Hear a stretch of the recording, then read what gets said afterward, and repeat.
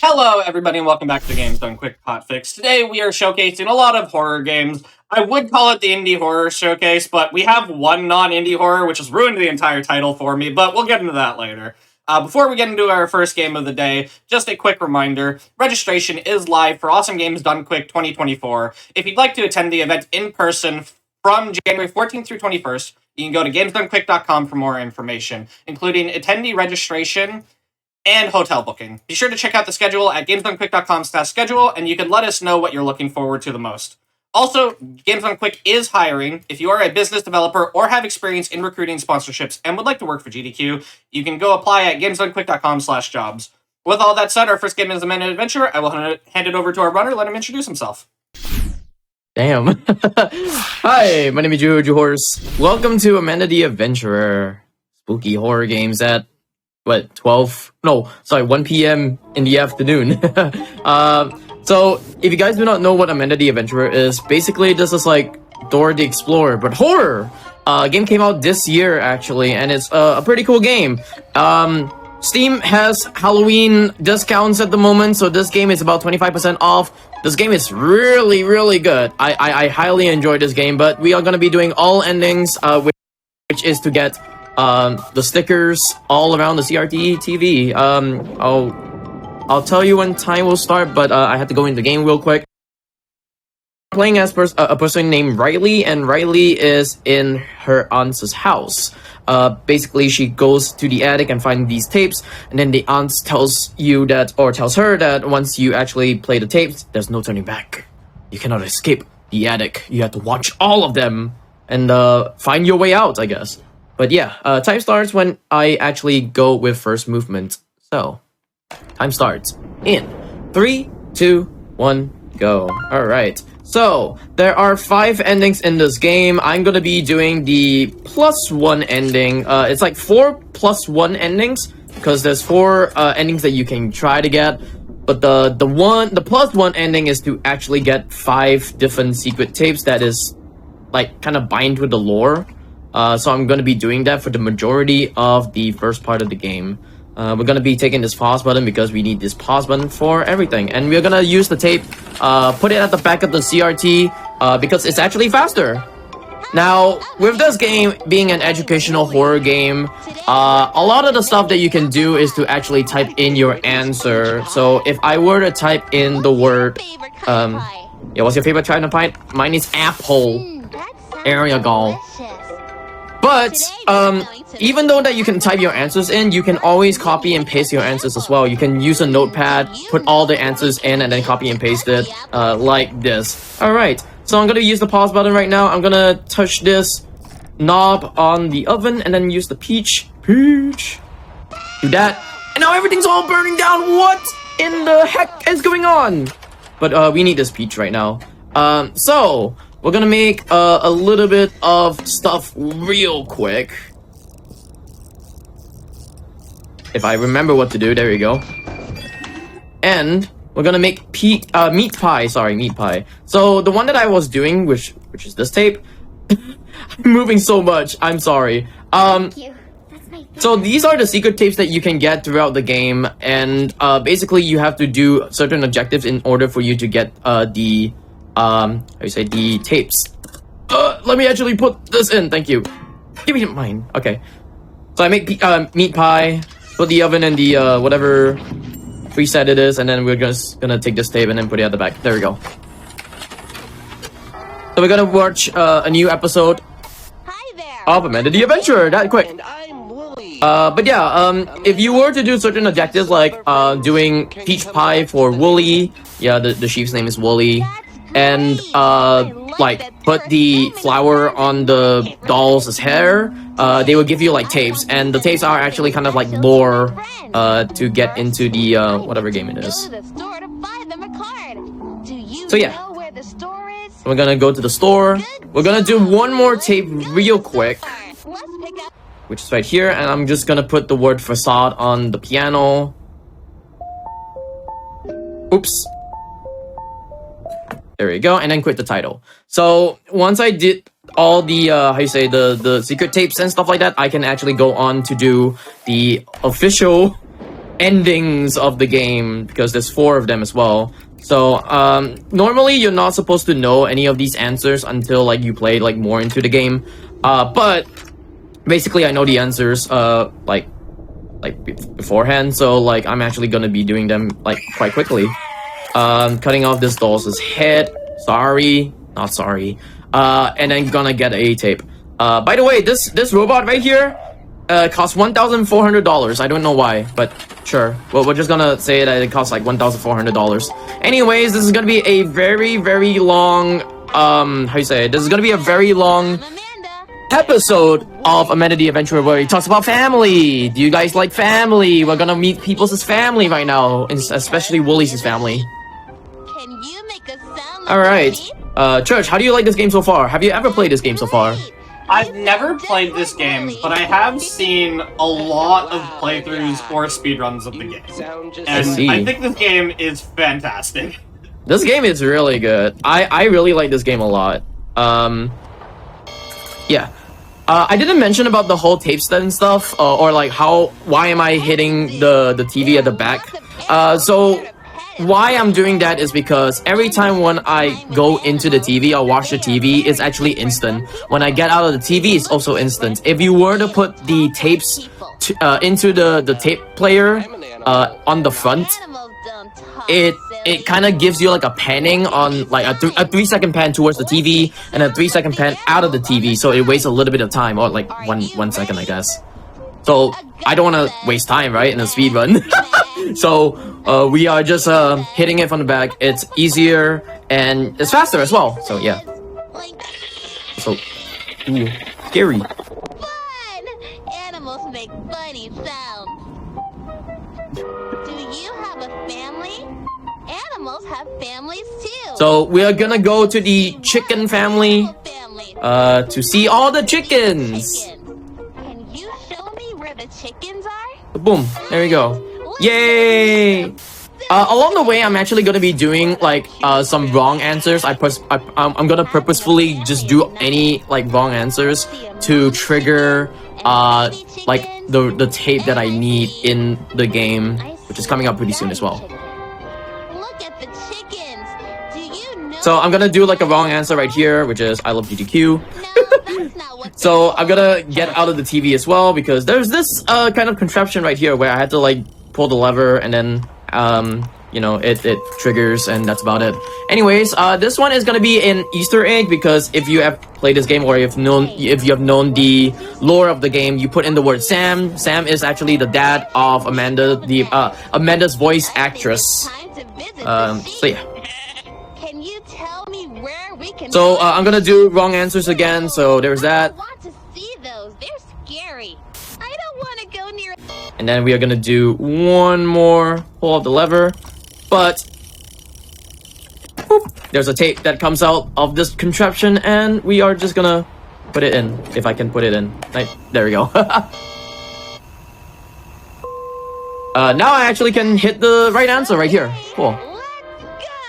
Let's go. All right, now Woolie's back with his All the sheep family, I guess. where they belong. We love family.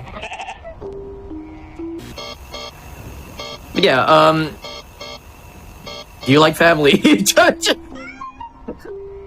Do you like your family, Church? I do. Where is the cat's family, though? All by herself. Do you ever wonder where the cat's family is? And You know, he I is wonder alone. that a lot. There's no one to help her. Alright, so we're gonna help Help the the lonely kitten.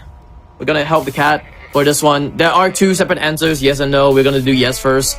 Basically what yes is that you are gonna progress into one of the endings in the game, and then later on when I hit no, it's usually just the other ending as well. Anyways, gonna take this tape, there we go. And we're gonna go watch another episode of Amanda the Adventurer. This is one of the tapes that you actually see, like, when you actually play this game. This is like another version of the same exact episode, You're right. and it's pretty like shortened, You know but also, what is the opposite of live? Dead is the There you opposite go. of alive. Good job. Alright, Next part is the one that I had to click and also hold Control W and D because I'm gonna strafe. I forgot to mention about the movement as well.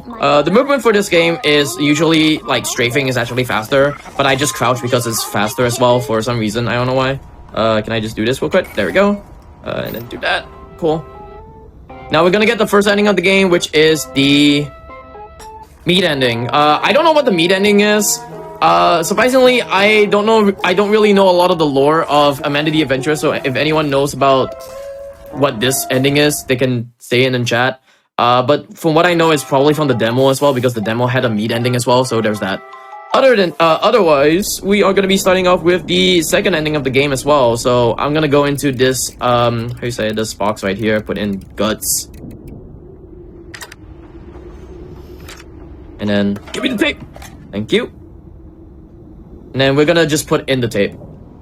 And then all the answers that I can do are fast forwarded, so I can just do this, do that, and alone.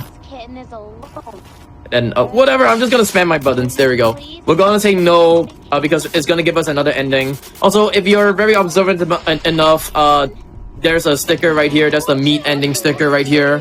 We're gonna get another sticker, which is also a part of the ending, which is the no ending, or the die ending, I would say. You're gonna get killed by Amanda, and this is a very gruesome ending. Oh no, what's gonna happen? I'm scared.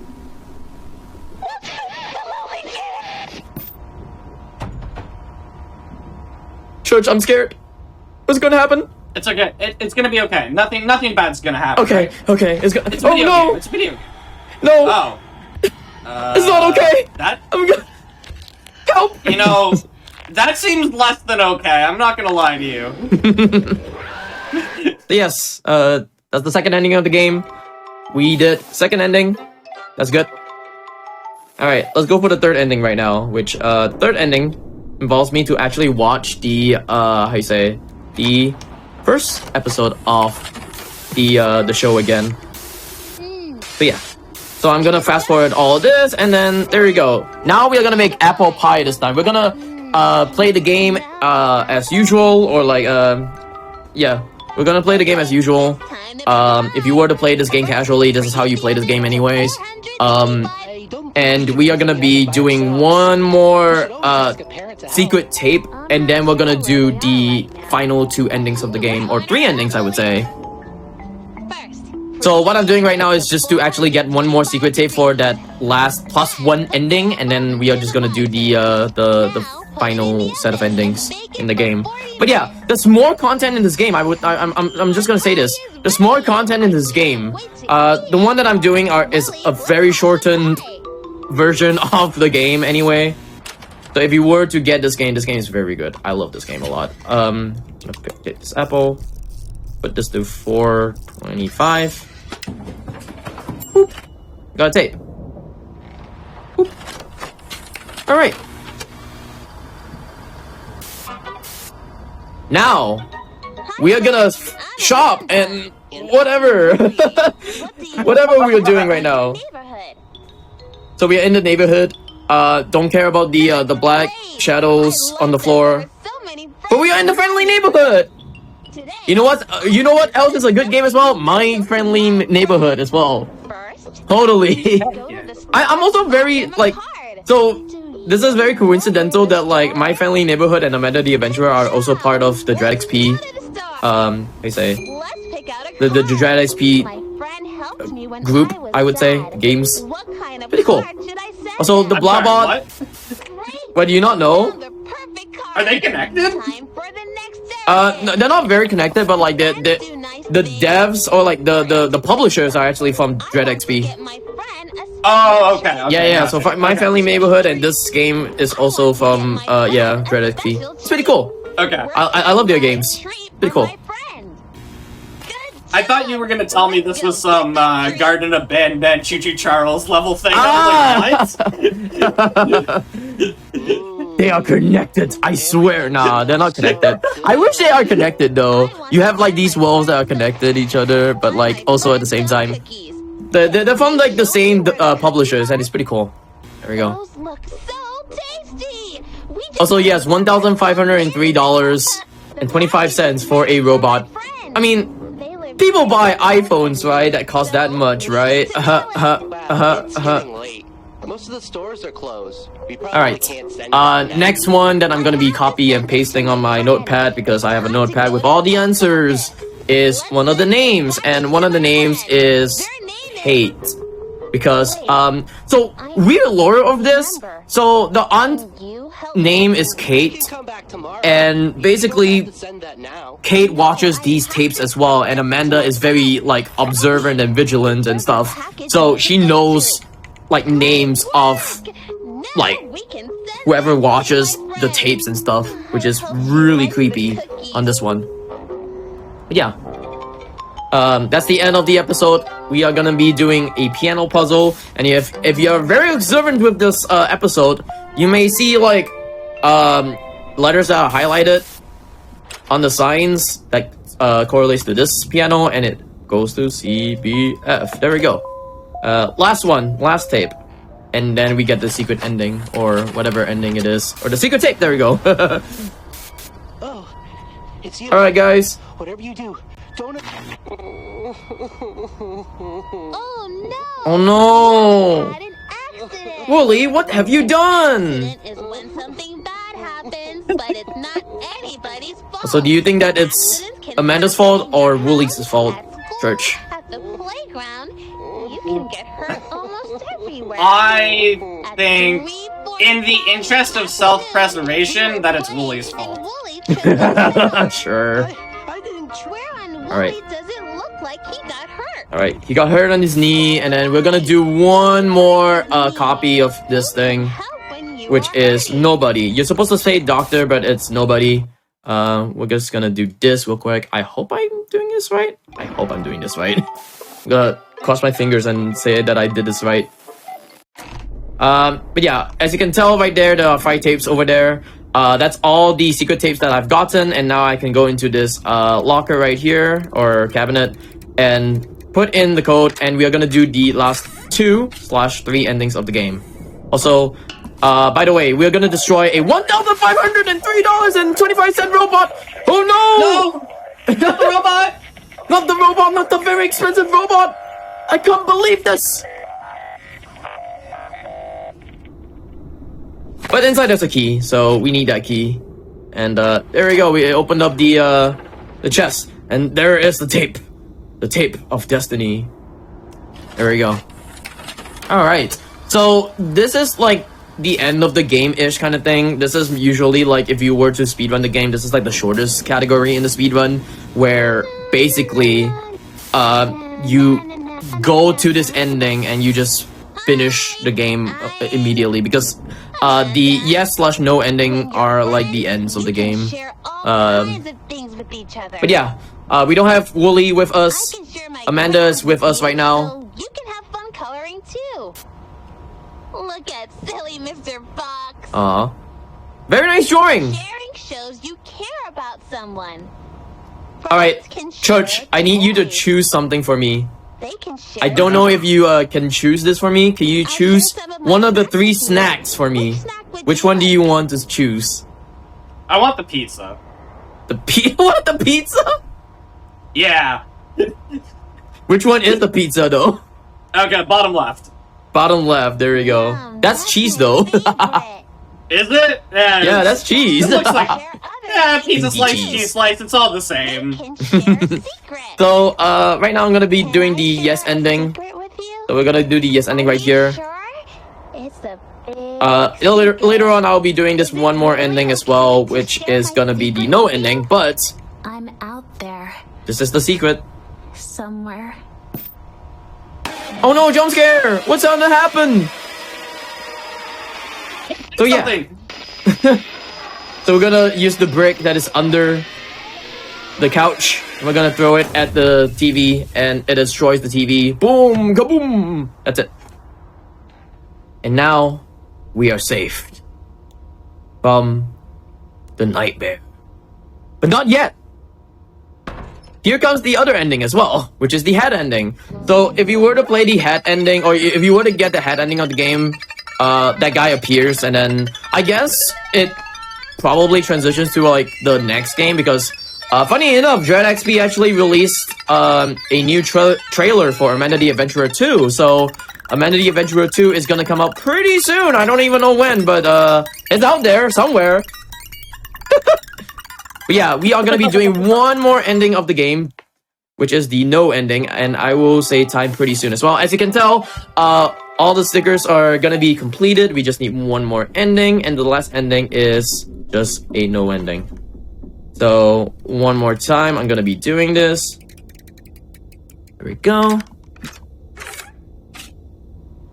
And then fill the bucket. This is really like the only RNG in this game. So if you were to time yourself on this droplet right here to the bucket, it's the only RNG in the game, which is kind of weird.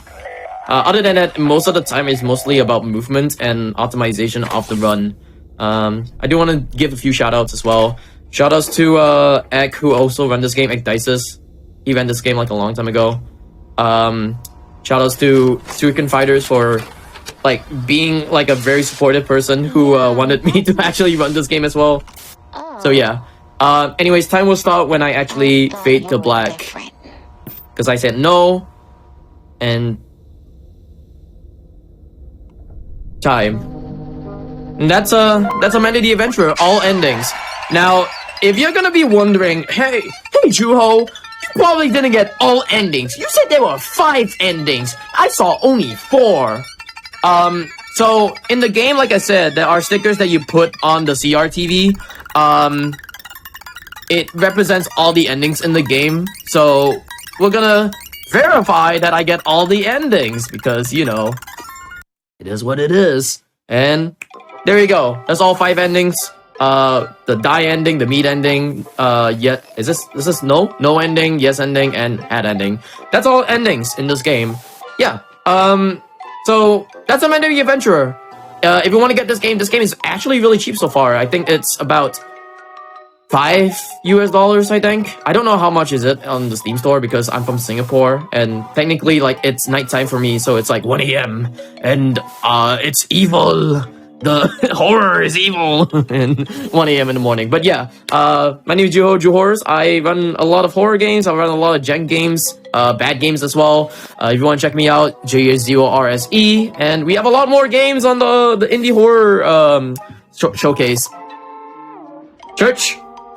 Thank you so much for showing off the game.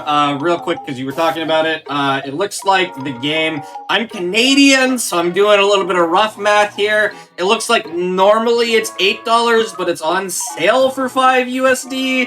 Yes! That's some rough math. So, I mathed it right. You did. We do, and thank you again so much for showing off the game. And like you said, we do have a bunch more games coming up. We have Parasocial coming up next in a block of 3 Chillazart games. So we're going to take a quick break while we get set up for the first game, Parasocial, and then we'll be right back. See you in just a few minutes, everyone.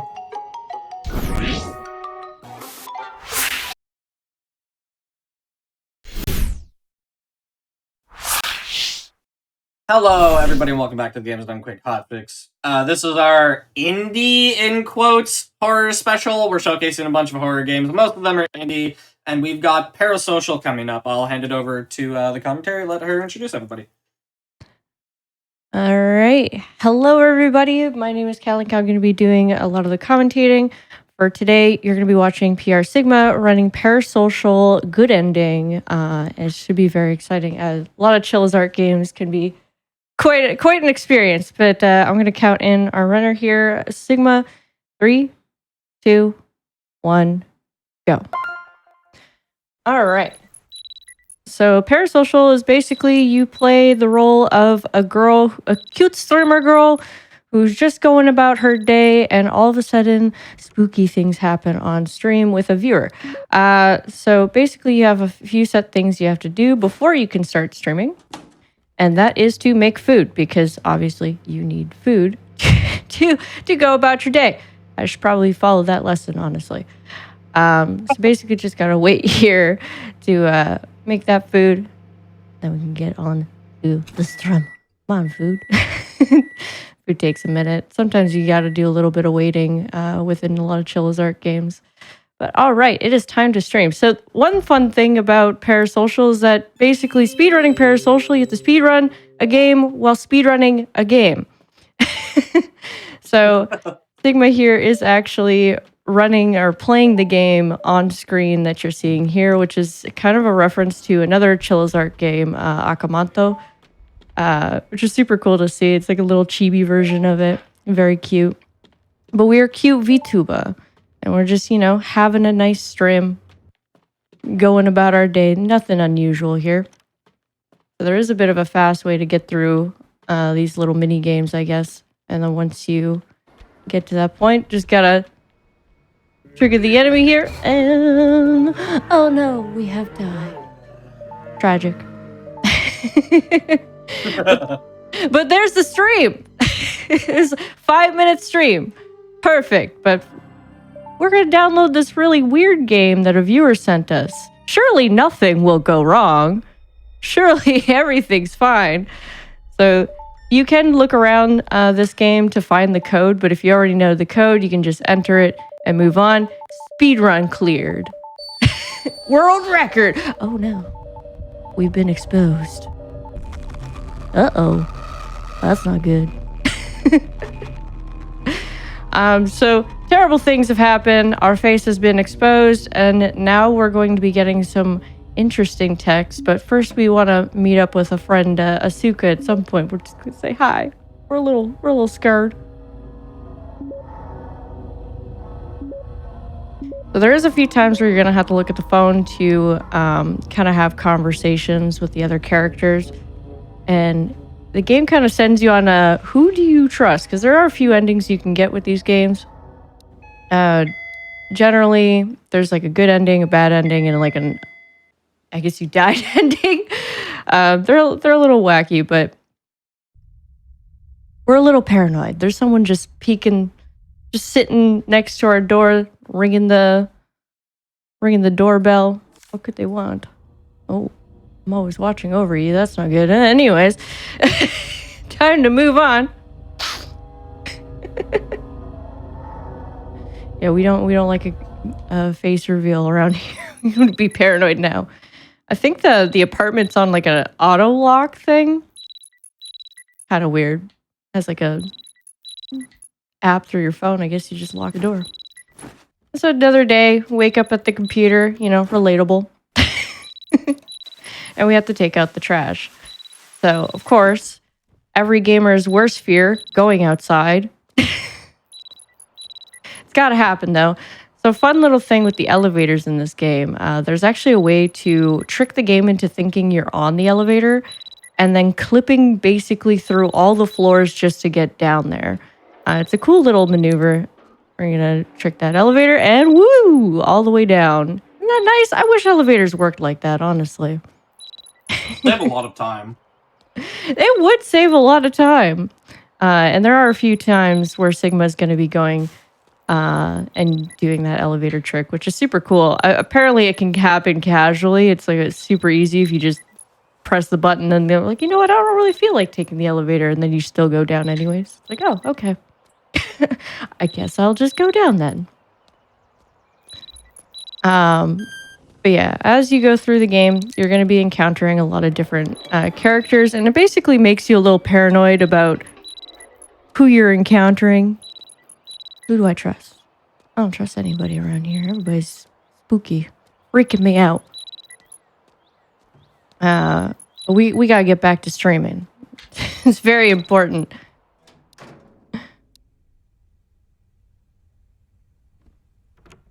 All right. Just you know, check the windows one more time. You never know. Personally, I just keep the blinds closed. But we're just waiting for our friend Asuka. Maybe one day she'll show up.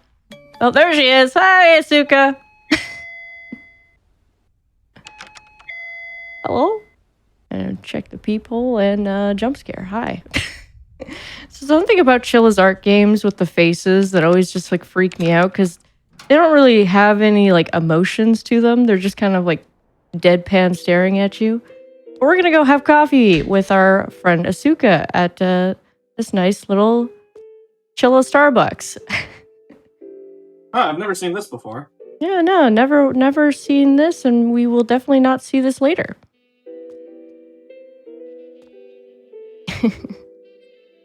So we get our coffee, we got our little matcha cake, we sit down, and that was a nice conversation. Good day. Bye, Asuka.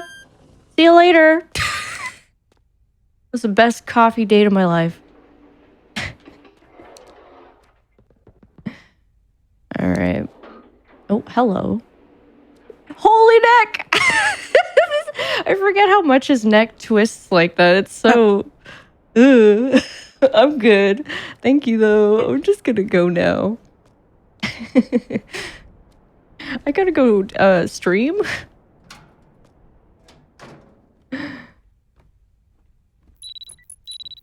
Yeah, we just speedrun our coffee dates. Just so we can go back to streaming. We got some games to play. So every time you stream, it is a new game that you get to play, whether it's like a different level and so on. This one is basically just you have to go find a lever to free this woman, and you bring her to this door. There's a kind of like a security guard wandering around, but he doesn't really do a whole lot. In fact, I'm pretty sure he's walked into me while playing this game, and he never even doesn't do anything. He just kind of walks around. I mean, she's a little slow. She takes her time. But game cleared! Woo! World record. Very nice. Yeah, I find that controls in the mini games can be a little rough. Sometimes you're like walking into a wall and it's like, how do I control? Because the controls aren't like a WASD. It's like hard to explain. But I think it's time for a nice relaxing bath. Surely nothing goes wrong while you're having a nice bath. But first, you gotta turn on that TV for the nice music. Nice and zen. Relaxing. Fastest stream of all time. Yes. The streams that our wonderful little streamer here has is like 20 minutes, maybe 5 minutes at best. 30-second stream. All right. That's it for me. Time to go take a bath.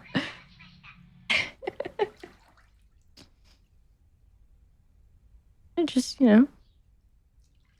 nice, relaxing bath. Nothing but good things happen in a bath.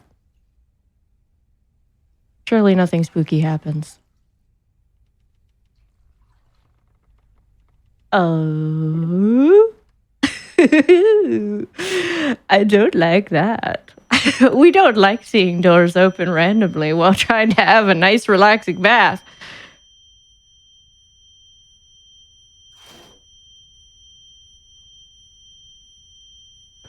Yeah, no, thank you.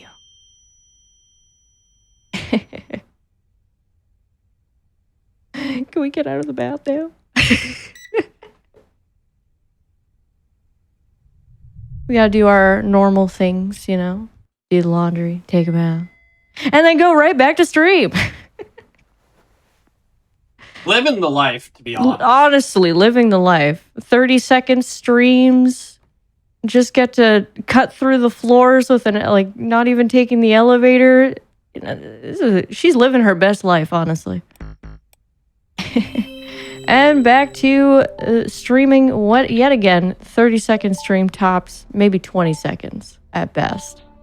Same sort of deal as the last game, or last mini game, but except now you're in a convenience store. Oh, hello, Seal. I love this jump scare. It's such a silly little silly little jump scare. Boo.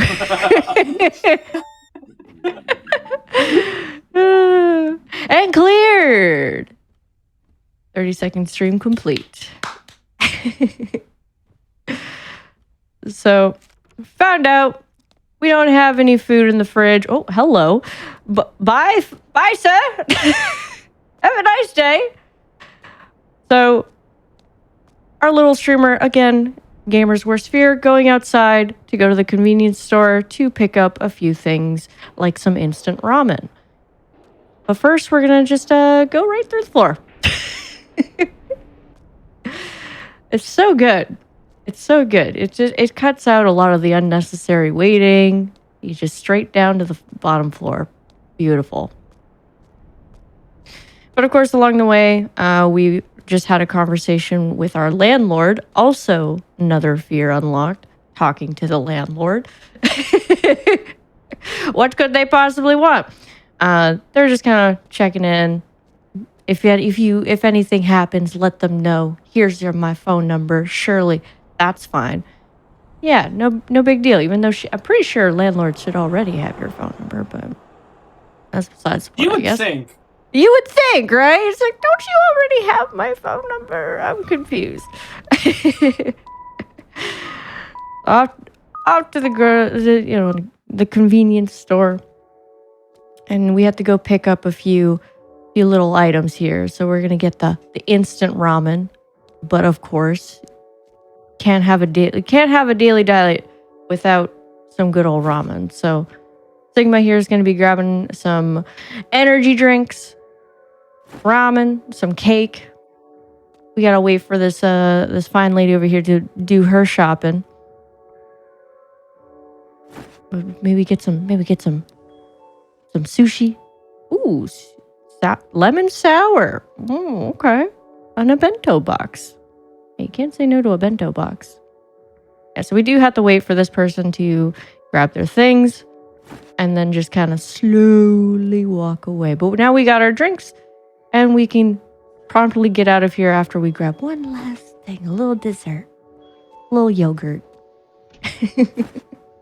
A little yogurt ice cream. I don't know what it is, but I'm sure it's delicious.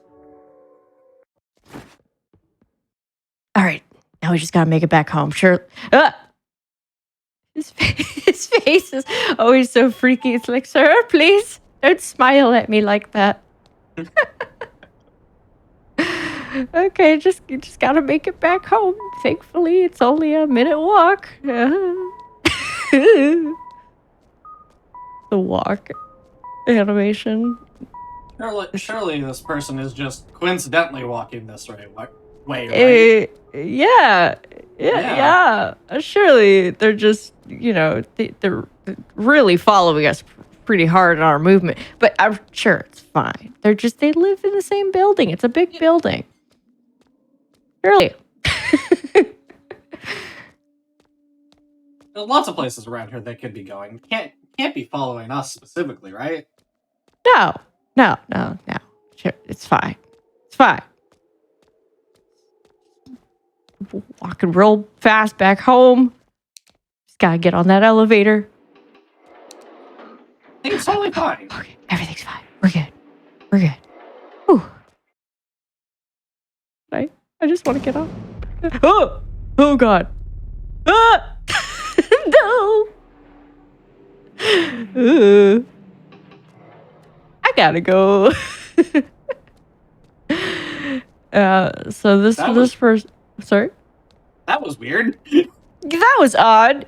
It's kind of funny to me how the elevator up there, like he just instantly made his way up those stairs. Like there's no other way. There's no other elevator. So he had to take the stairs. How fast is that man? He is running the fastest mile I have ever seen. I know.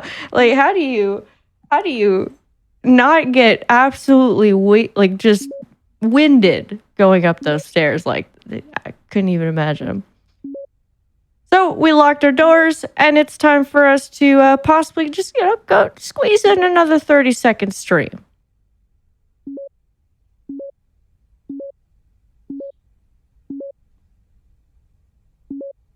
But first, we gotta ask our friend Asuka if maybe we should contact the police. Oh no, just don't do that. Just go stream.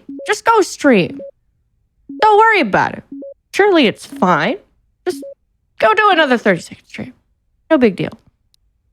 What's the worst thing that could happen? Yeah. Your headphones on and you're back towards all of the possible openings. Yeah, I would move my computer desk just so I can see the openings. Like, I'd just shove it in a corner so I can get it all of you. Like, no, I'm good. So, our sugar friend here is getting a bunch of texts from this weird number. We don't know this person. They're just saying a bunch of stuff, typing a bunch of words, giving us an essay. But of course, It's a little unsettling.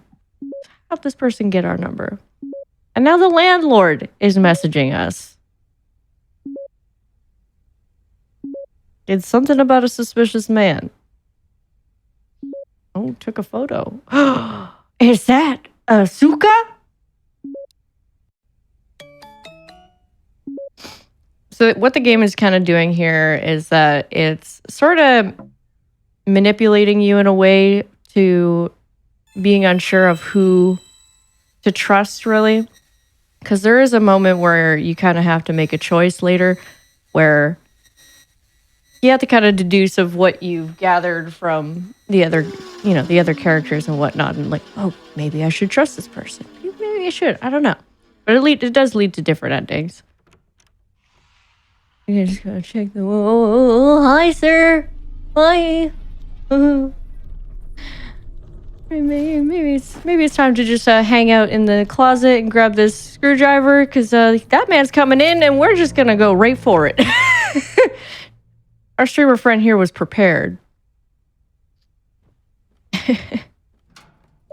She's she's got the quick reflexes. Also, that's not unsettling at all. Ma'am? Asuka? How could you?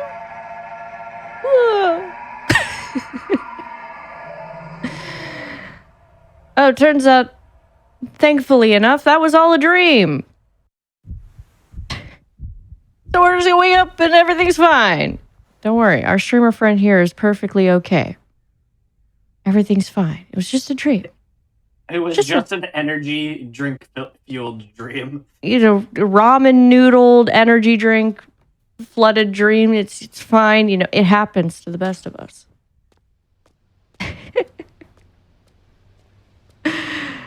So now that that's all happened, Sigma's going to be heading over to the police station because we're not, maybe we shouldn't take any chances. So we're just going to go over there with our little elevator trick yet again.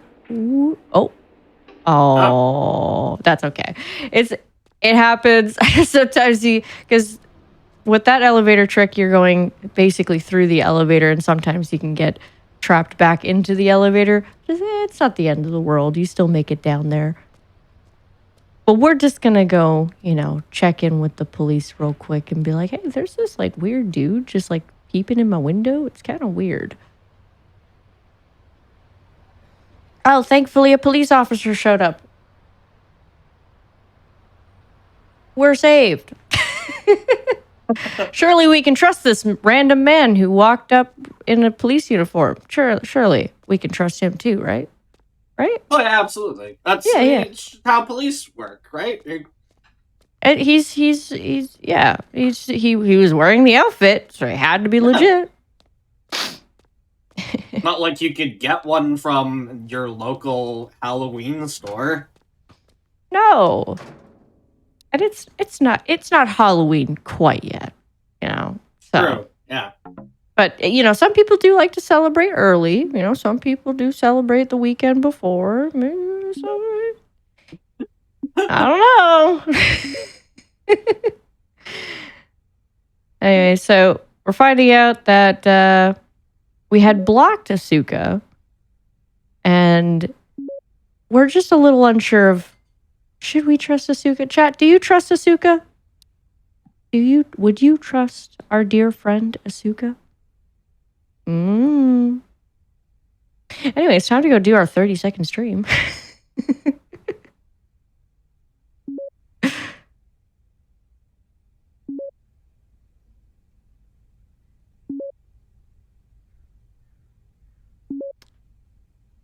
It looks like Asuka's going to be coming over. We don't feel very, feel very safe by ourselves. So we're like, hey, Asuka, can you come over, please? I need someone to hold my hand. Yeah, can you hold our hand for our 30-second stream? Yeah.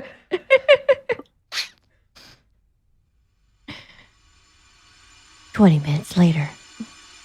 Think of how many streams she could have done in those 20 minutes. Oh my, I know, right? You're just thinking, how many streams can she put in for 20 minutes? Oh man, that's a lot of streams.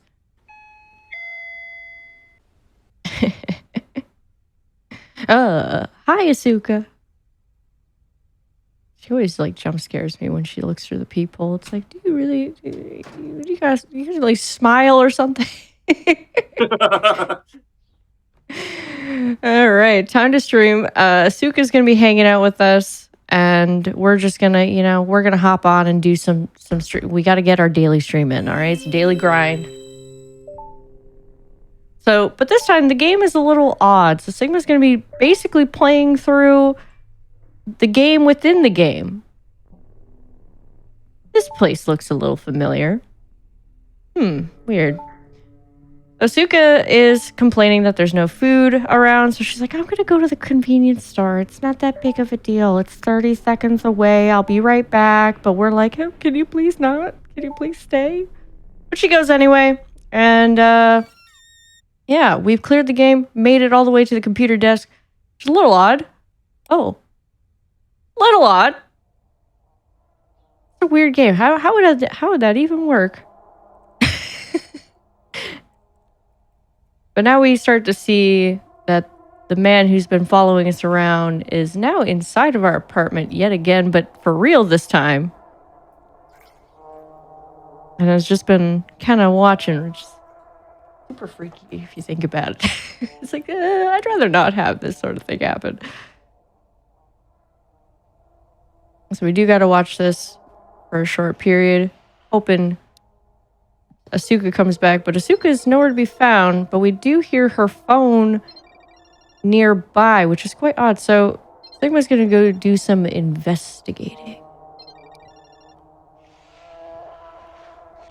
which is right into the next door apartment. So the next door apartment is actually abandoned technically, or it's like under construction or something. But it turns out this has been where the guy's been hiding this entire time. So we're going to find Asuka in the bathtub. Thank goodness. She's okay. Chat, look, she's fine. She's safe. Asuka is all good. Now we leave. We promptly leave her.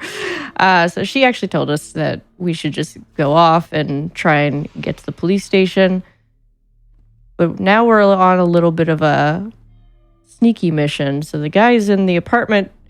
Sigma has to get out of there. Sometimes it can be a little weird with the pathing on that guy, but usually, for the most part, he's just kind of standing there, so you just run for your goddamn life! Gotta take that quick elevator. Quick elevator, let's go. Let's go! There it is! Nice. So along the way to the police station, you're stopped by a bunch of people. You just want to say no to all of them, go straight to the police station.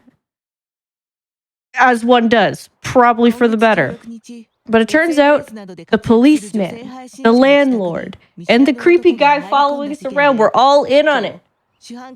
Wild, but time's going to be coming up in a moment. And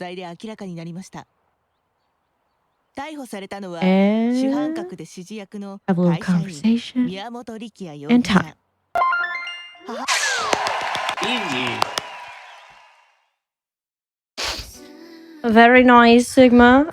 So that was Parasocial, Good Ending by PR Sigma. Thank you for showing that off for us today.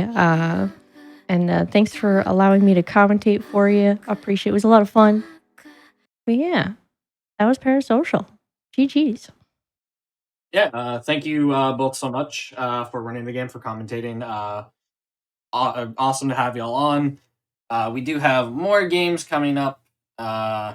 We have The Closing Shift by you. So we're gonna take. By me, hi. Hi, hello. You can't get rid of me that easily. Sorry. All right, now I'm worried. It was fine 30 seconds ago, but that laugh is now I'm concerned. All right, we are going to take a quick break, everybody. We'll be back with more of our Chillo's art block. We'll see you in just a few minutes.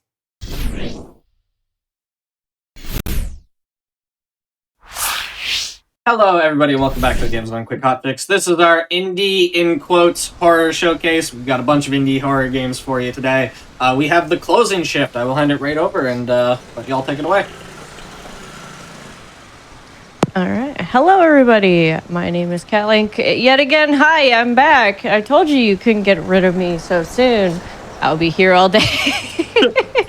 But I'm going to be running the closing shift by Chilla's Art. It is a wildly chaotic memory game, is what I like to call it. You'll see in a moment. It gets very, very rough. However, with me today on commentary will be Captain Ezekiel, if you'd like to say hi. Hi everyone, I'm Captain Ezekiel. I do not run this game, but I've seen it played a bunch, and I'm a good friend of Kat, so I'm here to help talk through coffee. Coffee! Coffee enjoyers, rise up. Now is your time. So we're going to be going in 3, 2, 1, go. All right. So, coffee. Yeah, this game is very much all about coffee. And other things. So there are 5 days to the coffee adventures. Let's see if I can get this. There we go. Nice. Easy.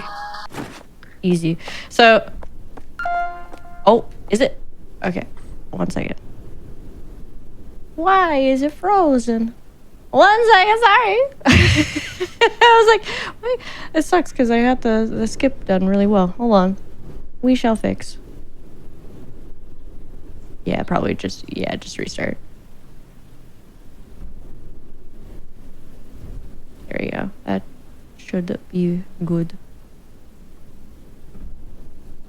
Alright, we're just gonna restart. She hit the skip way too well, and the game knew. I know. It's one of those things where it's like, oh, it's, we got the skip right away. Everything's perfect. And restart. You're going to rescreen share Discord too. Yeah, so when you quit out of this game, it does basically close itself. Or when you quit out of the game, you can't go back to the main menu. So that sucks. Anyways. Hi! We're back! Closing shift. Yeah, so we're just going to start in 3, 2, 1, go. Alright, we just woke up. Coffee. How about some coffee? Anyway, so back to the stairs yet again. See, the funny thing is that now I'm not gonna get the skip. So if you don't get the skip, it's fine. It's not the end of the world. I wish I could have showed it to y'all, but it's fine. We have other days anyway, so there's a few times where you're gonna have to do the stair glitch going down. Basically, it's just you rub yourself against the the wall and then you fall down.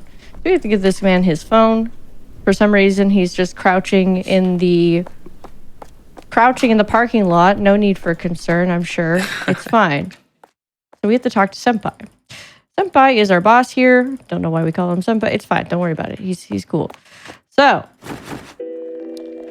we need to make some drinks, and I need to open my cheat sheet because there's a lot of drinks we have to make for this.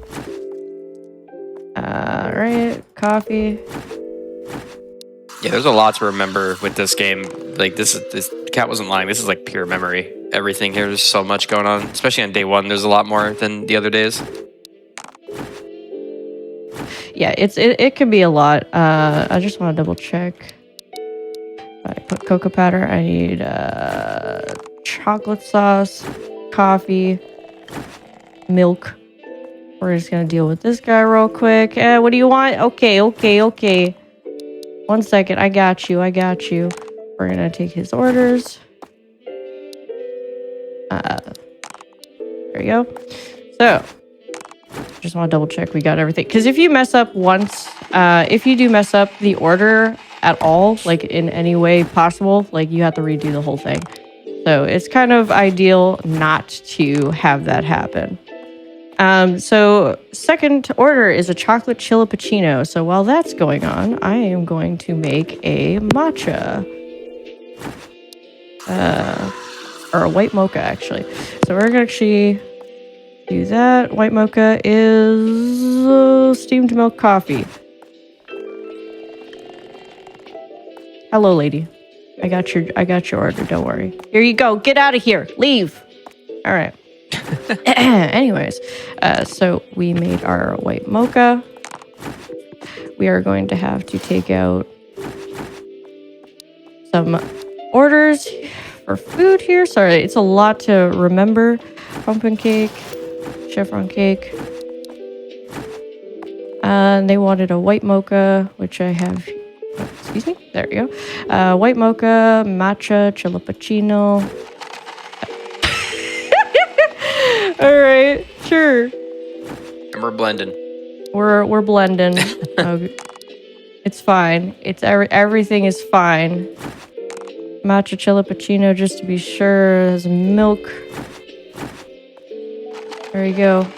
These guys, this is probably the hardest order to remember because they want so many things. They want a matcha chilippuccino, a white mocha, a salted macchiato, a matcha cake, pumpkin cake, American waffle, American pie. I remembered all of that. Of course, I did not use a cheat sheet. I would never. Anyway, so we have our matcha chilippuccino here. We need some whipped cream. And we also need to make a salted caramel macchiato, which is super easy. Thank goodness. Oh, there you go. Salted. So there is a few things. Salted caramel macchiato can often get confused for a caramel macchiato. They're very close, obviously. All right, so we have salted white mocha, which is, there you go, matcha chilippuccino. There you go, American waffle. There you go, American pie. All right, make a latte. That was the hardest order in the game. It's literally my least favorite order to do. However, we got through it. We did it. We didn't mess up. Thank goodness. We can live to work another day. Beautifully done. See, Chilla's aren't new that the real horror is customer service and serving people coffee. Yeah. I was gonna say the rest of the game could just be this, and this would be a horror game. This is like I have worked this exact position, and my goodness, it gets stressful trying to remember orders. All right, so we got him his drink. He's gonna try and talk to us through the wall. He's a private investigator. He needs to let us know. We're gonna take it. This broom here, because now we're gonna have to brush the floors. That's what it says. We're brushing the floors. Like brushing teeth? Yeah, brushing the floors, sweep the floors, brush the teeth, brush the floor. I need coffee. Anyways. Yeah, it's one of those things where you wake up super early and you're like, I really just could go for a nice coffee. Thankfully, we're making tons of it today. Right, the power has went off. Ooh, spooky. So we're going to go investigate that. Clearly, that's fine. But, oh, look at that. The power's back on. Wonderful. So we have some milks here. See, and we're going to put them away. I thought these were empty milk cartons, but they're actually full. Like, why are they full? And also, why are they on the floor? Yeah, let's just put floor milk inside the fridge and use that for sales. That's so good. I too love floor milk. It's my favorite, says the lactose intolerant person. All right, so day 2. We're going to have a lot less stress making orders today. We're going to leave our apartment, we're going to go to work, and we're going to have a nice day. We're going to try and see if we can get this. If it wants to work. Sometimes it doesn't. And, oh, there you go. Yeah, there's fall damage in this game. I don't know why, but it just has fall damage. I don't question it really, but like, there's no point in the game where you ever need to fall, but it's cool, I guess. All right. We gotta talk to Senpai yet again. And we're gonna have to make a coffee and a scone. And we're going to get an American waffle and an American pie. All right. There we go. Talk to this man. And he wanted just a simple coffee. Thank goodness. So we're just going to put that down. Grab all of his orders. Exactly. This is why I just go through the menu. Scone. American waffle. There you go. And now, excuse me? What did you say to me? The slow turnaround is so good. It's just, I'm sorry. All right. So now we need milk. That's all they want. Just milk. That's fair. He needs some milk.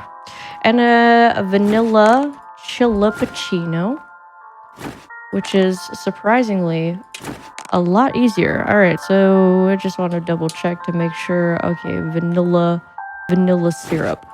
That's all we need. And some milk. Don't forget the milk. You forget the milk, it's a sin. Okay, he has his drinks. We're coming. We're on our way. I'm sorry, sir. I'm sorry you had to wait a whole entire 20 seconds. It's a darn shame, really. And there's your milk. Now, we just have to make one more drink, which is a caramel macchiato. Sounds pretty good right about now. Honestly, I love caramel macchiatos, and for some reason, this game loves making you make them. This guy wants our phone number. We're not going to give it to him. We're just going to give him a fake number so he can stop talking. All right, here you go, sir. Goodbye. Leave me alone. Thank you. Oh, now we need to boost tables. But first, we gotta wait till this guy leaves. He really doesn't want to leave. I really wish he'd just leave. Get out of my store! We're closed! He's got to stare at the wall. He's got that nice painting of a chinchilla. Yes, chinchilla. All right. He's finally left us. We can finally close shop. What a wonderful day. There you go. So we do have to do these kind of like sort of closing shop actions at the end. It's not too bad. It just takes a moment. Like cleaning tables does usually. But now we need to take out the trash. We're just going to throw out this nice photo they took of us. We don't want to see it. We don't need it. It's fine. And there we go. We can go home and work another day. It really is a horror game. It really is. It's the horror of working at a cafe. All right. We leave the apartment yet again, and we go and try to do this stair glitch.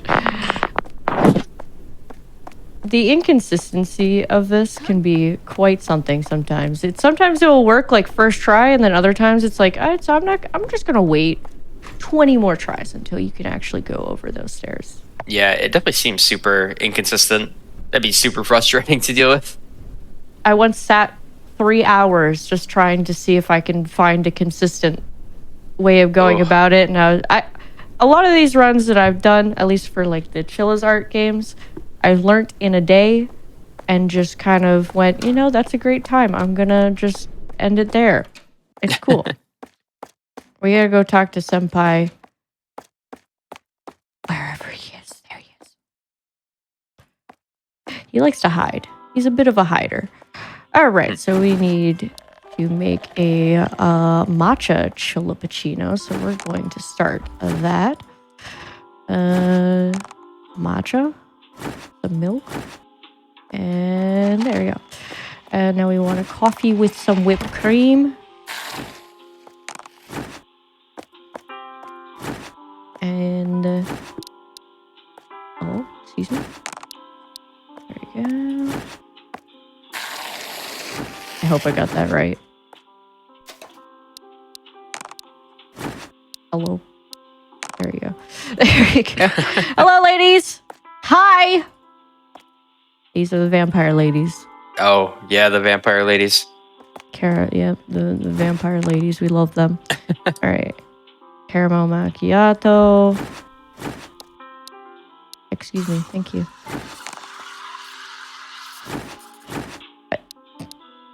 What? I wanted that. Thank you. It's like, what is going on here? And they wanted strawberry. And make sure I grab the right thing. So the last thing I need is to grab the wrong thing. All right, we got everything. We can start giving them their... We're just going to throw that out. Don't worry about it. We'll mark it off as an expense.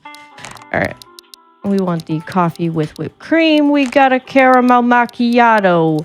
We got a cream roll. Churro. Perfect. Have a nice day, ladies. Don't stay a while. Anyway, we need to make a latte. A vanilla latte.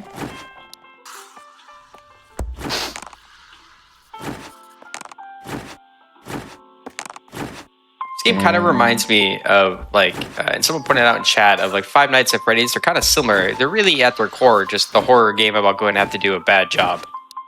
Mm-hmm. Yep, it definitely has that vibe where it's just like, oh man, Back to work. back to work again. All right, so they wanted a latte. There you go, and a vanilla latte, and I believe that is it. Now we have the bus tables. All right.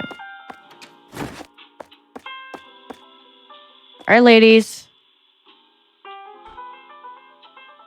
We're closed. We are closed. Everybody, please exit the building. I repeat, please exit. Ladies, we're closed. Ladies, please. And poof, they're gone. Man, I wish it was that easy closing up.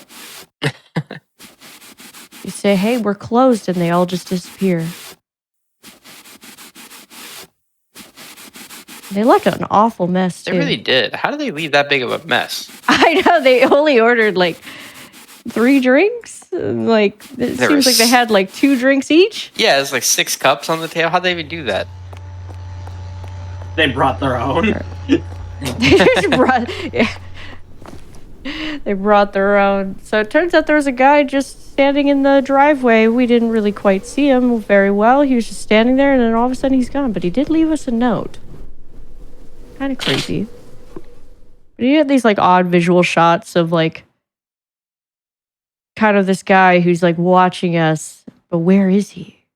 Where'd that apple come from? Where'd the apple? Where'd the banana come from? The apple just like fell from the sky. Pretty much. So day 4, we have to take the bus this day because we forgot to turn on our car. So we're just gonna... We forgot to turn on our car. The battery died, you know. It happens. It's stalled. It's winter. So we have to take the bus. It's winter. It's cold. You know, batteries do stall sometimes. Someone in chat did ask, and I believe it is, that this game like the convenience store. I believe they're from the same developers. Yes. Yeah. Those are the same developers. Chilla's Art. Chilla's Art has made a lot of games. And each one has like their own like unique kind of charm to them, and they have like a very almost like an MCU where they're kind of connected in some weird way. Also, what in the heck? That man had a struggle getting on the bus. But they're all worth really playing. Some of them can be a little hard, but they're definitely an experience. Hi, sir. Hi. How are you? Good day. That would creep me out so bad on a bus. My anxiety would freak. Also, tinnitus warning. Tinnitus warning. If you get ringing in your ears, a warning. Close your ears.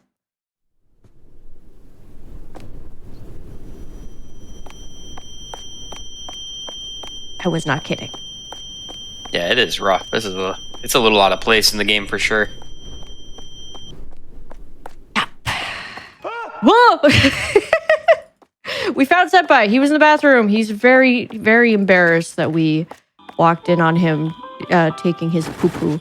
Poor guy. He just was trying to enjoy his day. All right, so we need to make 2 scones and 2 caramel, salted caramel. Okay, he's just chilling. He's just chillin'. Nice. This is where you guys all type boo in the chat. Boo. I know. My puns are awful. But, you know, you're all stuck here listening to it. All right, so now we got our drink here. We can take the order. Oh, it's caramel macchiato. It happens. I think I wrote down salted caramel like a dum-dum, but it's fine. It happens. I said earlier, they're very easy to mistake. Thankfully, they take like not too long to fix. There is a salted caramel later in this day, isn't there? There's like salted caramel like twice in this day where it's just like, oh, okay. Milk? Pardon? There you are. Here's your non-salted caramel macchiato. Enjoy. Leave me alone. All right. You're gonna enjoy this caramel macchiato. Unsalted. Excuse me? Oh. Did I not put anything in there? Hold on! You're not enjoying anything yet, actually. Give us one more moment. You get cold coffee now. This is the true, like, horror of like, oh, I screwed up an order. Oh no. Oh It's no, just it's like just real going life. terribly wrong. Like,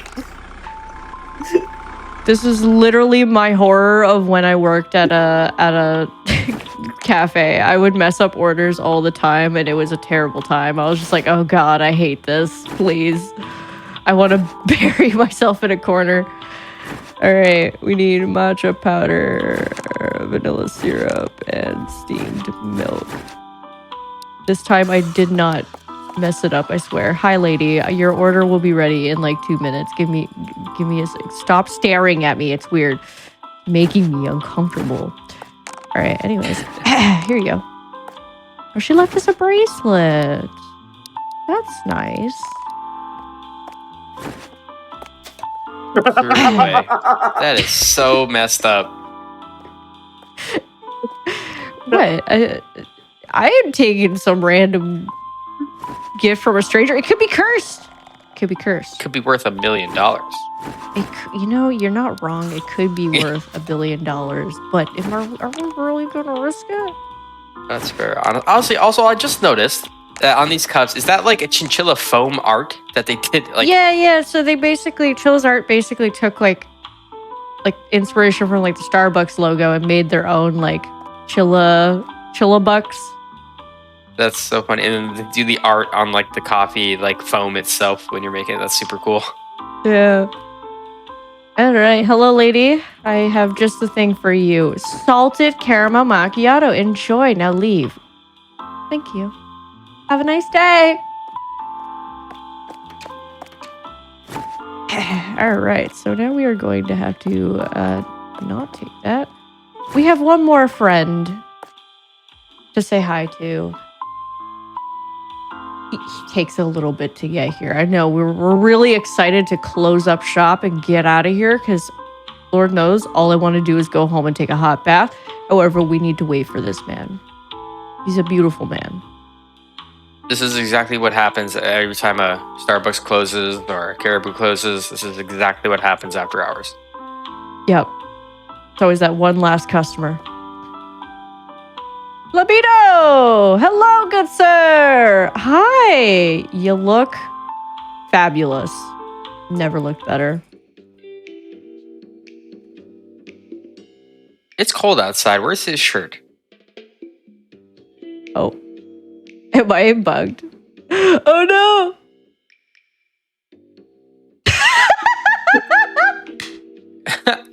We're like infinitely stuck. We're really stuck staring at it. It bugged out. I can't move. oh no. What a way to crash. music with it on top of that. Give me a second. Surely he'll stop dancing eventually, right? Okay, he'll get tired eventually. Sure, sir. No shirt, no shoes, no service. Please, I need to clean the toilets. I think it's actually like bug sad. It won't even let me like pause. Oh no. Oh no. Oh no. Okay, a little unfortunate, a little tragic. I think I have to actually exit the game. He was We grooving. had to stop watching him dance, sadly. I'm gonna see if it'll let me continue from that day. Give me a moment. We might have to redo this day. No, continue. He grooved until the very end, guys. We get to see him again. We get to see him again. We love this for us. Where is Senpai? Okay, I was like, are we stuck? All right, so sadly we are gonna have to redo this whole day again. But that means we get to retry caramel macchiato. It's not salted. Caramel macchiato, chat.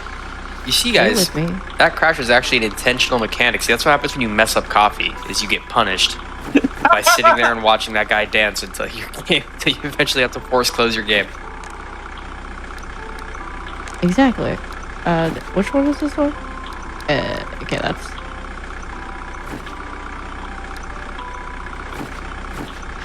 Alright. Here's your unsalted caramel macchiatos and your 2 scones. Thankfully, it let us restart on the same day. That would have been tragic. Alright.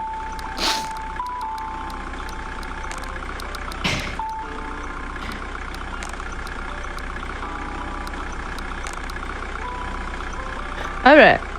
And now a matcha latte.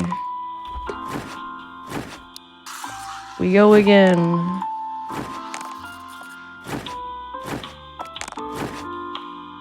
Okay, we still got time. Matcha latte and American waffle. Not an American pie. I want an American waffle. Thank you. Stop staring at me, it's weird. See, we get the gift again. Got 2 bracelets now. Chat, you want an American pie? Too late. Back in the trash. Okay. Oh my. Hopefully, we don't have that problem where we... I mean, I'm not complaining about watching that man dance. However...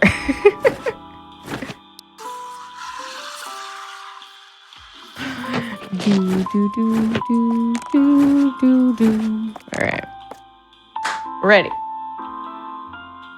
Alright, so each customer is on like a timer from like when the last one leaves. The next one will show up not too long after. Just so you don't get like a bunch of people coming in all at once. There you go. And now leave! We need Labito to come in here. Chat did have a very important question. Has that ever happened before, Kat? No, actually, that's never happened before. That's why I was shocked. I was just like, oh, we're just stuck here, I guess. That's sad. Well, chat, she said the thing. It has indeed never happened before. It has indeed not happened before. Hey, you get to say hi to him again. Woohoo! I like his little crouch before he like turns the corner to come in. All right. Okay, he's gone. And he's gone. There we go. We're free. So now we need to grab the toilet paper. That's going to spawn here magically in 2 seconds. There we go. And we're going to have to clean the toilets. Take out the trash, clean the toilets. Take out the trash, clean the toilet. This is a reminder, chat. Clean your toilets. Clean your toilets.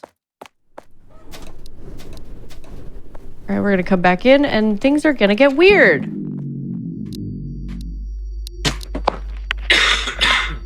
Things are going to get a little weird.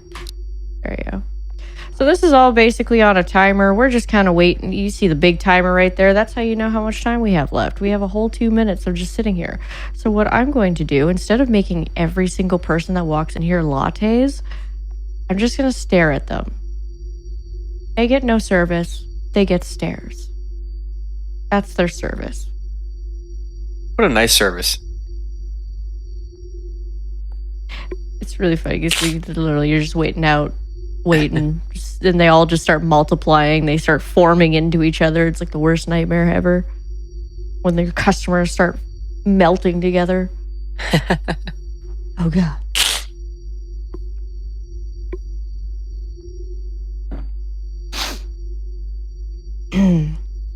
Coffee. Y'all want coffee? Well, too bad you don't get that here. We're all out. Fresh out. It's a little late at night for coffee, guys. It's like 2 in the morning. It's currently 44 seconds in the morning or whatever. 44 seconds in the morning. Beautiful. Look at them. They're just like melting together. We have 30 seconds left. Look at the beautiful eye beams. Staring. All right, y'all. You actually can just sit here and make infinite lattes, but you really just don't have to do anything. You just have to wait. And you know, I've just spent a whole day making lattes. I'm not making any more lattes. I'm over it. All right, we gotta wait here. All right, so now we can check this door.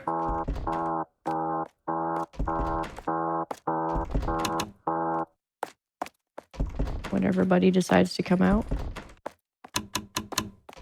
Hello? Anybody home? There we go. Hello?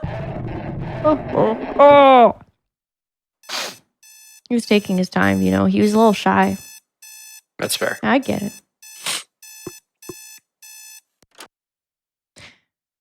All right. So, day 5. So day 5 is probably the simplest because everybody basically just wants a caramel macchiato or a salted caramel macchiato or a chocolate chip chillipuccino. All they want. And some butter bread. You can't forget the butter bread. We love butter bread.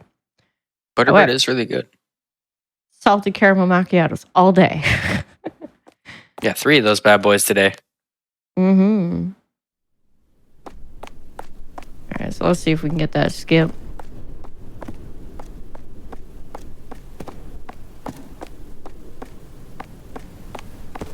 And we did not, so we move on. You hit most of them, though, so far today, so, you know, you gotta... It's a dub. You know, you take what you can get. If you can't get it, going down the stairs is really not the end of the world. You probably save yourself more time going down the stairs than continuously trying at it. It's fine. All right. More stuff's already set up. It's weird. Whoa. Today feels odd. Mystifying.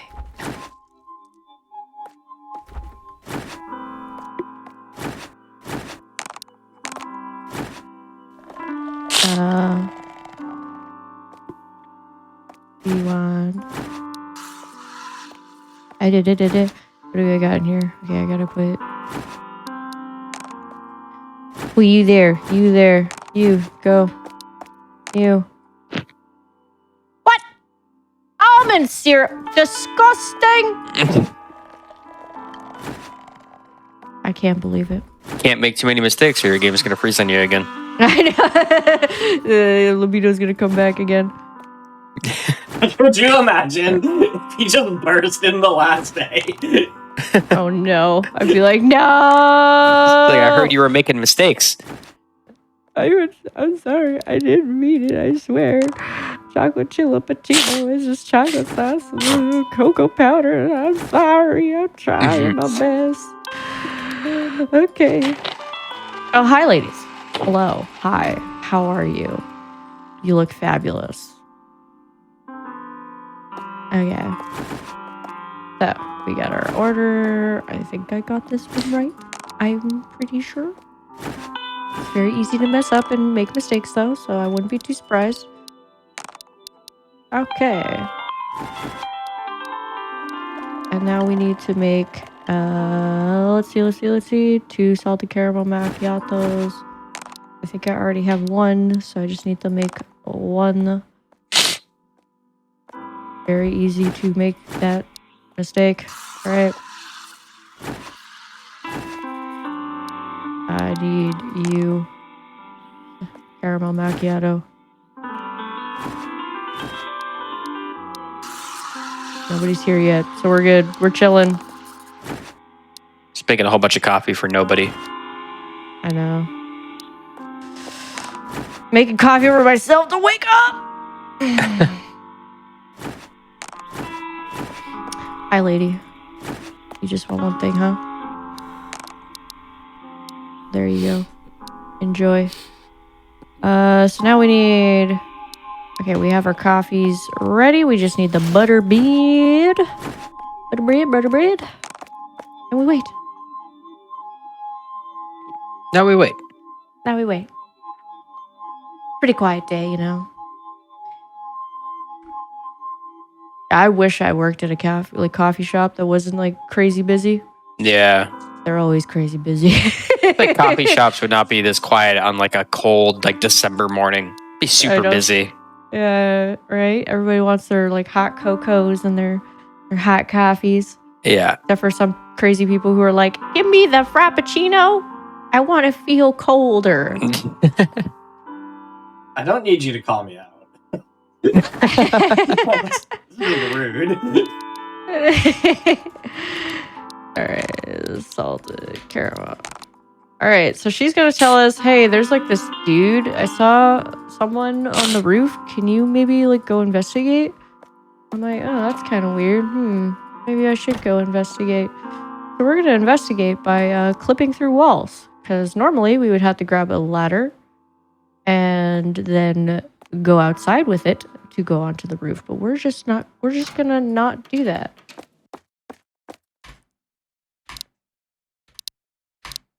Give it a second. Oh my god. It's a little bit tricky on the timing. There you go. Please don't close. Don't close. There we go. A little tricky on the timing. So basically you want to interact with the inventory. Oh, fudge. You want to interact with the inventory at the same time. If you click out, unfortunately, it does mess up, sadly. I had the inventory selected too, and I had the ability to click on the outside, but it was just like, no, we're just going to bring you back in. So you have to find kind of like the... Oh my goodness. Where is it? There you go. There it is. Easy. First try. Yeah, my goodness. You just like try to find like a magic pixel almost. The milk thief. The milk thief. He's been here the entire time. That's a lot of milk. Like that is like too much milk. He needs some milk. All right, so weird things are happening. We found this guy just hiding out in the back, so we're just gonna close up shop real fast. So to do that, we have to scan everything. It's very stressful. You got that high, like, stress music happening at the same time. So you just scan. Go. Garbage. Gotta do our due diligence of our orderly duties. Not worry about our safety. We need to do our job. Throw out everything.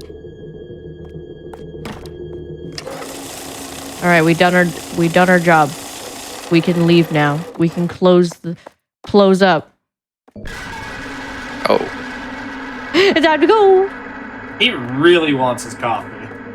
He really wants. He wants coffee. his milk. He was what he wants. That's true. You're not wrong. He's like, I need my milk right now. All right, so we have made it to the top here, and we're just gonna drop a brick on his head. A bonk. That looks so painful. It really does. Believe it or not, he's still alive. I don't know how you'd still be alive after that, but you know, it's fine, as one does. They wake up, you know, a little concussed. Fine. But supposedly, we killed a man. I don't know. The game's just telling us, but he's definitely not dead. So this isn't the end of the game. There's still one more thing we have to do until the end. So hold on tight. You get to read a little story, as a lot of Chillazart games do have like a little brief reading section of the inner monologue.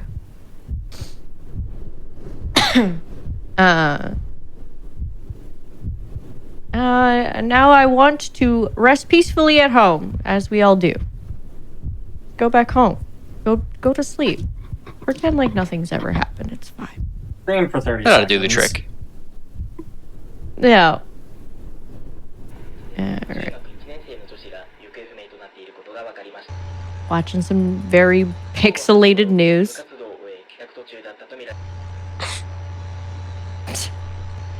There's a TV on the fritz again. Gosh darn it, I just bought this thing.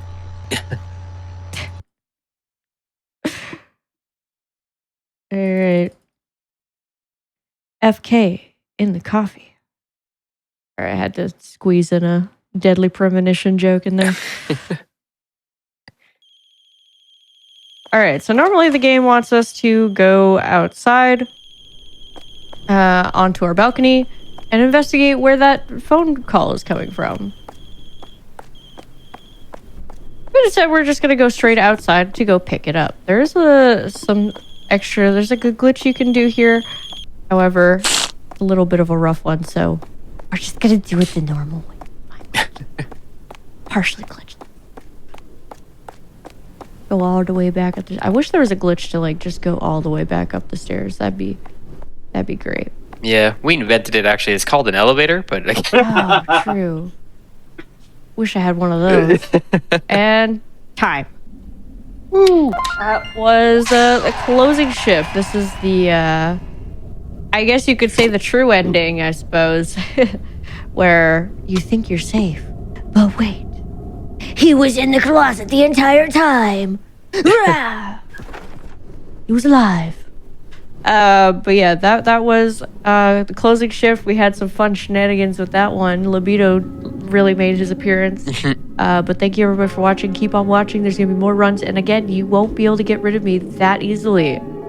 I'll be back. Anyways, Church, take it away. And also, Zeke, thank you very much for commentating. no problem. Thank you both so much. What a fantastic run. Didn't go, quite as planned, but still excellent nonetheless. We have night security coming up next with possibly a familiar face. Maybe, just maybe, it's Kat doing the next game as well. Is it? I don't know. I don't know. Maybe my schedule's wrong. I don't know. We are going to take a quick break, everybody, while we get ready for the next game. Just a quick reminder, though, before we go to our break. If you have missed out on any of our other content, our Hotfix shows, GDQX last weekend, you can go to youtube.com/gamesdonequick to catch all of that. We'll be back in just a few minutes, everybody.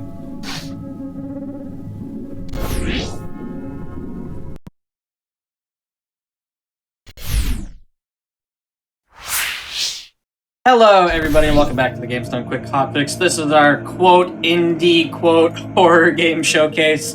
A bunch of horror games we're going to be showing off today. We have Night Security and some familiar faces. I'll hand it right back over. Let y'all take it away. Hi, it's me again. I'm sure you're all sick and tired of seeing me. Who's this lady? She won't go away. We got somebody. Anyways, my name is Cat Link, yet again, with my commentary, Captain Ezekiel. Hello, yet again. Hello again, everyone. Haven't seen you in about 5 minutes. No, we gotta stop running into each other like this.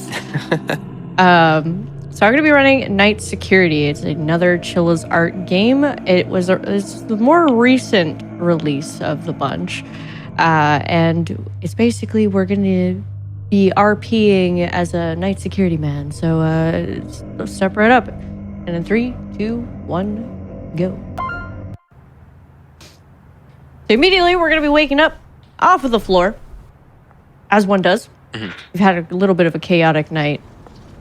So we got to check a few things. Oh, it's a birthday. And also you're probably going to notice that this game is very slow on the pacing.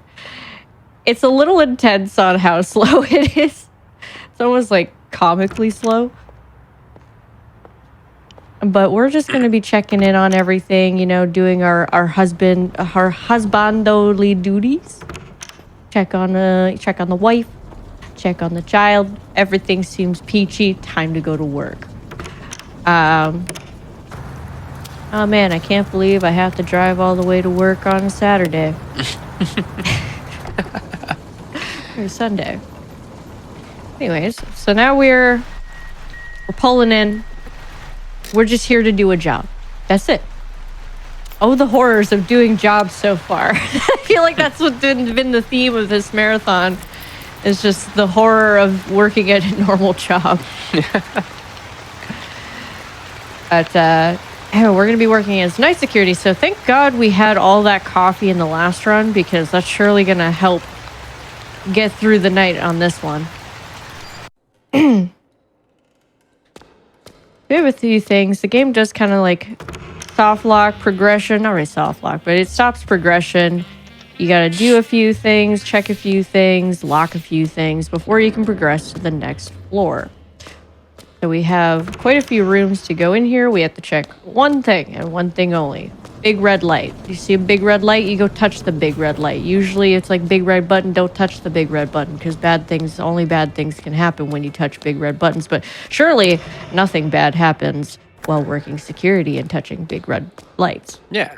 You're the security, right? You're secure. Yeah, big, strong security. All I am here to do is to touch buttons and tell people to go home.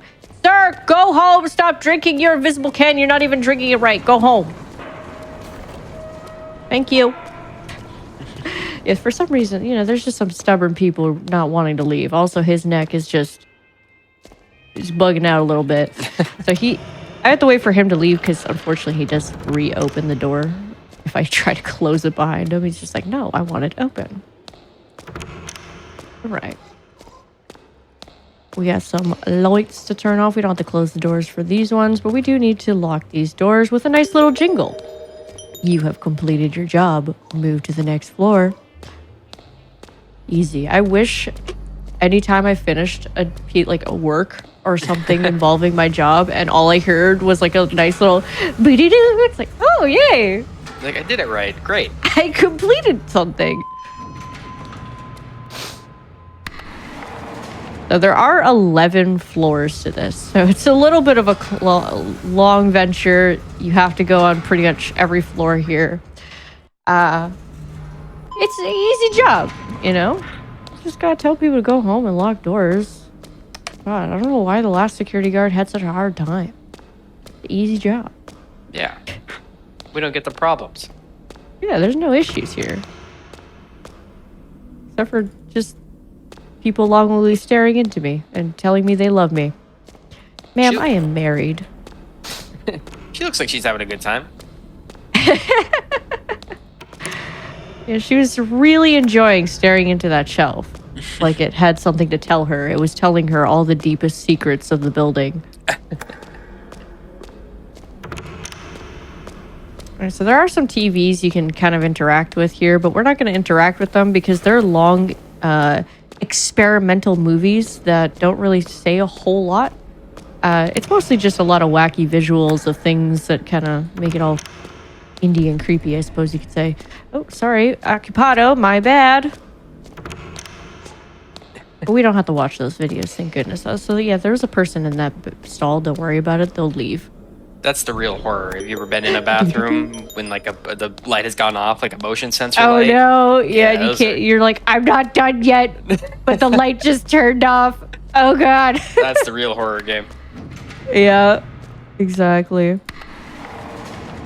All right, so off to floor number 3. So this game doesn't have like a lot. There's like not really any technical stuff to it. Since this game doesn't have an inventory. me and some other runners we believe that Chilla was just like, we're tired of you guys messing with my inventory and bugging it out, so we're taking it away. That's my theory, and I'm sticking to it. Just a game theory. So it's a pretty safe theory. No.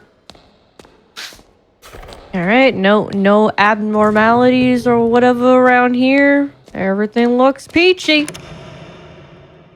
All right. You know, everything's pretty normal. I mean, I don't see any issues. There's some spooky TVs for some reason, you know, staticky TVs. The ring? Sadako? Sadako?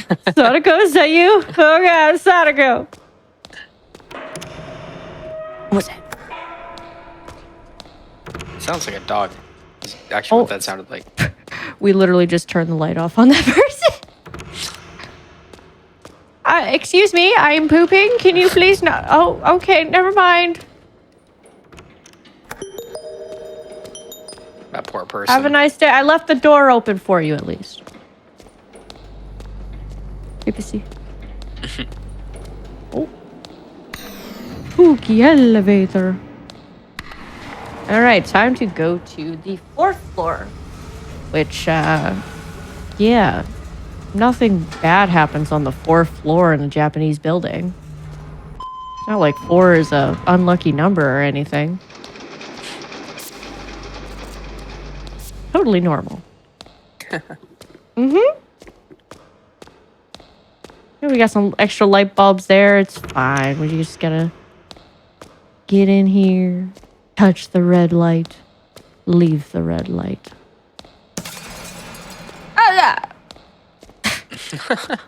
What was that? Sure, that's supposed to happen. Yeah. Like I said, it's not like 4 is an unlucky number or anything in, you know, in a Japanese building. So we're gonna have to interact with this light over here. In the meantime, we're gonna just turn off some lights and go get the light bulbs. Because unfortunately, the game is just like, oh, you can't pick up the light bulb before you interact with the flashing light bulb. So go look at it, then you can come back and do it. Okay, fine. Have it your way.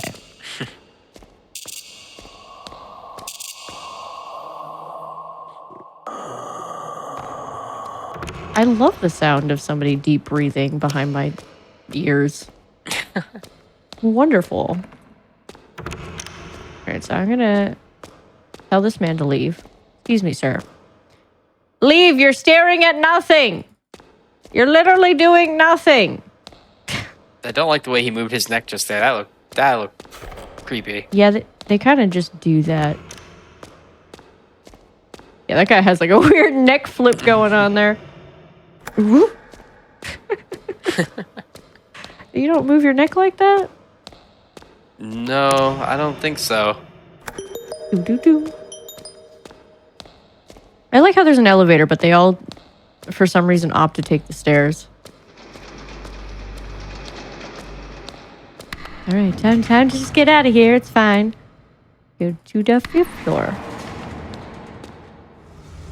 Yeah, you know, this was just a weird fluke of a floor, you know, lights flickering. It happens. Things will be back to normal. Things will definitely be back to normal. A little dark, though. But it's fine. Fine, really. Now, of course, you can't have a horror game without a missing fuse. Very important. It's like a classic staple. Horror game, missing fuse, instant. Just banger. Amazing. Also, anybody want some tomato sauce? Is that tomato sauce or is it tomato soup? Yes. No, thank you. I'm good. Sure? I'm good. It doesn't. You've been walking in it. I don't need that extra really, seasoning in it. That's how you get the extra protein and vitamins. Excuse me? I might pass on that one. Thank you, though. I thought I'd offer. I worked really hard on it, though. You sure? You crushed the tomatoes yourself, I can see. I put my blood, sweat, and tears into it. Like 98% blood. Yeah. The tomatoes were really sharp. What can I say? All right, we got our fuse after going through this long, winding hallway. Totally normal back room. Every office has one of these. Just a tomato sauce flooded back room to get fuses, because that's where one gets fuses. Yep. That's how that works. Oh yeah, 100%. It's really dark. Hard to see. Can you see anything? Nope. I'm sure it's fine. Oh, hi. That's the guardian of the tomato sauce. Oh yeah, she is our Lord and Savior tomato sauce lady. All right, we got our fuse. Let's go turn on the lights, because we can't do anything on this floor until we do just that. Do. Pop that fuse back in, and then we gotta go flip some switches. Oh, hi! Who put you there? Can I just let through, please? Thank you. Goodbye. She's like, have you been messing with the tomato sauce? What have you been doing with the tomato sauce? I worked really hard on that tomato sauce. I'm sorry. I didn't mean it. Alright, so we have a few switches here so we can turn everything back on. We have one more over here. And then we go and direct with the red light.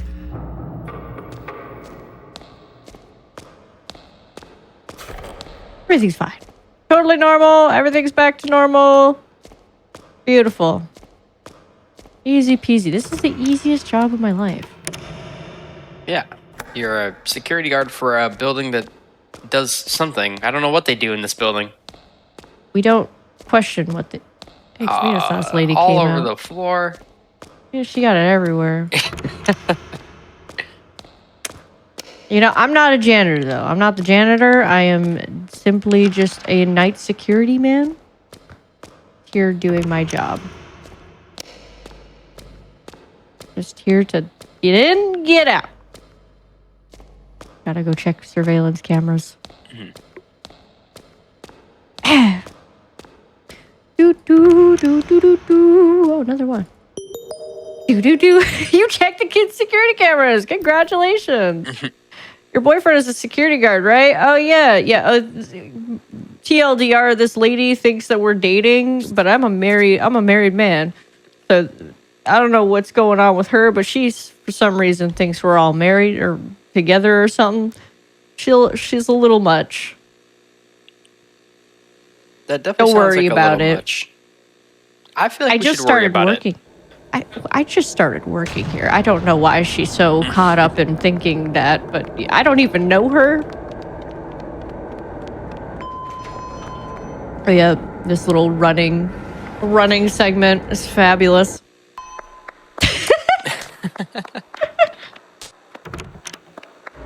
Run, lady, run!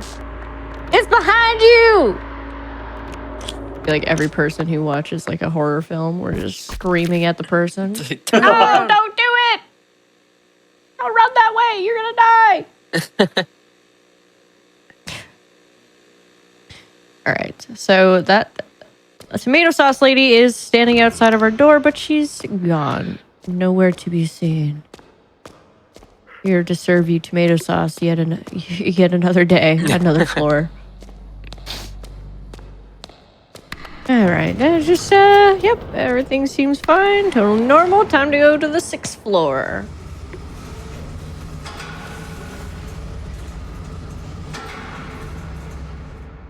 And the janitor's gonna have a time and a half. Oh, no. Oh. Speaking of janitor, poor lady. She is not having a good day. You like jazz? I do. We got some jazz for you here. Hey.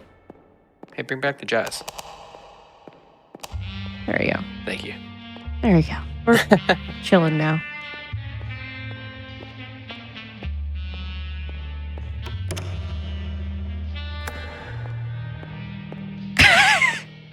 She's shocked. It's like, did you just Did you just walk over where I just cleaned? I can't believe the audacity. They got all this tomato sauce I have to clean up. Not my job, lady. I'm just here to do security. Have a nice night. I don't get paid enough for this. And to that, I say fair. Oh, the switches are missing. So who here in chat remembers Goosebumps? And now, specifically, who here remembers Slappy? I love Slappy. Don't we all? Slappy is great. I loved him as a kid. Surely didn't fuel my nightmares.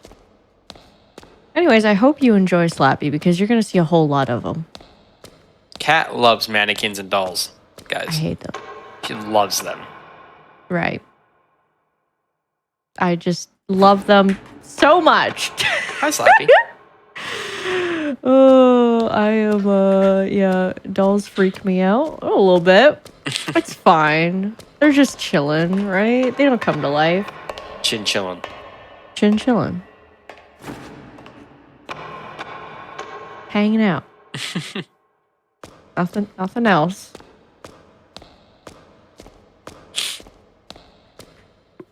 I'm kind of curious on like what the construction workers exactly were doing with like all these like Slappy dolls just hanging out up here. It's like they're work buddies. They're like emotional support dummy dolls. Could be. I think it'd be funny to put random Slappy dolls around a construction place to scare my coworkers. That'd be kind of fun. Would it? Anyways, time to get out of here. Ooh. No, thank you. No, thank you. Bye-bye. All right, just everything will go back to normal now.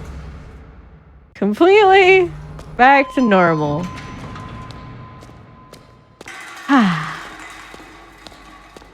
Yay. Some WD-40 on that door. My goodness. Yeah, it needs a little oiling up. A little screechy. Right. Doo-doo. Back to normal.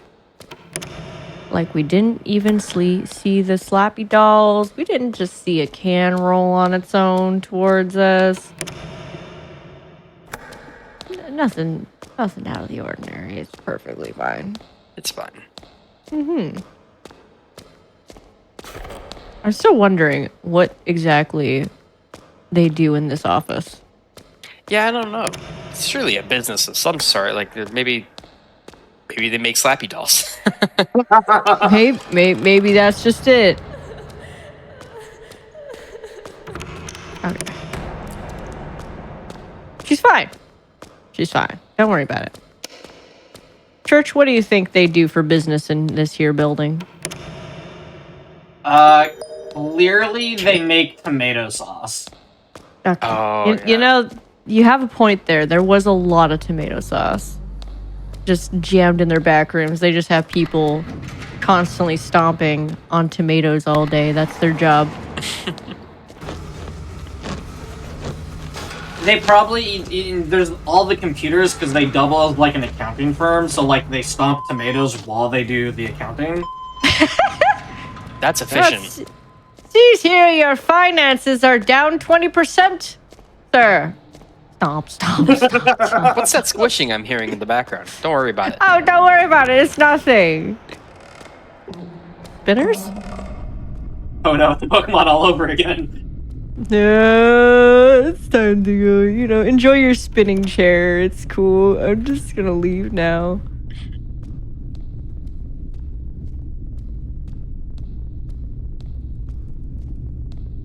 We are gonna have to go get a key real quick. before we can proceed to the next area, because the elevator didn't work. It just doesn't work anymore. So we have to go get an emergency key for a staircase and then promptly leave.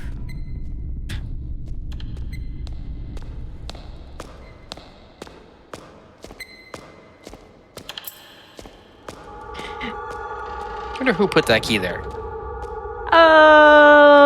Tomato Queen. Oh, fair enough. Hi! There she is! Yeah, I'm pretty sure you scared her more than she scared you. I know, she was like, oh god, I did not expect you to come around that corner so fast. As fast as we are going anyways. You want to think that it's going fast? Sure. This security guard gets paid by the hour, and he knows it. Oh yeah. Hey! Hey! We're closed!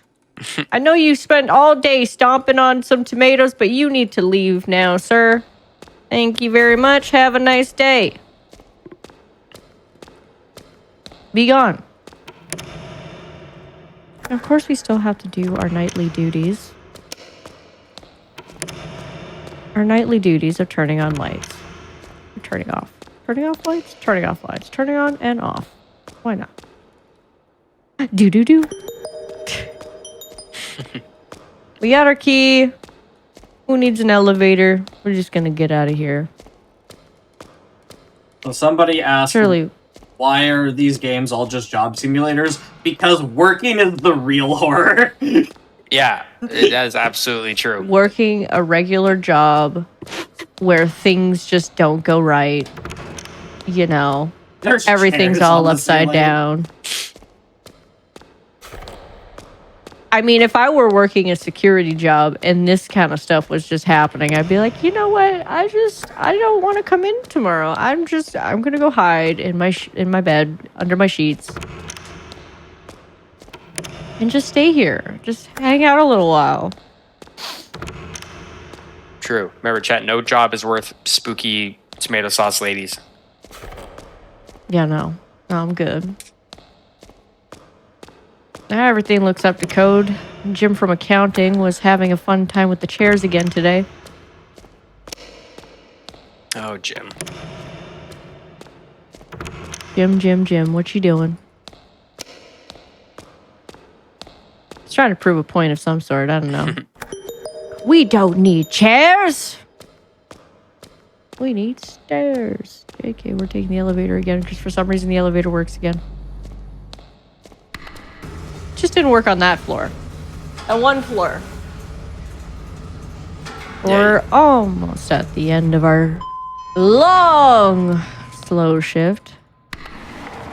The last floor.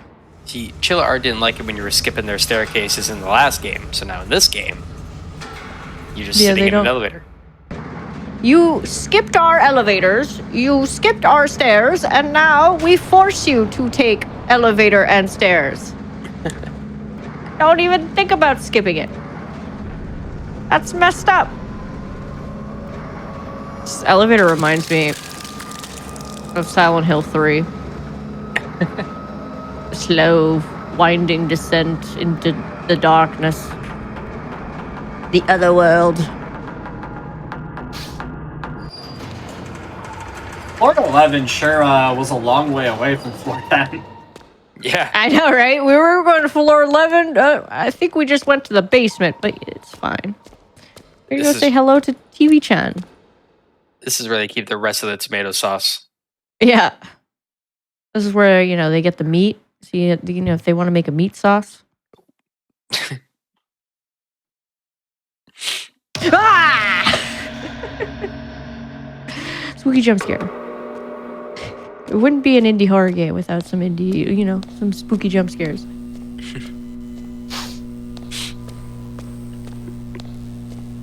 I like how the text is just doing a little dance. I have no idea what any of this says. I studied very bare minimal Japanese, and I'm not even going to try and translate that. Sure, it says nothing but nice things. It's the tomato sauce recipe. Yeah. Gotcha. It just says tomatoes. All right, so we need this cable from this man, and we need to get this code. Easy peasy. All right, so chat, I'm gonna have to ask you to get your popcorn, because we're gonna watch a nice little experimental indie horror film where all nice things, sunshines and rainbows happen, and nothing. Wait, no, nothing does happen. Sorry, I don't know. It's a nice computer, though. Yeah, you're like POV, you're a keyboard. You're like a mouse and keyboard. This seems pretty haunting. I don't want to be a mouse and keyboard. It's spooky. It's dark in here. Crazy! Random sounds. Just kind of have some like eeriness to it, just hearing like the audio. Oh, POV, we're now the PC. Oh. We flipped it.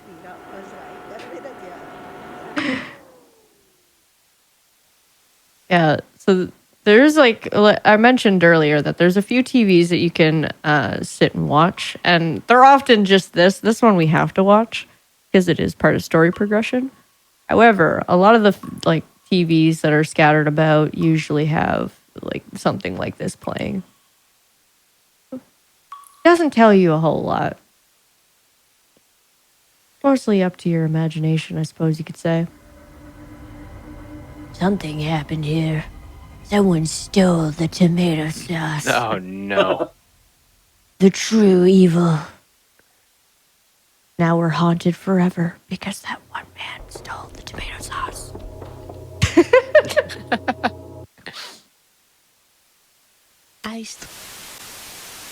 She love. All right, it's time to leave, and now we can finally run. Oh my goodness, we can finally get out of here. Time's gonna be coming up very shortly.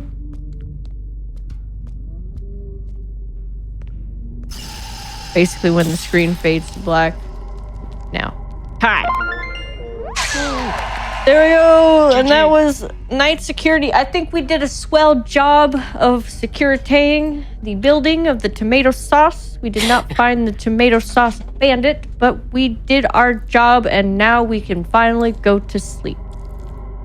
Until the next run, which is always a good time. It's going to be Inscryption. That's a fun one. I like Inscryption. Ooh, but anyways, yeah. thanks so much for watching Night Security, and as well as the last two runs that I was part of. Appreciate you being here. Definitely stick around for some more spooky video games of the spooky variety. And thank you, Church, for letting me show these games off. Thank you so much for showing them off and being on commentary for all of the games so far.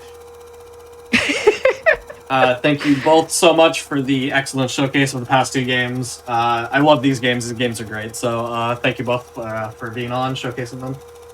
We do have, like you said, Inscryption coming up, so we are going to take a quick break and we'll be back with Inscryption.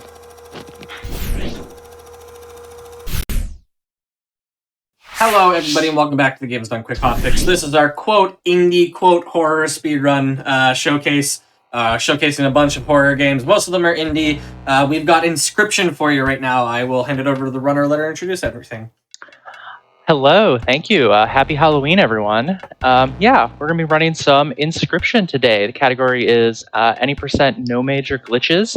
And, I think we'll just jump into it, and I'll tell you about the game and the run and stuff as we go. So the time doesn't start when I select the new game. We're going to have a quick tutorial first. So I'll run through that as we have these scary eyes emerge from the darkness. This is going to be our competitor for the first third of the run. And as we see here, this is a card game. We're going to be playing cards. And we... Just like Yu-Gi-Oh!, we have sacrifices. We place cards down. Different cards cost a different amount. The Stoat costs just 1. So I place a squirrel down, and I can sacrifice it to get it on the field.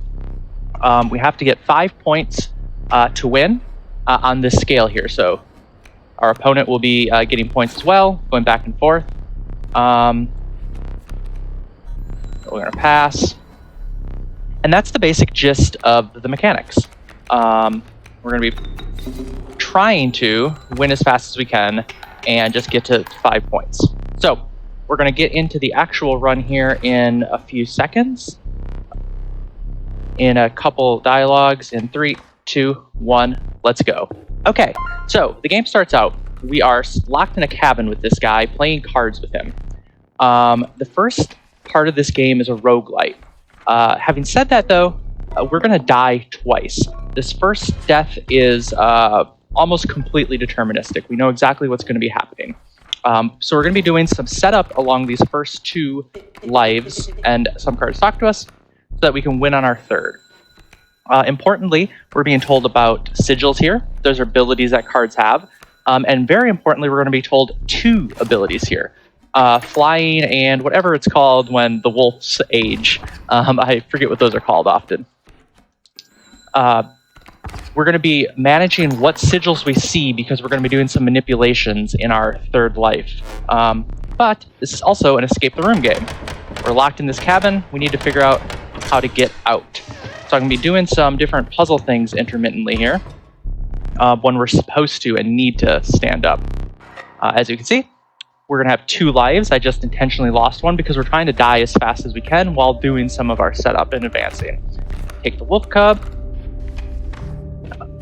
A kind of small thing looking forward here. We're going to be putting the adder's poison sigil onto that wolf cub. You're going to hear me talking about the poison sigil a lot come life 3. It's going to be really important to getting out of the first act. Another thing we're being told about here is totems. As you can see, there's a wolf's head on top and a sigil for flying on the bottom. That means that all of his canines, I guess, will have the flying sigil. This is another thing we're going to be abusing on our side of the field, and partially why we're managing which sigils we see and which ones we don't. So, there we go. Second life, gone. Snuffed out, and that means Leshy's going to reach out and get us. Cool. Yes.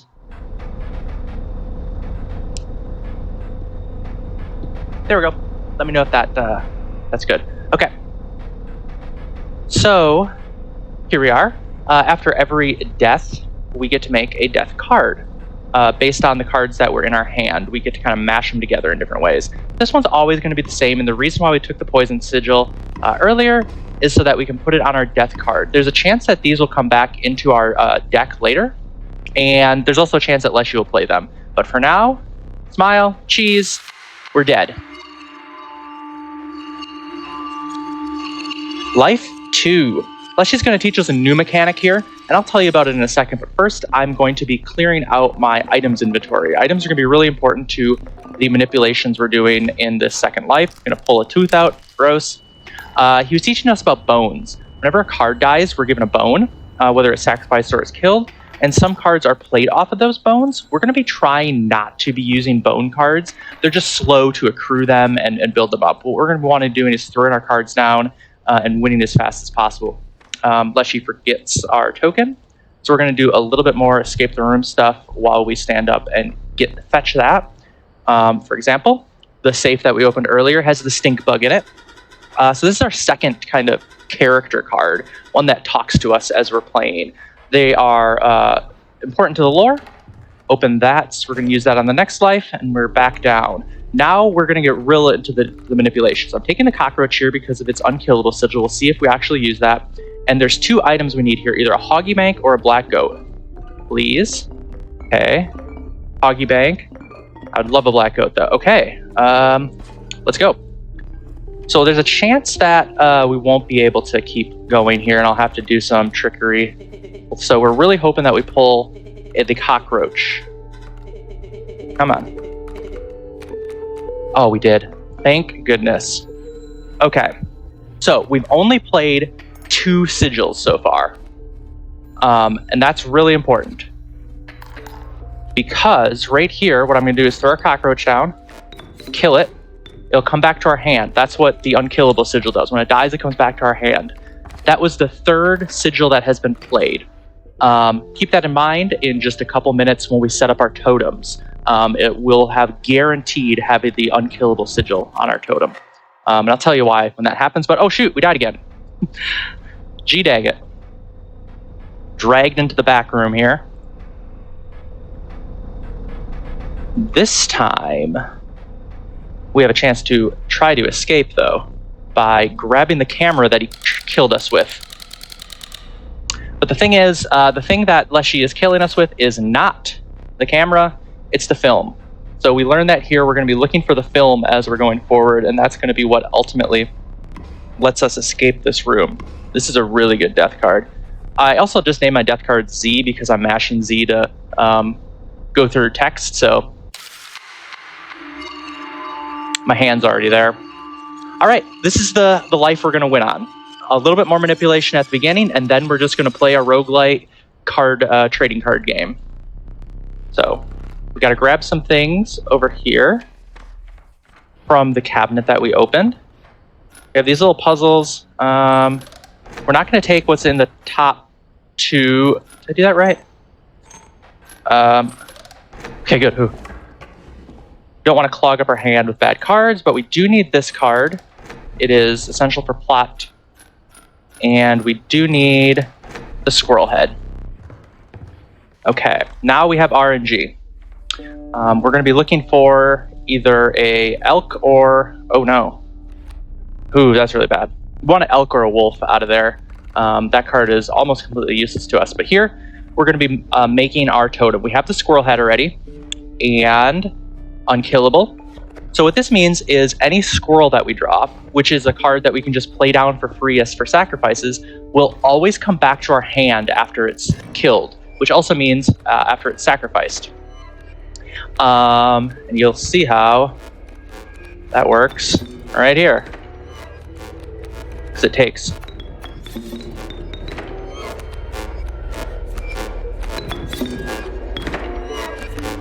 There we go. And there we go.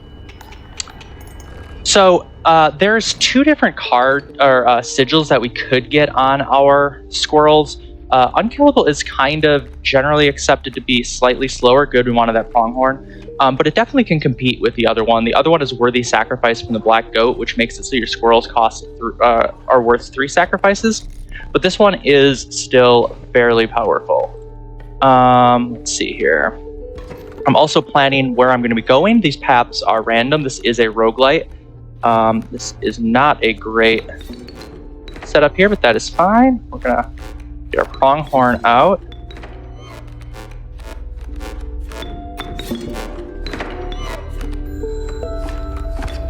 There we go. Now, down the line, we want to be winning on turn 1, right? That's the dream. So we're trying to just get powerful cards that we can combo into turn 1 wins. Some of these fights, as down the line a little bit, can become really dicey if we're not ending them quickly. This is a really good card. This was our death card that we just pulled back in. It's basically as strong as a wolf, but also has the unkillable sigil on it. Okay. We get to upgrade one of our cards at these fires. The first one is always a damage upgrade. From here on out, it's a 50-50 chance if it's damage or health, but we would love to see the damage ones more. Okay. This might be an opportunity to uncage our wolf. It super isn't. This is going to be a kind of protracted fight here. Which isn't ideal. We want to end these things quickly. Go. So those moles are going to be a pain in our butt throughout this. They jump in front of you to take damage.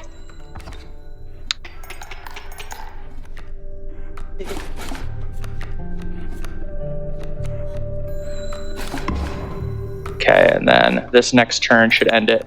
So this is what I mean by we want to end these quickly. that many turns is super not ideal. But that's fine. Wow, okay. We do like to see, even though we're never going to change our totem, we do like to see these woodcarver events because they're just really fast. They don't add cards to our deck that are kind of bad, like I just got with that Raven's Egg earlier. And we're on to our first boss fight. We're going to have 4 boss fights in this act. The first one is the Prospector. Depending on our first draw, we might be able to do some cheeky stuff here. Otherwise, we might just have to do this the old-fashioned way. Okay.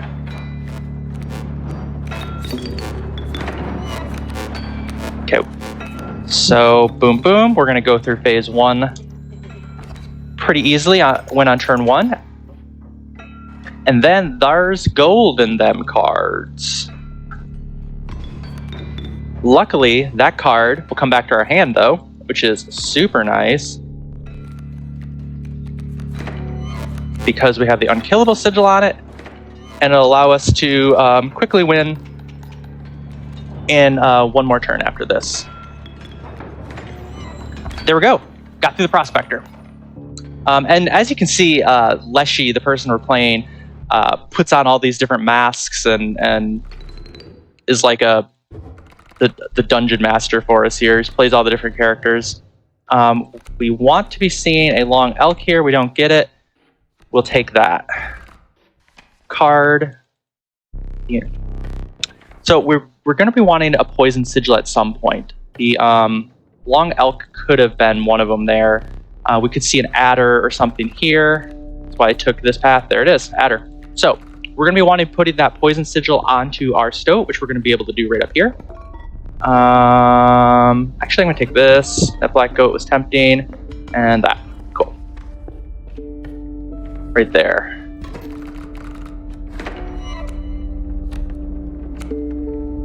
Interesting. Ooh, this is such a terrible draw. We got to get some of these cards out of our deck.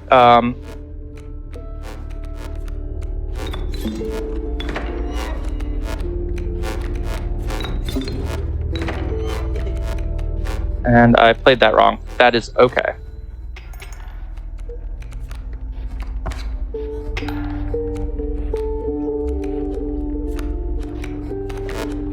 Just throw that down anyways, and that should be good. Cool, yeah. Having multiple Raven's Eggs is not what you want. The Trapper. He gives us pelts. We could spend our overkill points, which are teeth, on more pelts, but we really don't want them.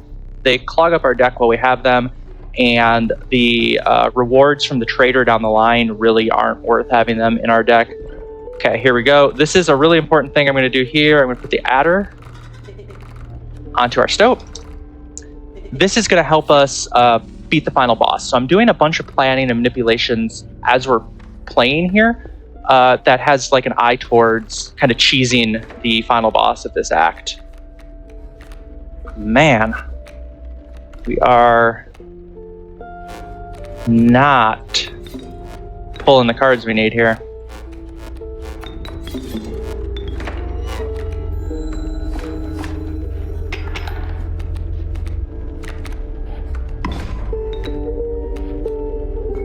Okay, cool. I was gonna say this might have been a situation if I didn't pull that wolf that I would just intentionally lose, which we have to do sometimes because it's just too long and drawn out to try to play through all the scenario.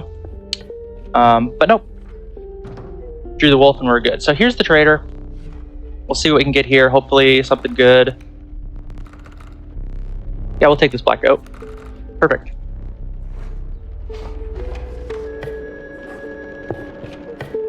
I'm hoping that this is a damage upgrade.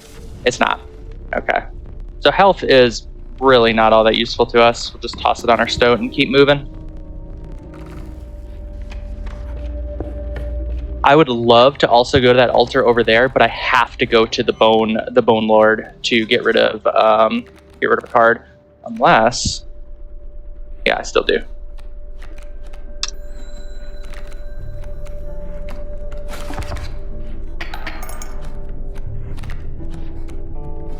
This is an extremely frustrating board that I just got here.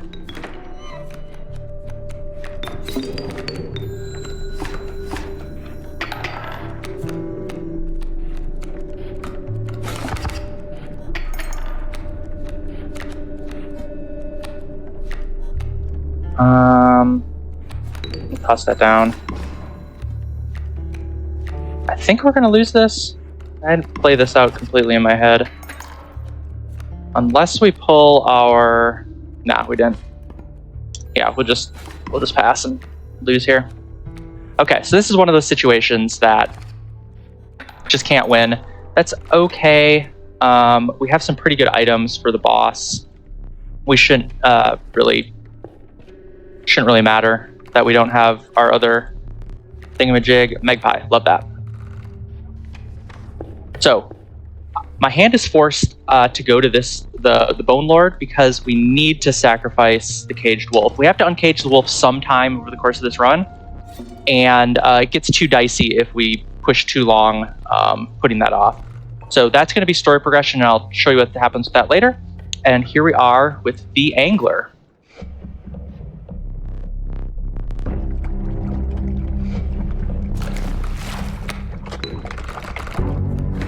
The Bone Lord also lets me start with a bone, which is super cool.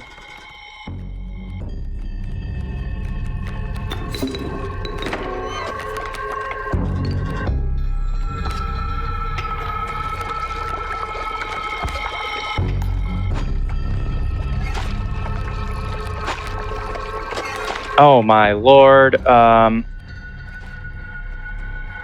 So he is going to try to pull over one of these cards.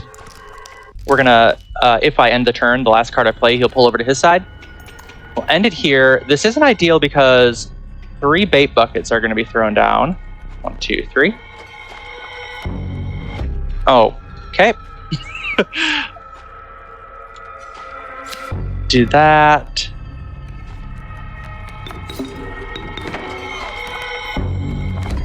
And if you attack them, a great white will come out. But we're still good.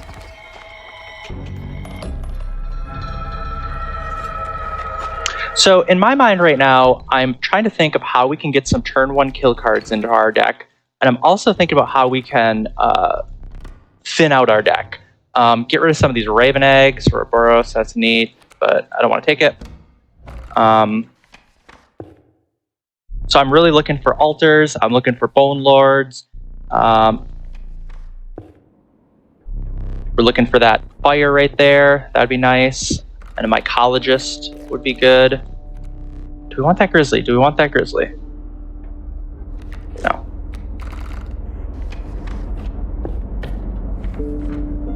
Okay, please be damage. It's health again.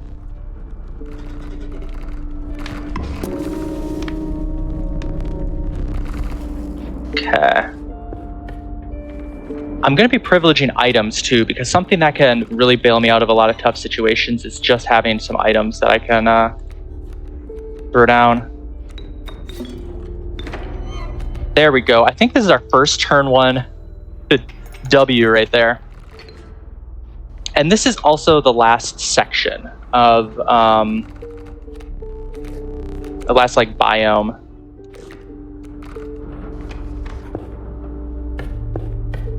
Okay. Want that. Want that. And yes. Okay, cool. Those are good. Kind of going back and forth between the mycologist over there and the other thing. We'll see what I ultimately decide on. Another turn 1 win. Hey, now things are starting to turn around.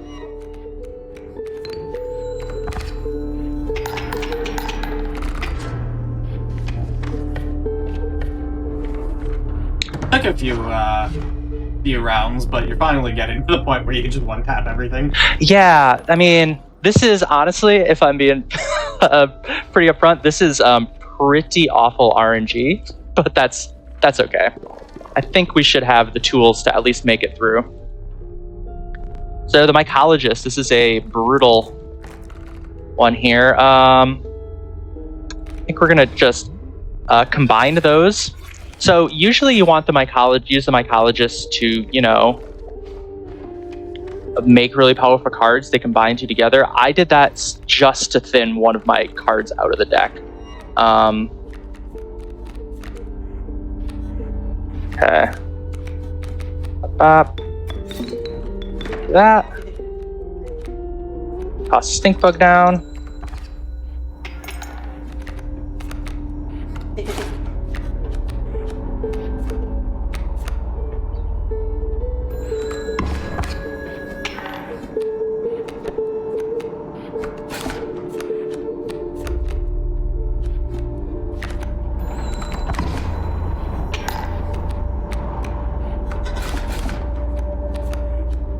Go, and if this is a magpie, it's not. We will do this. Just gonna go over the top and end this one. Hop up here. So let's see here. Moose buck, another one of these dang things. I think we're gonna take the moose buck. Moose buck isn't great, but it's fine. And then our last event. We're gonna put this on one of our wolves. So bifurcated strike is pretty powerful. It basically doubles our damage. We'll attack to the left and to the right. But before we do this final fight, we need to acquire our dagger. We're gonna be using that here, which we have to use at some point over the course of the run for story progression purposes.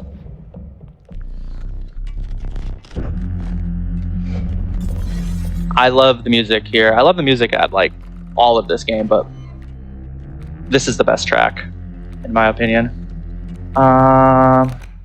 Okay. What do we got to do? We got to do this. We got to do this. So we can toss this down. Okay, we're going to take our eyeball out for 4 points.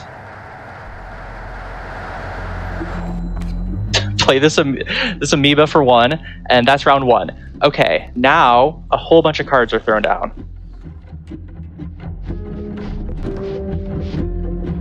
And we can trade, and I can only trade for, oh no. How do we beat this? Have to take that one. There we go. I need a good card here. That is not a good card. But I think we're still good.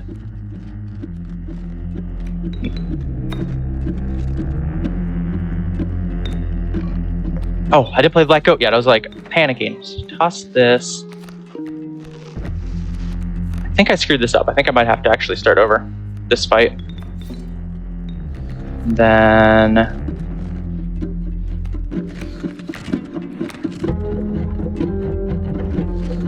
yeah, I did. We're gonna take this one from the top. This is what happens when you don't have like a really powerful deck. Some shenanigans can crop up.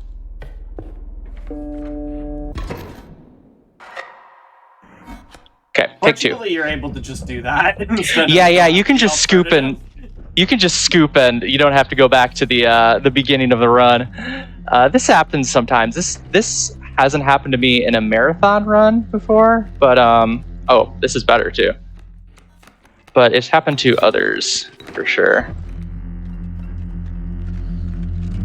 Okay, we'll take our eyeball out again.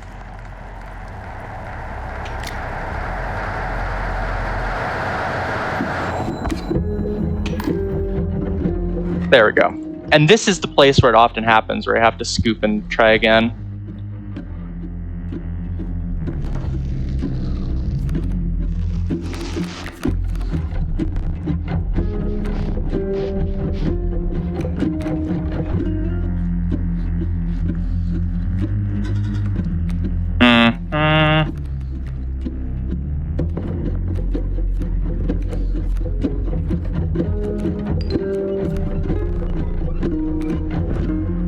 Okay.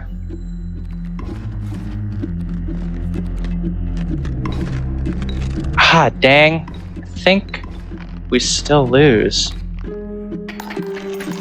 Team, this is rough. We're gonna get through this. Believe in me. This is the scariest Halloween thing that could be happening right now. For me, at least. I mean, this is just a really rough fight. The issue that's happening here is there's 2 cards that he played that jump in front of my other cards. And the odds of that happening are, I've never had it happen to me. I don't know what the odds are. So it's like proving to be tricky. I think what we'll do instead is we will play this out a little differently. We're gonna play. We're gonna save our dagger.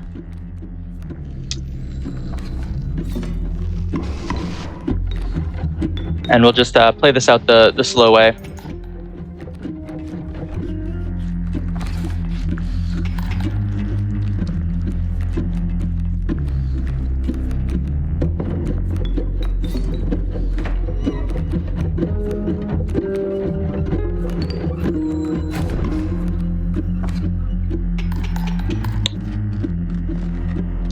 We'll use the dagger round 2 here, and we'll also have 2 pelts is the thing in the way that I played this.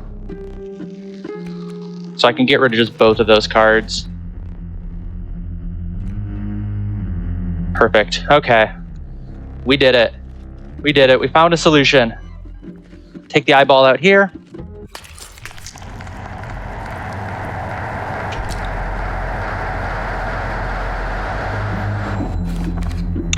Whew! Finally.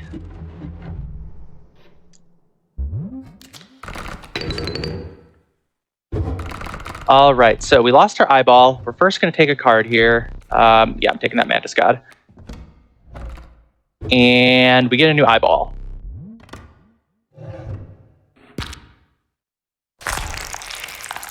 And some mysteries are revealed to us. Find salvation in the Cuckoo Clock. So we're going to go to the Cuckoo Clock. And there's a reason why I saved this till the end, which you'll see once we get to this final fight. I did all this at a very specific time for a reason. So we're going to open it up, and we grab our third named card, or at least character card, the Stunted Wolf. We grab the film roll. We do a little safety strat here of getting the ring. Sit down. So the Stunted Wolf that we just got, I'm going to put that Mantis God on it. So now that will tack to the left, to the right, and straight ahead.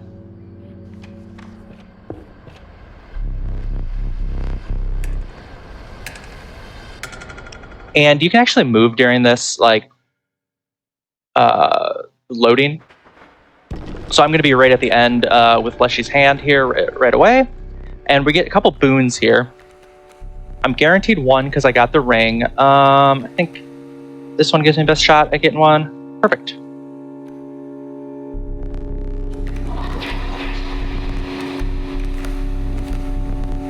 Magpie is beautiful. And then the ring's right there.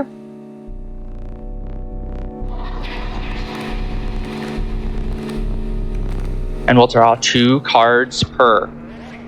So, I did a bunch of setup over the course of this. If you remember, I put the Poison Sigil on the Stoat, and I put a Powerful Sigil on the Stunted Wolf just now. And I got the Stunted Wolf right before this fight, because immediately after you get it, it triggers a conversation between the Stoat and the Stunted Wolf, which means I'm going to have them in my hand no matter what when I draw them. Or when I draw my first hand. There's going to be 3 phases to this last fight.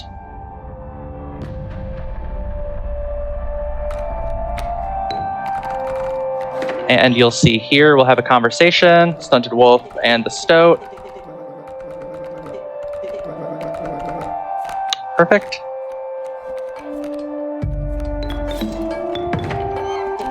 And then we'll toss the Stunted Wolf down. So there's this mole here is a big problem, but it's dead.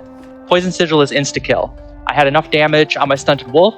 We go advance to the second round right away. Now we have those stumps in the way. That is going to be no problem.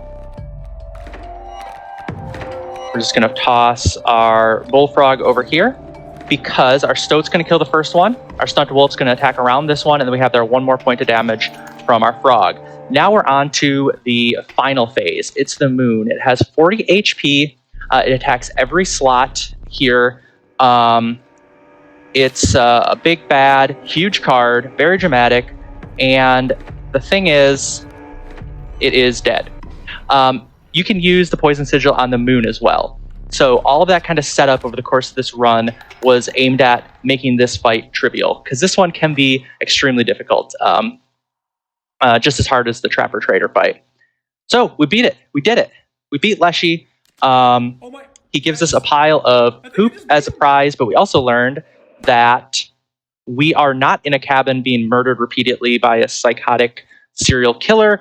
We are a person playing a video game. We're actually a YouTuber who goes by the name of Luke Carter, and he found this game Inscryption on a floppy disk in the woods. He's documented it there. We could watch videos about it. We're not going to. That takes time. And he kind of learns that this game is sentient, and he is kind of documenting his playthrough in between doing kind of card openings. So this time we have the film, pop it in the camera, and we turn him into a card. Oops, there we go. And now we get to select new game. So now we're going to play Inscryption. We haven't been playing Inscryption yet.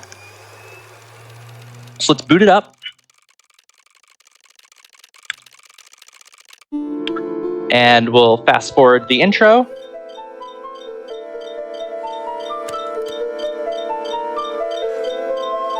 This is Act 2. Act 2 is much different than Act 1. In Act 1, it was a roguelike. This one is kind of like the Pokemon trading card game for Game Boy, I think.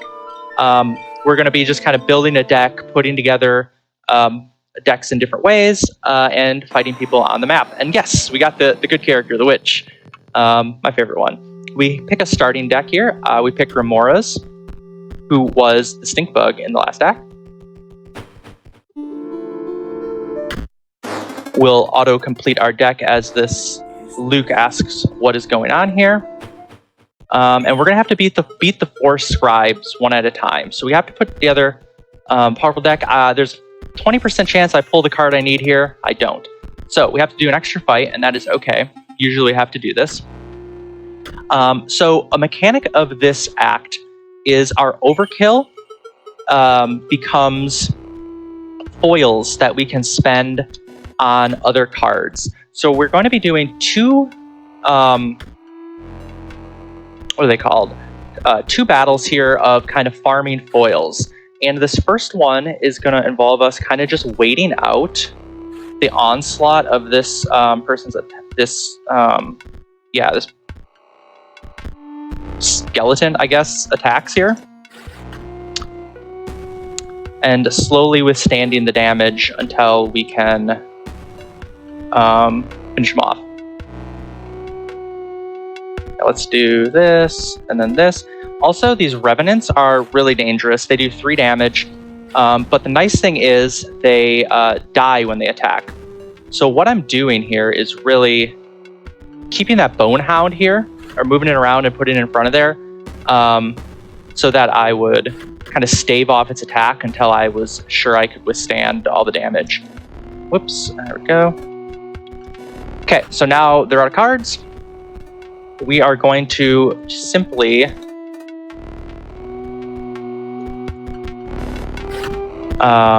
walk up our kind of score here a little bit. 1, 2, 3, 4. Yeah. Do this.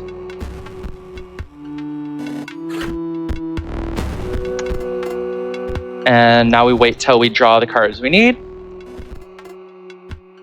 Perfect.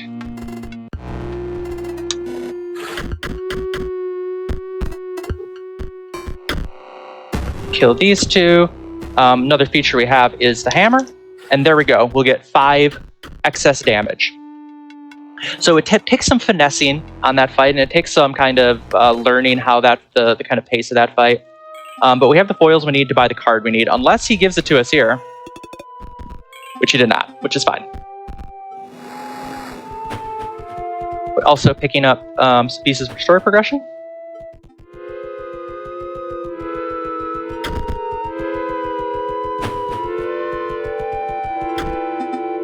And here it is. The Bone Heap is the really important card that we're going to do one more setup match to generate our foils. Yeah, we'll take that. Go. So we update our deck a little bit. We have one more fight here. Actually, we'll pass. Take that damage. And this is a similar thing where we're trying to kind of just stave off the attacks from the Revenants as they come in. This is all fine.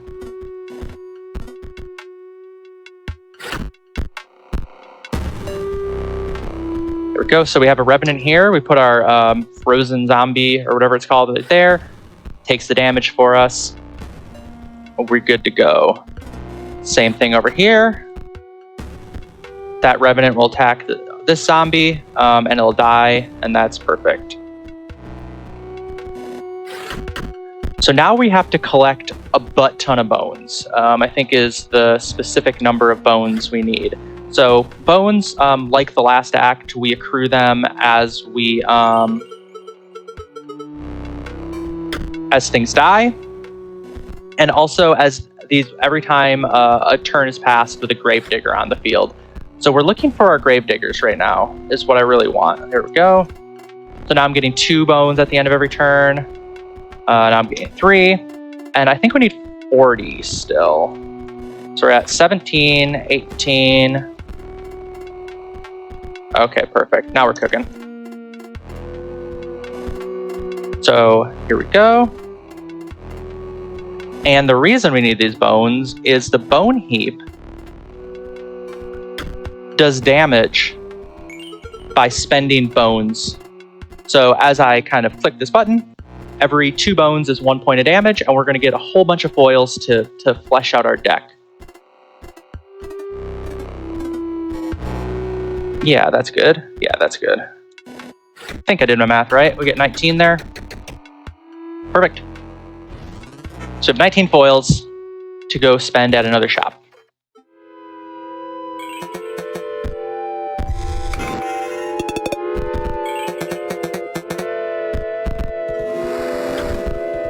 Go.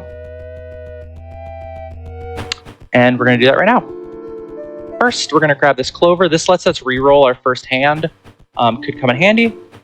And this might look familiar. We're back where we just were for the past 20 minutes or so.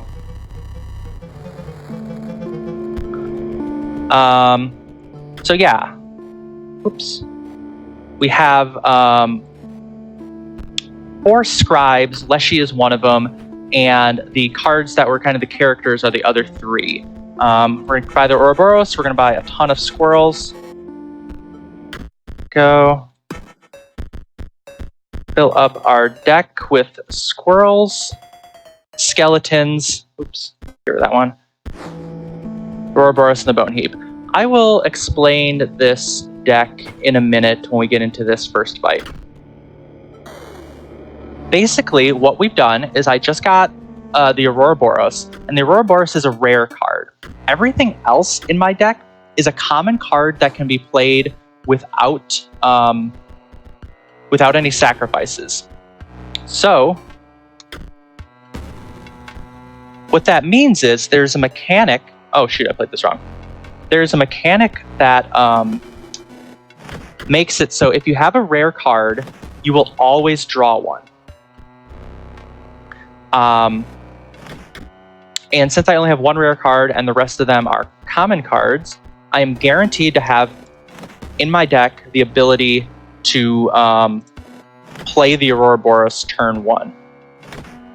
Now, the Ouroboros has an interesting property that when it dies, it comes back to your hand, charged up, 1 more damage, and 1 more health.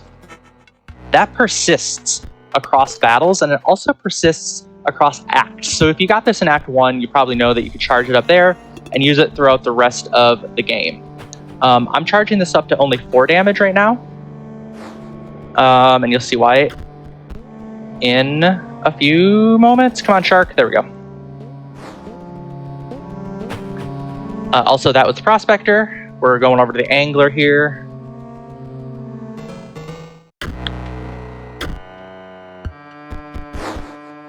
Okay, this is why we need the Clover. We need 1 point of damage in our hand. There we go. So we can just toss the Ouroboros down and win turn 1.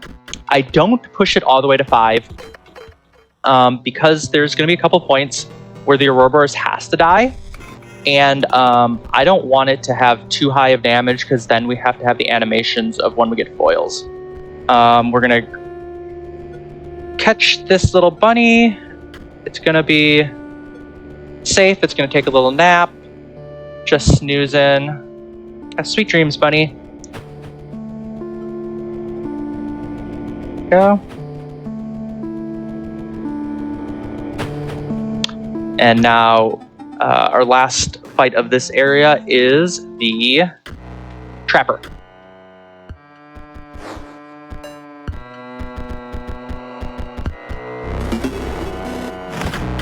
Go. So we're getting card packs every time we beat these people. We do not need any more cards throughout this act. We're just kind of accruing a bunch of cards. And on to Leshy. So Leshy's actually going to be our first boss this area. And we're just going to be... Oops, I actually did that backwards. This is going to take 1 more turn. That's okay. We get our 5 damage there. He takes a picture of it, right? He's the photographer. All the different scribes make cards with different methods. So he uses his camera.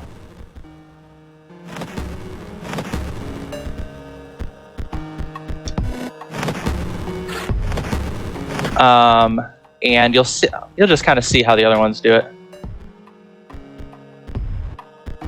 Yeah.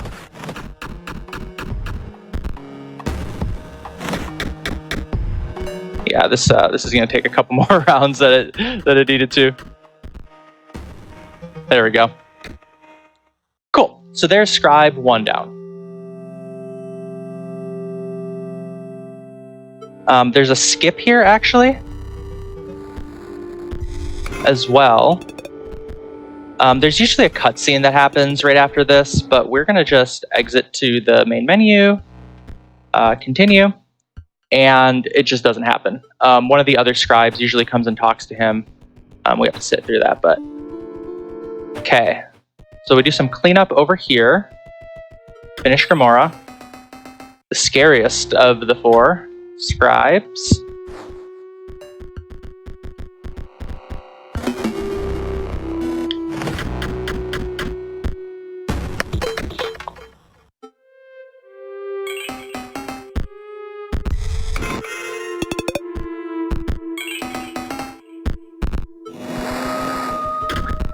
Go. We have 2 more pieces. What we're doing is we're picking up epithets for these tombstones over here, because this is how she creates her cards. Royal, Scurvy, Cure. Sawyer, Dog, Grudge, and Casey. So yeah, she kind of writes down the epithets of the dead, and her cards are made from those. And also, those characters are important lore-wise, particularly Casey Hobbs. If you've played this game, you know that there's a new-ish. It's not really new anymore, but there's another mode called Casey's Mod. She's like kind of a developer on the fictional Inscryption.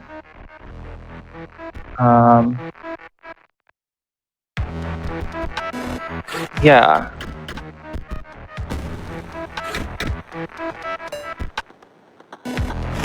There we go. Okay, so here is where, as Luke says, the thing dies. So we can't avoid that. So now we're at 5-5. So now we don't have to worry about if we draw a skeleton like we had to before. We'll always be able to win on turn 1 of these fights. So Act 2, even though it requires a good bit of setup, becomes kind of a breeze once we do have it all kind of put together. Back to Luke Carter. There's all sorts of fascinating things happening with Luke right now that we are not going to watch. We're going to skip out of this as soon as we can.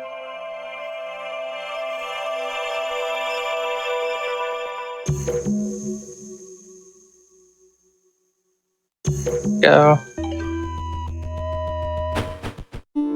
And 2 to go. Head over to Magnificus's place.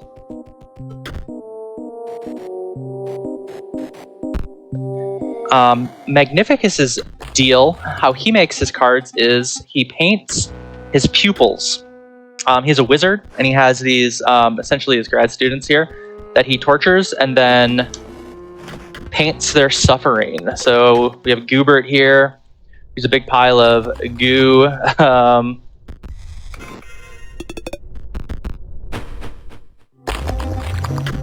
Up here we have someone who's a disembodied head on a pike.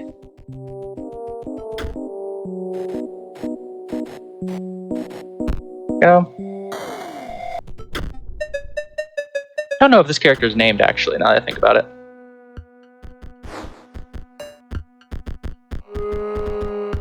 Come on, there we go. But the next character is both my favorite and super important to this run.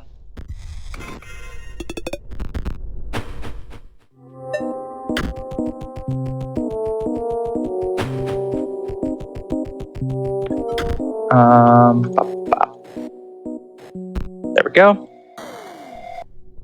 The Lonely Wizard, who is kept in a sensory deprivation zone, and all the Lonely Wizard wants is stimulation. So we'll see if we can get the Lonely Wizard some stimulation a little bit later. We'll be back for him.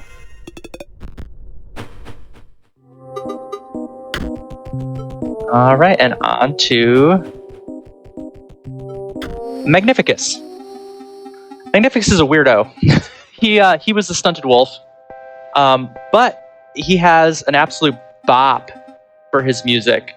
We're not going to be here long, though, so we'll let the Lonely Wizard dance to it for just a little bit. He paints over our card's abilities. The only thing I was about to say that can lose us time here is if he paints a rabbit, which he did, because then this has to happen. But it's not too bad. Gives a Lonely Wizard a little more time to do his little spins.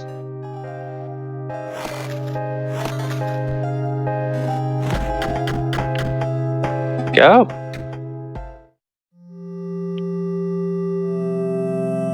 Three down, 1 to go.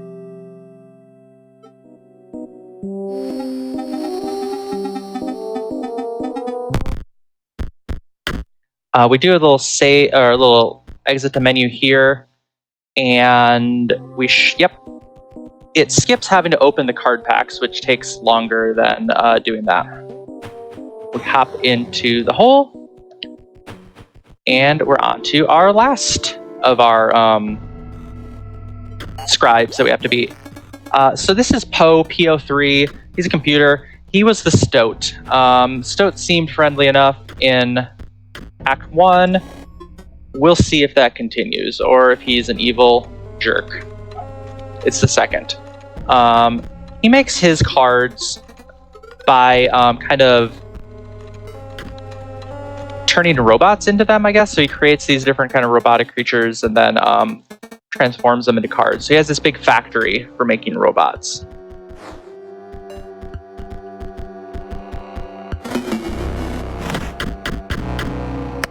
Go. And these dudes are going to disassemble themselves after I beat them, which seems a little dramatic to me, but whatever. Oh, shoot. There we go.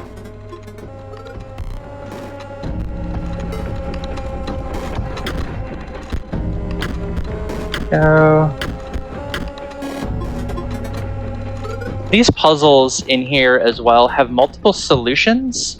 And similarly to the cabinet in Act 1, I'm not too well versed on what the logic is behind them. I kind of just have prescribed ways to beat them. But yeah, I'm not quite sure how the different elements interact with one another.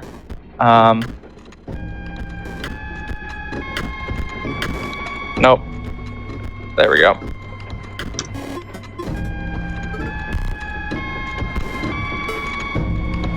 And this is the last one. Let's see if I remember how to do it.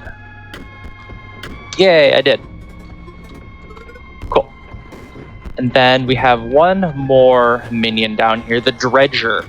He is down here in the depths, pulling stuff out of the ocean. He's one of the methods that all of the scribes are searching the ocean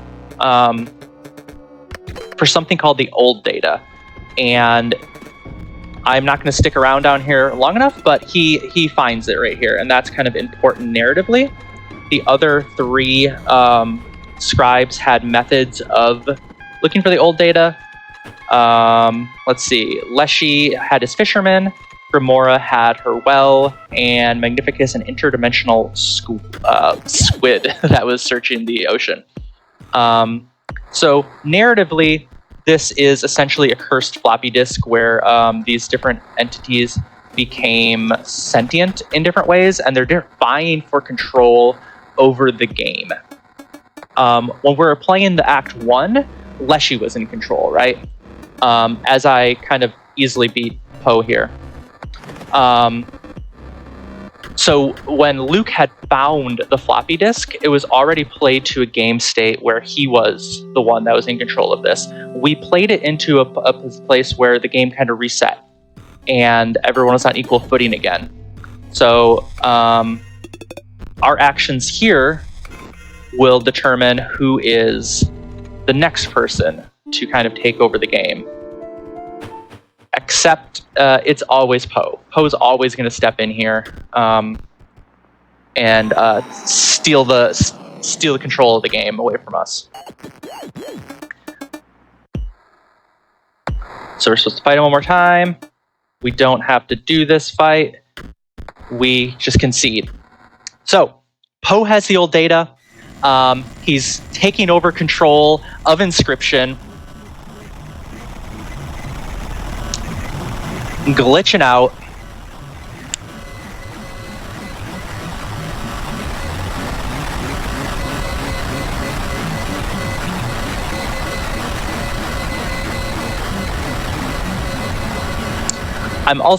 I also wasn't talking there because it is incredibly loud on my end.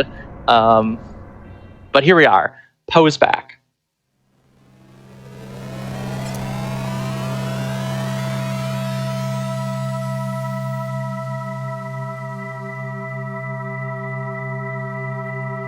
And he is cranky. He is not nearly as a fun GM as Leshy was. He wants to get things rolling. So the mechanics have changed entirely once again. This time, we are going to be playing cards off of energy. So on the first turn, we start with just one energy. And every subsequent turn, one energy is added. So these kind of early fights in this area honestly take a while to get rolling as you're building up building up energy so that you can play cards.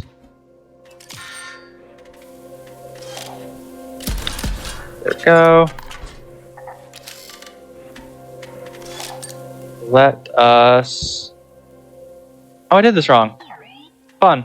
I kind of screwed this up again. There we go. Yeah. We gotta scoop again, team.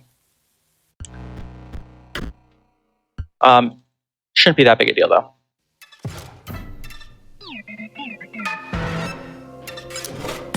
The thing I did wrong is I just played my energy bot in the wrong order. So there is one way to get energy faster, and that's throwing your energy bot down. It'll give you 1 extra energy, which we are going to do this time.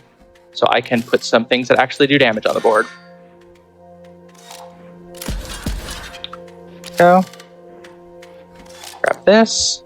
We'll kill this guy.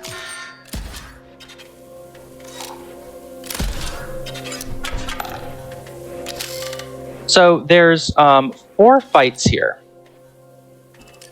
that we have to do, that we do kind of just like raw, I guess, without any upgrades, before we can like initiate our fast strats for this area. There's just a matter of trying to just play it cleanly. The first, obviously, time I did this, I didn't. I had to scoop, but that's okay. So there's fight 1 down. We do get a little bit of help right here in this item. What this will do is it'll fill up our energy immediately, allowing us to play things a little bit faster.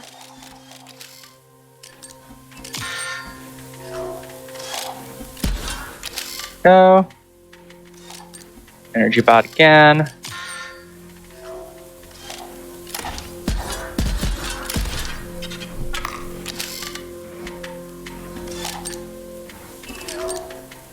Okay, we're going to abuse these bombs, which kill the things next to them, to clear some things out.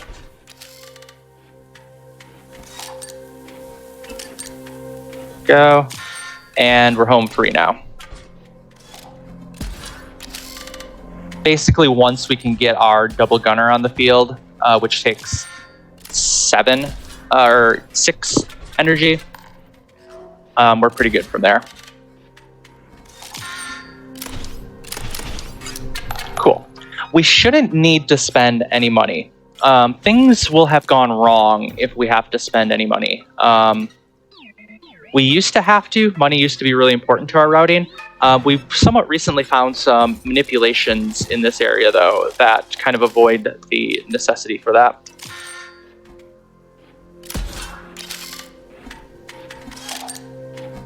Go. Start getting some damage on the field.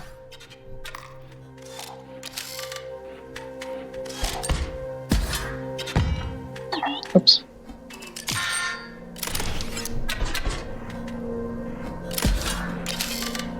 And that should do that one. Okay, we got one more before we can have our cool strats.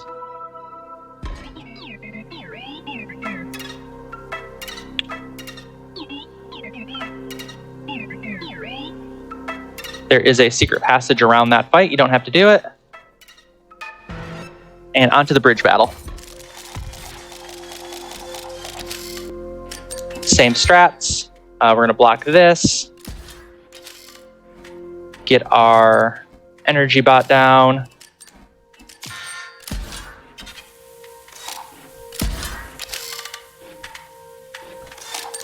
I really like knowing where that double gunner is going to be, so I can put my sniper bot on the other side.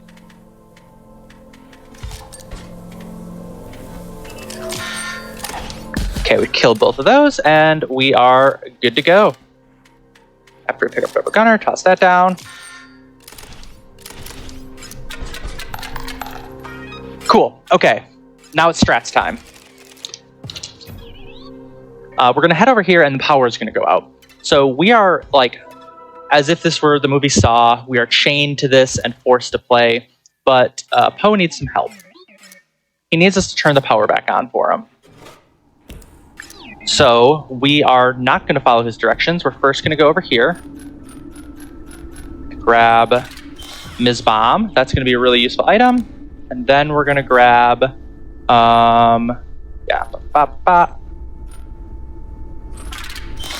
the Lonely Wizbot.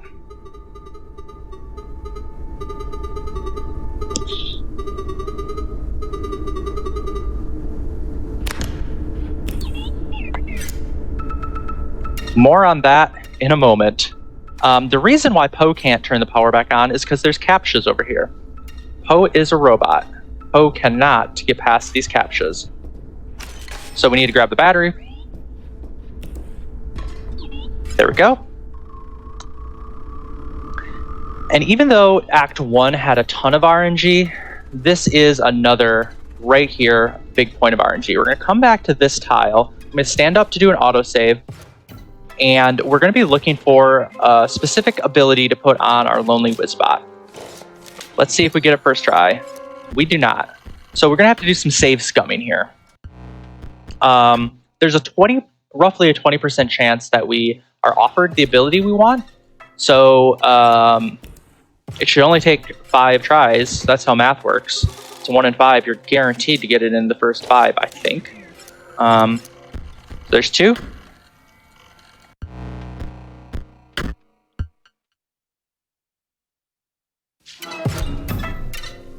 Run it back.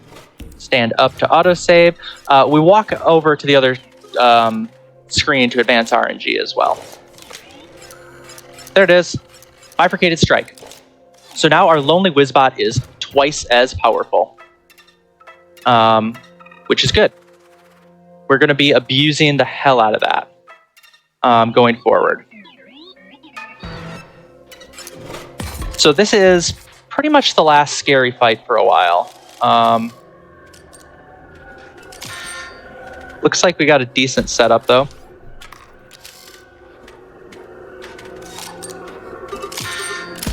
Toss our Lonely Wizbot down, and yeah, we're good to go.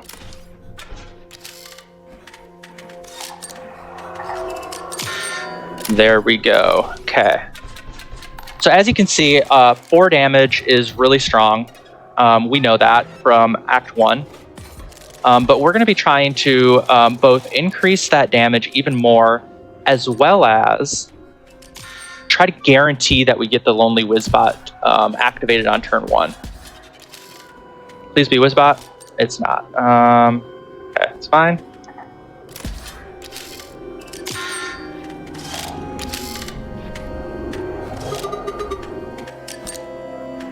Toss you right there. And no, we need that. Yeah.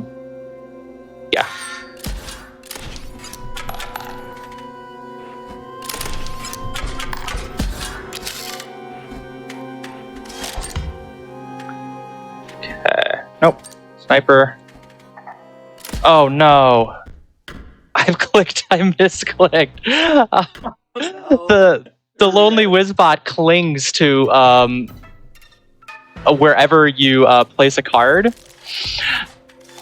I placed it wrong. I clicked on the wrong square. So I was trying to move my Wizbot over 1, not 2. That's fine. That's fine.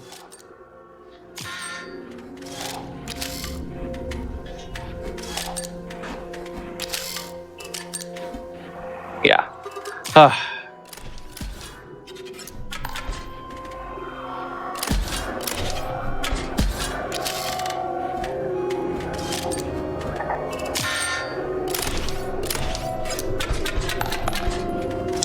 There we go.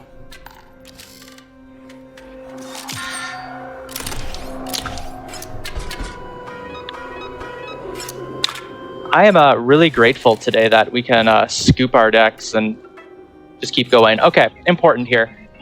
This is a trade.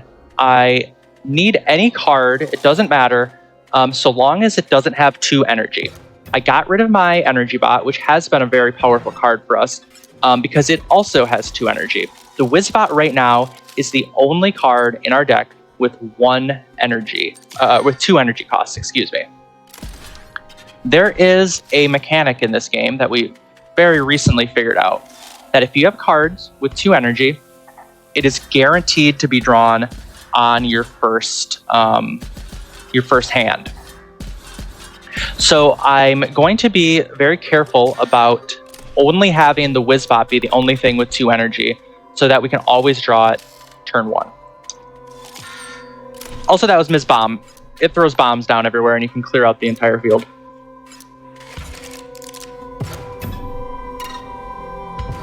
go. The other thing is the Wizbot currently does 4 damage. We're going to make it do 6. There, by putting down the Frankenstein slab.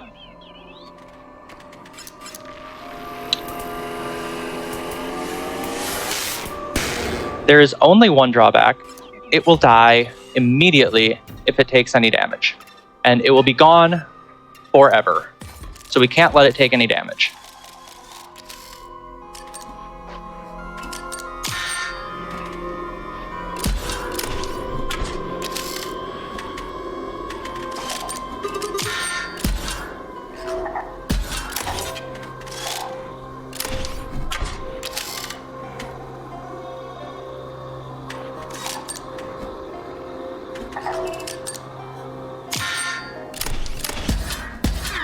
There we go. You might be concerned. This is a flying sigil, so it's going to shoot over the top of our Lonely Wizbot. Ain't no problem. That is a bounty hunter. We're not going to be concerned about that. We're just going to win.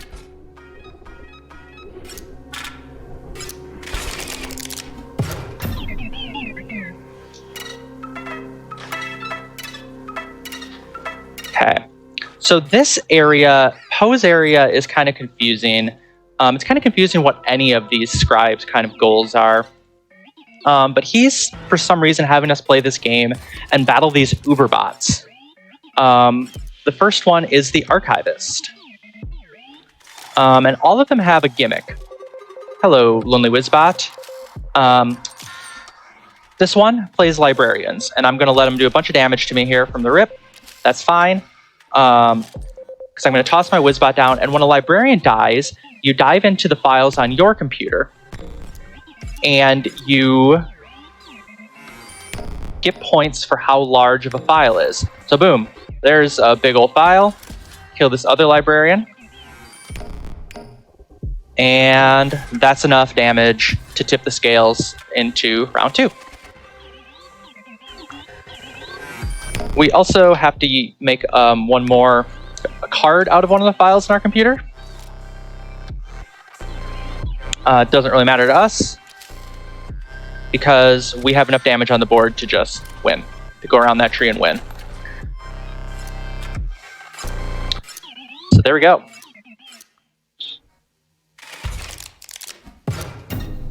Uberbot 1 down.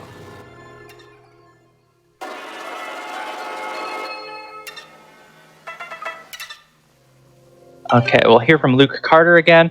Luke Carter, y'all, he's having a bad time. There's some horror elements kind of happening if you kind of investigate the narrative of Inscryption, the fictional game. But some of the stuff that's happening to Luke is more distressing. He's got seemingly secret government agencies after him. He doesn't know why. He's paranoid. Luke, it's almost kind of a shame that we skip literally everything involved with Luke, but that's speedrunning. Okay, so we're going to be heading over to the next kind of area, and you may have noticed, as I'm kind of warping around using that feature, that this is mirroring the map from Act 2. So in the same way, we're going to kind of 4 different areas that are themed slightly differently. The first one we went to was Grimora's, and we're going to be heading to some of the other scribes areas here in a little bit.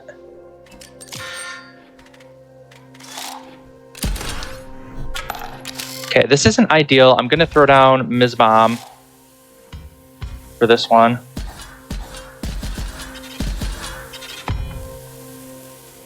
Interesting.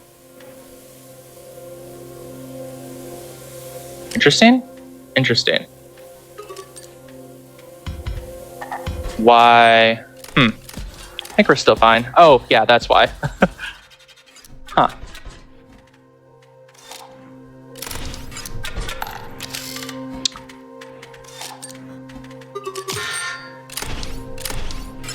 We're still good. I was a little confused there for a moment. I thought all the bombs should blow up, but I played a little wonky. There we go. Okay, so now we go to Magnificus's area. We have to go get a few more pieces to our puzzle here. And again, we have captchas. Poe doesn't understand emotion, so kids can't do that one. 12, 4, 11. Grab this.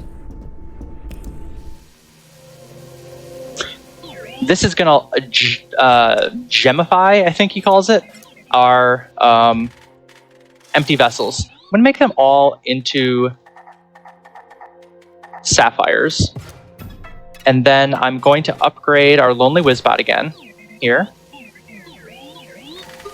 And what essentially this will do is if there is a sapphire on the field, Lonely Wizbot will only cost 1 energy to play. This is a step towards getting that thing down on turn 1 instead of turn 2. So much to see. So true, Lonely Wizbot.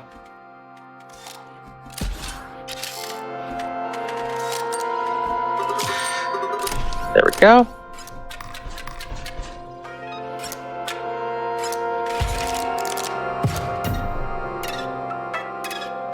This is our first reactor. These are so dramatic. There's a countdown. We only have a certain amount of turns to do a bunch of damage before time runs out. But they are absolutely no problem for us. We have so much damage.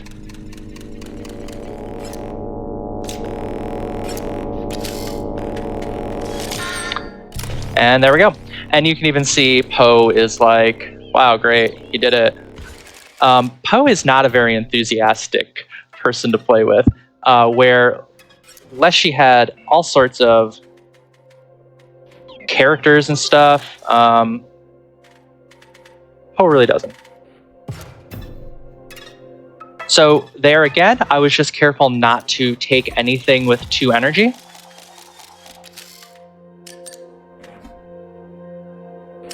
Actually, yeah. Oops.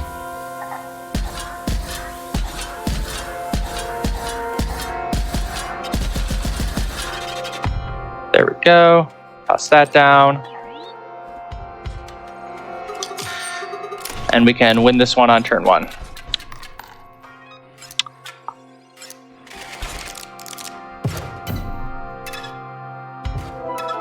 Okay. Have to hit that. And we are almost to our next Uberbot.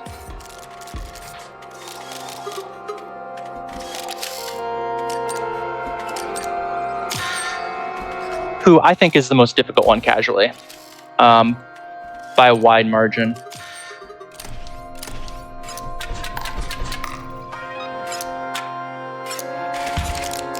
Go. We have one more fight.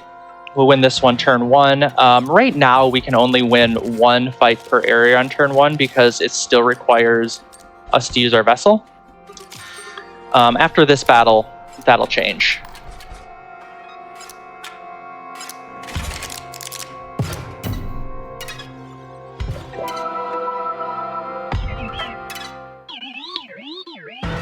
I'm not sure if this one has a name. In my notes, it just says boss, question mark, question mark, question mark. So I'm not sure what this one's name is. But we give it a face. And we have to give it personalized. There we go. Personalized rules. So whenever our turn starts, one of their cards will take, or will be given the ability to have nano armor. Doesn't matter, we're not going to attack any of them. And in this one, we're going to take 1 point of damage at the start of our turn. But again, it doesn't matter. We do 6. So that's enough to finish the fight. So that's that boss dead. And like I said, that one's really hard, actually. Some of those rules can be very nasty, and they snowball very quickly. We are going to upgrade our empty vessels here, though. and this will be our final like upgrade, and we will be cruising mode from here.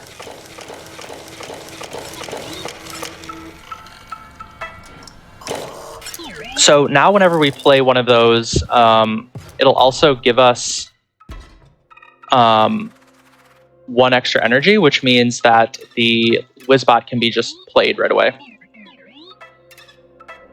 So this area, we got trees and stuff. This is Leshy's area. It's cute. We do have to clear out some of these trees to have room to play our Wizbot. But luckily that hammer is really effective for just kind of clearing it out.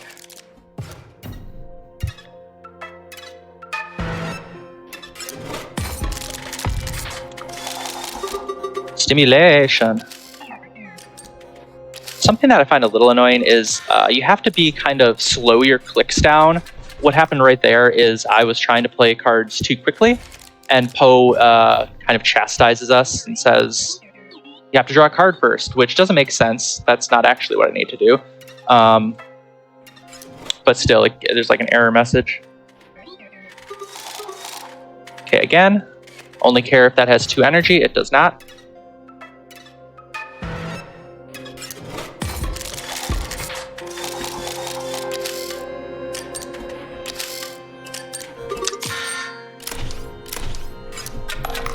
Now, the Leshy boss here, it's kind of a shame. It has a cool mechanic. This is the only one who we're not going to interact with their mechanic at all. We're just going to win too fast. So in the same way that Leshy was a photographer, the mechanic here is that you can take a picture of the board and return it to that game state whenever you want. So we're going to be prompted to do that here, but we have no real reason to. We're in a winning position, so we're not even going to take the picture.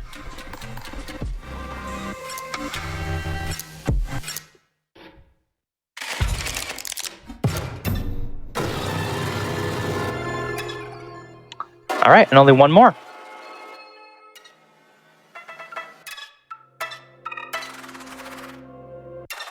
And we saved Poe's area for last.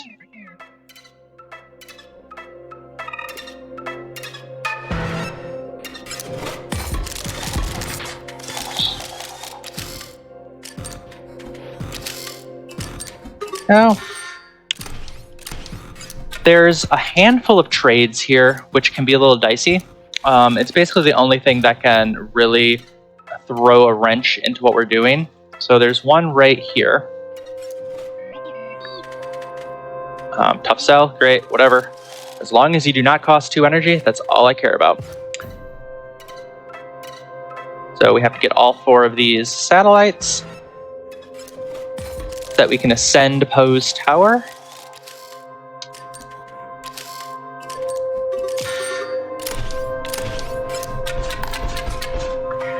For all the gloating that he does about how unoptimized our tech is, which I think is funny, that's something that Poe does throughout this.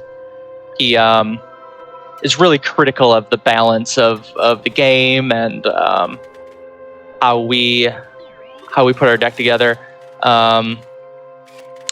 You think he would change his tune after we start beating him on turn 1 constantly? After he never gets another turn again? Yeah, after he plays, like, after the 4th fight, he doesn't play another card.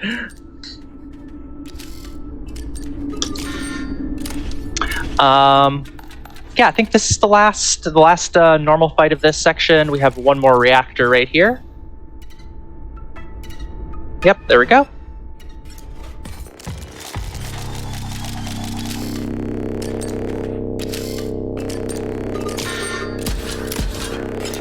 Again, we have the situation.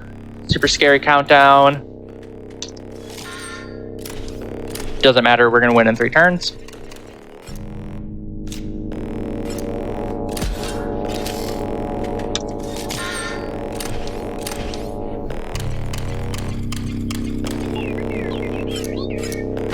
Perfect. We're on to the most fun of the Uberbots, the coolest one. So this one, its whole gimmick is it connects to the internet. I've stopped Inscryption from being able to connect to the internet in any capacity. So basically its mechanics don't work like they should, which is good. That's to our advantage. So it starts with a mole, very cute little mole. And similar to the moles earlier, we do have to clear that out because it's going to jump in front of our damage. Then it tries to access our Steam friends and put down cards based on them.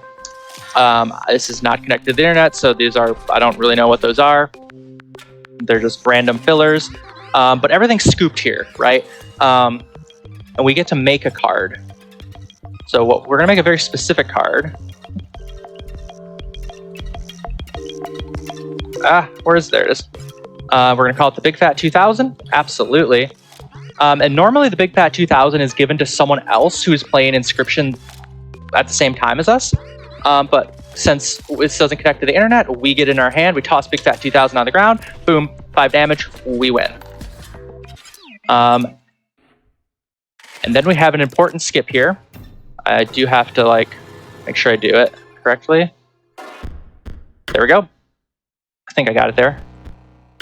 So I skipped a whole bunch of cutscenes and warped us.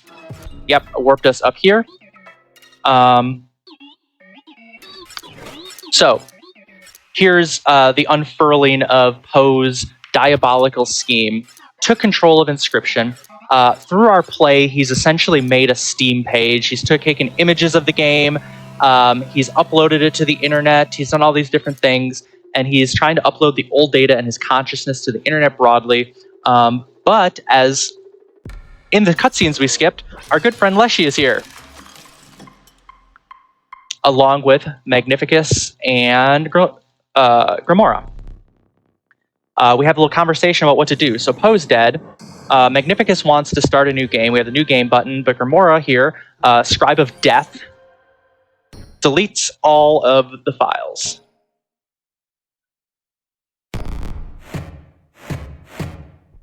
What have you done?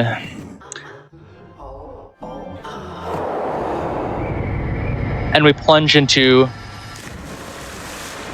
the watery virtual depths. So yeah, there's really cool narrative that's going on throughout this game about the struggle of these kind of characters within the game to have control over it or expand out of it. Grimora ultimately decides that it's too dangerous and that it destroys herself. And there's these companies and shadowy agents that are trying to track this down and take it from Luke Carter, who is making YouTube videos about it. So as we're going to play through the kind of decrepit, dying remains of the game Inscryption here as our Act 4. To start with, we get a taste of what a Grimora act would look like. Definitely the scariest of them, the most thematically appropriate.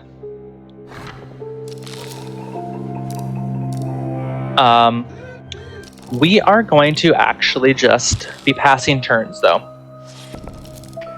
We are going to try to lose as quickly as possible. There's a really fun Easter egg here that I don't want to spoil, but if you play this casually, absolutely try to beat her. And there's a really fun cutscene that you can see, but we're not going to get to that. We're just going to lose. GG's Grimora, you are correct. You took the right course of action. Deleting Inscryption was right. Hashtag Grimora was right. As she disappears.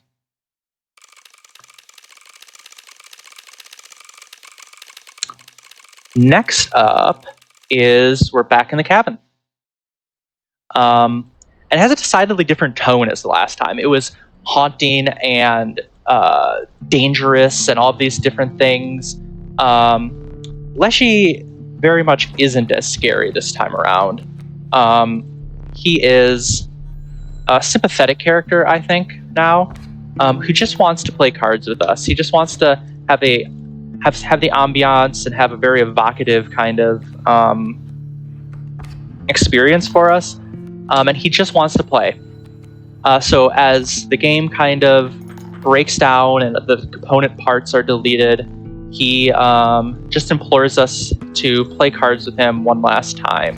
So we have our deck from the first act. We're not going to play any of the cards, though. We're just going to pass turns until the game deletes itself. Go. And for like speed strats, I always like to say there's actually like quite a bit of time to be saved here by clean like clicking. There is kind of like error messages again you can get here if you like click too fast. You'll say like you can only draw one card, things like that. But anywho, GG's, Leshy. It was fun. Okay, so Poe's dead, Grimoire's dead, Leshy's dead. That leaves one last scribe. Again, we can move during this loading screen here. So I'm going to be kind of mashing my scroll wheel and forward. So I should be right up next. Yep, right up next to him right away. On to Magnificus. And we would, if you kind of played it more casually, Act 1, Magnificus would have appeared to you. He's a painter. That's what he does. He paints his pupils. And if you're having difficulty finding what things to do in the cabin, you'll see a vision with Magnificus, who has painted a clue for you. But we're here now in person, and we got our duel disc. It's time to duel. You should be honored to wear a duel disc such as that. It fits great, Magnificus. I love it. We got our 400 hit points here. Have this kind of vaguely, it's not ancient Egyptian, but it definitely is kind of ancient in the way that Yu-Gi-Oh's kind of themes are ancient. We have our dark magicians or whatever. And oh man, that did 1 point of damage. Oh, I need those other cards. So this could take an awful long time to get all the health down. The thing is, what is extremely lucky for us is that this doesn't matter. Oh no, you've allowed my Goo Mage to be deleted. Sorry, bud. This right here is a cutscene. We're in a cutscene that we can play out. The passing of time here is tied to the audio track. We don't have a way to skip this. I would really love it if everyone in the chat set out on a goal to learn how to skip this final cutscene. We haven't figured it out yet, but it's, I think it's around 5.5 minutes. I haven't timed it too closely. So we are kind of stuck here for a little bit. I've tried before to see how low I can get the health. The thing is, after a bit, yeah, there, the score starts glitching out. So I can never really know how far into it I am unless I keep track myself. I'll let Magnificus have his dramatic moment here.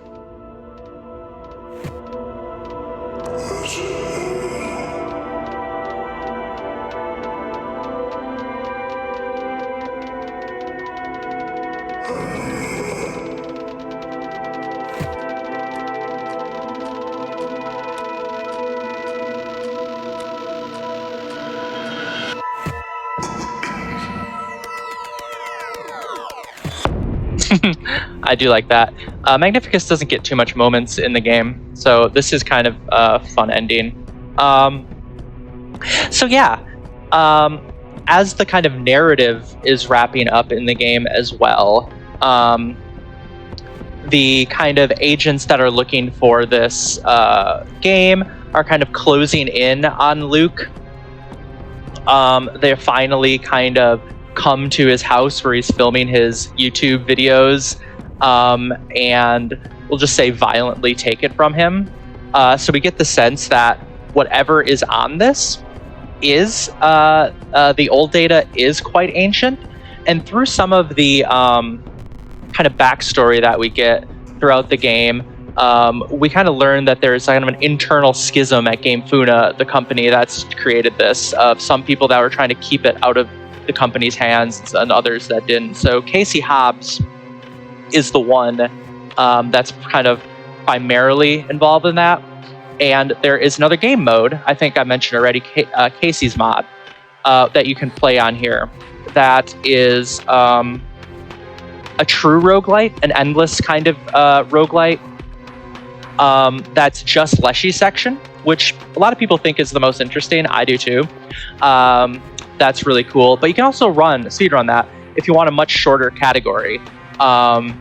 They're 5 minutes to 10 minutes, depending on what you're doing, that are pretty fun. A little bit reset heavy, but any kind of roguelite is. There's also any percent just with glitches.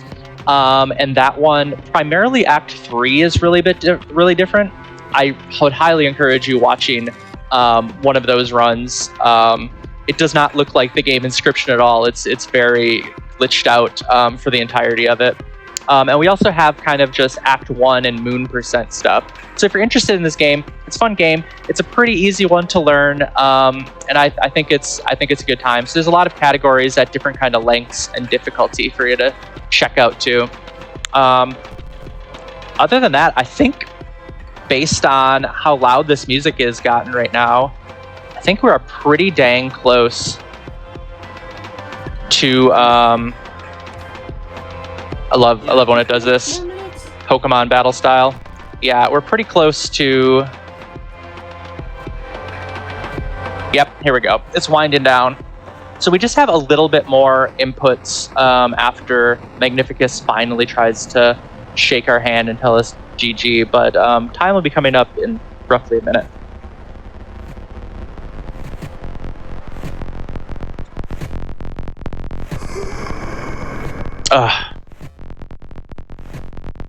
Magnificus, my dude. You're breaking my heart.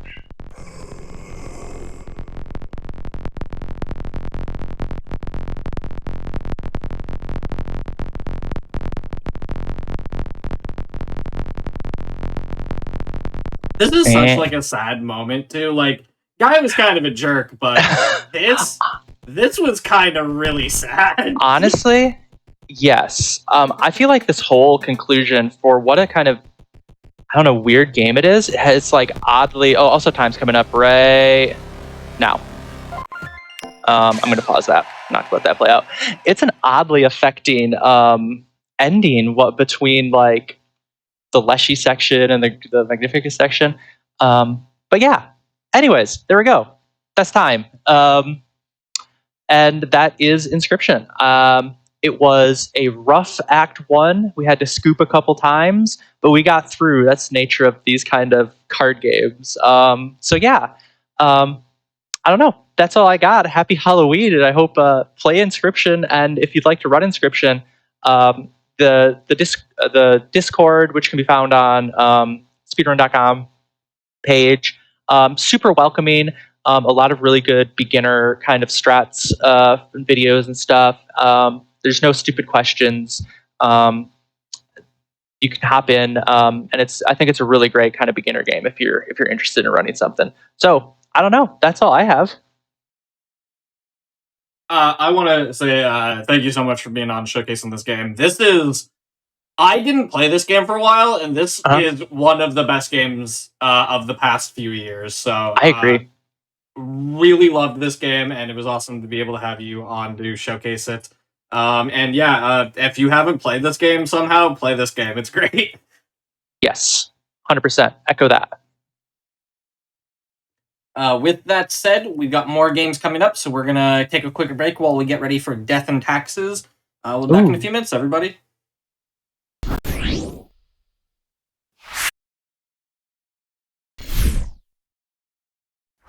Hello, everybody, and welcome back to the Games Done Quick Hotfix. This is our quote indie quote horror speedrun showcase. A bunch of horror games for you today. Most of them are indie games. And right now we have Death and Taxes. I will hand it over to the runner and let her introduce everything. Hello, everyone. My name is Selkuthmind, or Sel for short, and I will be running Death and Taxes, Usurper Percent, one of the many endings for this game. And with me, I have Genesis on commentary. Do you want to introduce yourself quickly? Hello, everyone. I am Genesis. I run other games, and Sel asked me pretty much last minute to come help her after I did commentary for her for another event very recently. So I am now here. Mm-hmm. Yeah, so up until Friday, I was actually the only active runner of this game. The leaderboards had been dead for about 18 months before I started running this game a few months ago.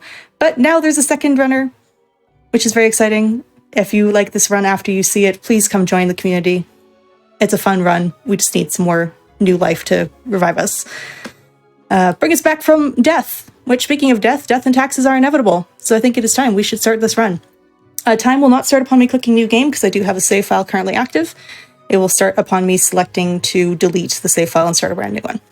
So, time will begin in 3, 2, 1, start. Yep, we're going to skip the intro. All right, so here is Mr. Fate. Mr. Fate is our, Mr. Fate's our boss.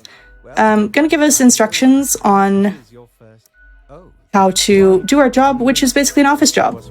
We're a Grim Reaper, but we don't go out and get rid of souls. We instead sit at a desk and we get handed profiles. I'm just gonna quickly clear up my desk a little bit. Get some things out of the way. That is the one problem of a New Game Plus save file. There's a lot of desk clearing that must occur for this to work well. All right, so we have instructions. One worker must die. Yeah, you can die. Cool. Doesn't really matter, just one of them. These are instructions from Fate. There's a lot happening on that screen. We'll explain as we go. But after that one is done, we come back. Great. And we're going to talk to Fate because it's a New Game Plus file. We can just sort of say, we already know everything, just skip straight to the point. And he goes, oh, okay, cool. And then we end today, and we go back and we do this again. So, Genesis, can you explain to people what the 4 things are on a profile? Of course. So every profile has 4 stats. From left to right, it's ecology, prosperity, health, and peace. And these can all be affected positively or negatively, depending on whether people live or die. And they can be seen using one of 2 devices, which is the Infernal Illuminator, which is a lamp that shows the stats on every single page. Or the Threatening to Desolation, which is a little snow globe on the desk that shows the overall state of the world. And as you mark up the people, the globe will change. And as time goes on, you can sort of see how all of your actions are affecting the world by looking at the globe. Yeah, so as you can see right now, the globe is sort of got a vaguely bluish tint to the sky. That means things are overall good for the world. Oh, I have an unmarked profile somewhere. Aha, here we go. And you can see there's a lot of red negatives in that snow globe. Means the people who lived and the people who died had very negative results for the world. That's okay. We don't really care about that. All right. Don't have to talk to him much. So in Usurper Percent, our goal is to work alongside Conscience, which Genesis will explain for me in a little bit. We're going to work alongside Conscience to get rid of Mr. Fate, our boss, and we'll take over his job. This does mean we are going to kill all humans. Something. Death is inevitable. There's no taxes in this game, just a lot of paperwork, which I guess is like taxes. But because we're going to obey... I am beginning to sense... Oh, I forgot. That was the day that he had given special instruction. I somehow managed to get it correct by accident. On day 4, there is a special profile that Fate says to mark live, and I must have accidentally got that one correct. He's very annoyed if you don't. Sorry, I'm just going to think here for a second. You can die. Don't want to mess up these instructions. Yes, and 2 humans have to die. Okay. You see the sky is gray. That means things are currently balanced. That was a lot of red I just put into the world today, which means tomorrow is going to be very negative. What a day. Good. Anyway, Grim, before you go. We can ask him questions about why aren't there underage profiles, why is it just humans, etc. There's deep lore in this game, but we don't have time for lore. We only have time for death. Genesis, do you recall what I was saying? I'm thinking very deeply about profiles. Like what you were saying before that? Yes. Sorry, I've got a very complex set of instructions today. Okay, so you live. I do not actually know. Okay, cool. That's fine. Something about conscience and killing all humans, I think. Yes. Question mark. Killing all humans. Yeah, we just kill all humans in this run. It's fine. It's absolutely fine. Now, because this is a New Game Plus file, I already bought everything. We don't need to worry about buying things. But in a normal game, you would go buy things. Which, Genesis, do you want to explain the 2 areas of this game that we're not going to visit in this run? Of course. So, as you can see, there's this whole building, and we can use the elevator to go to each specific room where we're going to do some work. So the 2 at the very bottom of the tower we don't visit, which are Quartermaster Mortimer's Plundered Emporium, which is where you would go to spend your money to buy things in between work. And then there's also Cerberus's Den, which is a bar run by a character named Sari, where you can order drinks and interact with different NPCs and get some extra little bits of lore and interaction with the characters. Now, your conduct, so much so that we do what. Speaking of, Which, the bar is quite possibly one of the best parts of this game. Oh yeah, it's great having all the interactions with the characters. It's so much fun. They all really get to blossom when you talk with them down there. Yeah, the bar is fantastic. Oh yes, the I feel world like that's is true in in most games. the world is in a terrible situation. Is it literally on fire? Yes.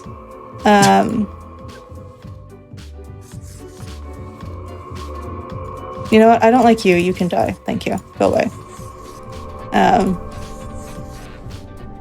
That's profiling, literally. This whole job is about profiling.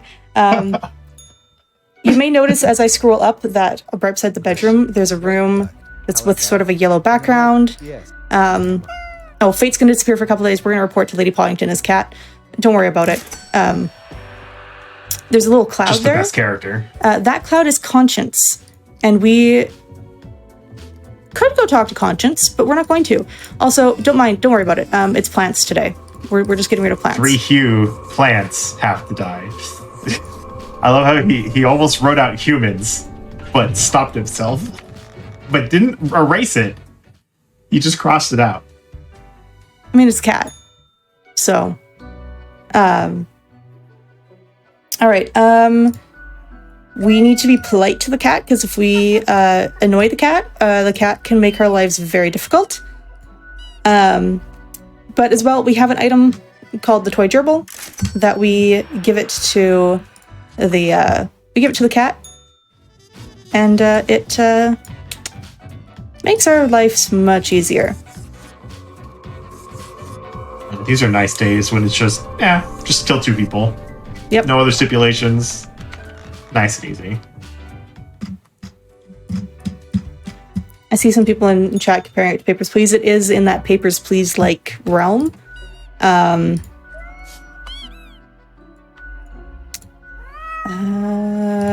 got more. Okay.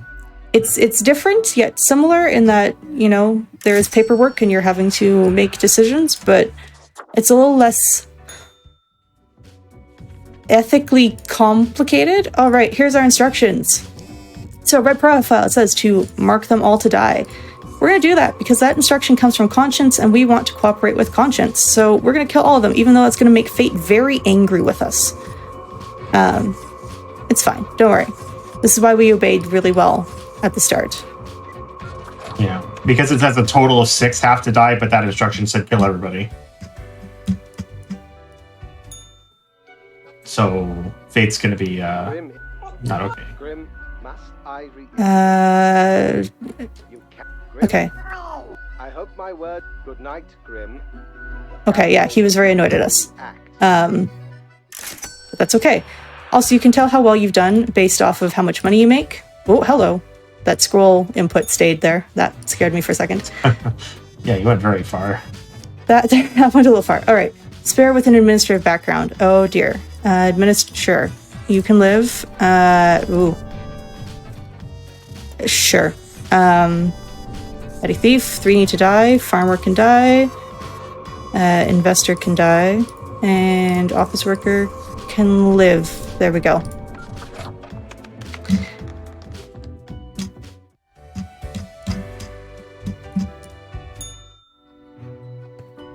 Oh, we still have the cat. All right. You can also choose to ask the cat questions. The cat doesn't give you answers. It's a waste of time, but it's really fun to do casually.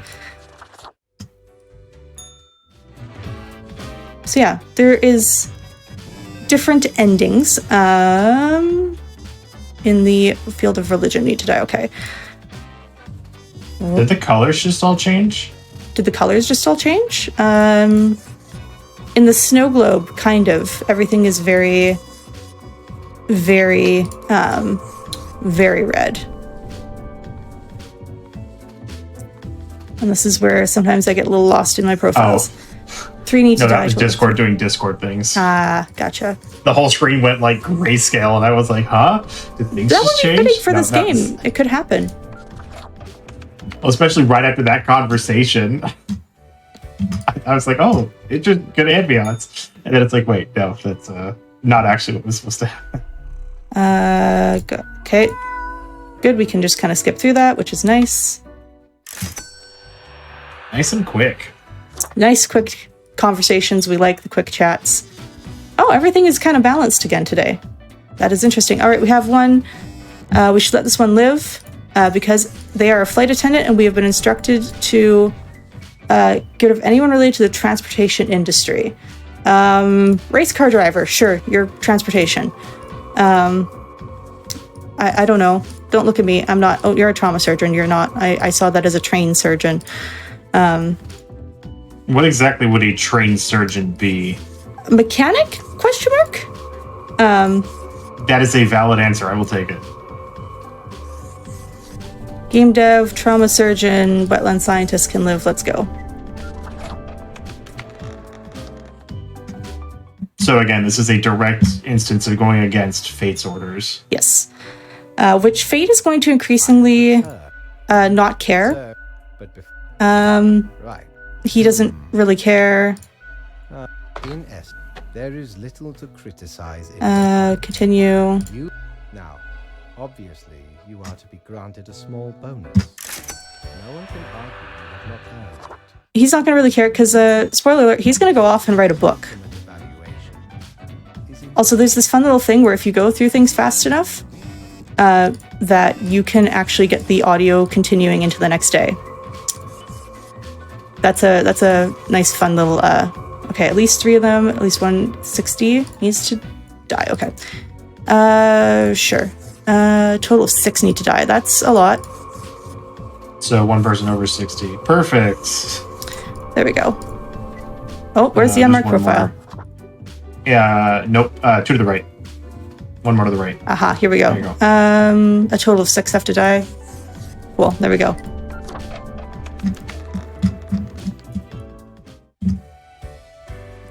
Sometimes it's hard to find a profile when you got a big stack like that. Good.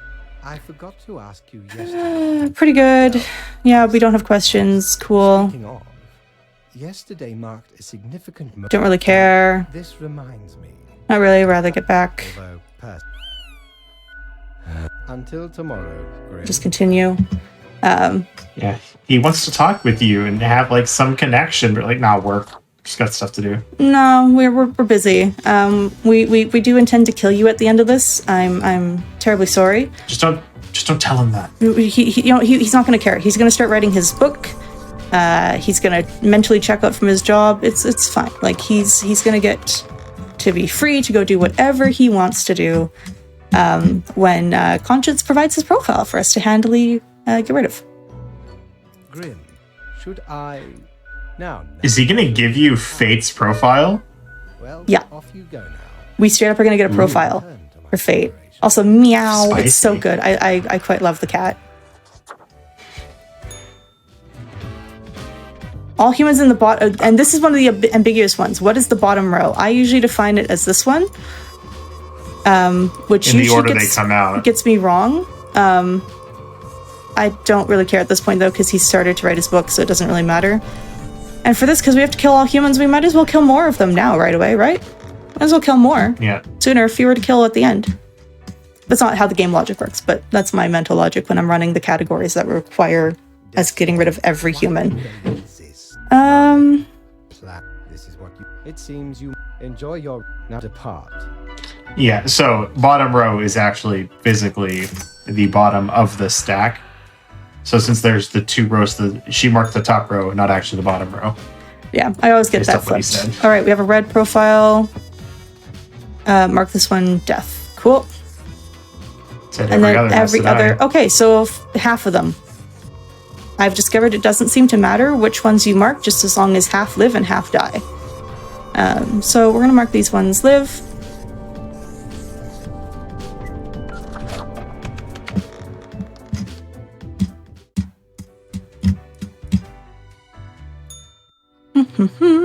Sky is getting red out there. Welcome. All right, yeah, you're gonna grand artistry and all that. Nothing amiss. Now I bid thee goodbye. The inaugural words of the greatest novel of all time will be engraved tonight. I actually didn't notice until now that actually outside of the building also reflects the sky color. I also, from all the testing, like all the runs I've done, I've selected different profiles to mark die on this one where it says the last 3 coming need to be done. It doesn't seem to matter. I think it just checks for 3 being dead, because the first when I did this casually, I stressed so hard over which 3 were the last ones out, and it really stressed me out. It doesn't matter. Goodbye, Grim. It doesn't seem to matter. The last 3 come out would be the ones on the top. You would think so. All right, any humans who seem suspicious? You seem suspicious. This is a do whatever you want day. You seem suspicious. You seem suspicious. Student coordinator. You're not suspicious, and you're suspicious. Days like this are really, really nice for Utopia percent or balance percent or any of the ones where it's about balancing those 4 stats. Unlike this, where we're aiming for a certain ending. Or I guess those are also endings. But in this case, we're aiming for a specific outcome where we already know all humans are going to die, so we don't care about the stats of the people, of the profiles we're marking. But in the ones that we do, days like that are so nice, because then we don't need to like carefully balance and go, like who's going to be the best for balancing our stats in the direction we want them to be balanced? Who's going to, like, you have to weigh things back and forth. There's actually an eraser in the game that lets you erase one. You can erase one profile with it, and then you have to go buy another one. It's very nice to have that for Utopia percent, because that's the one I find the hardest to do. Off you go. I also love that at that point the phone is knocked over with a bottle of ink. Yeah. There's just chaos when the cat runs the office. It's fine. All right. Tomorrow, the one marked. Okay.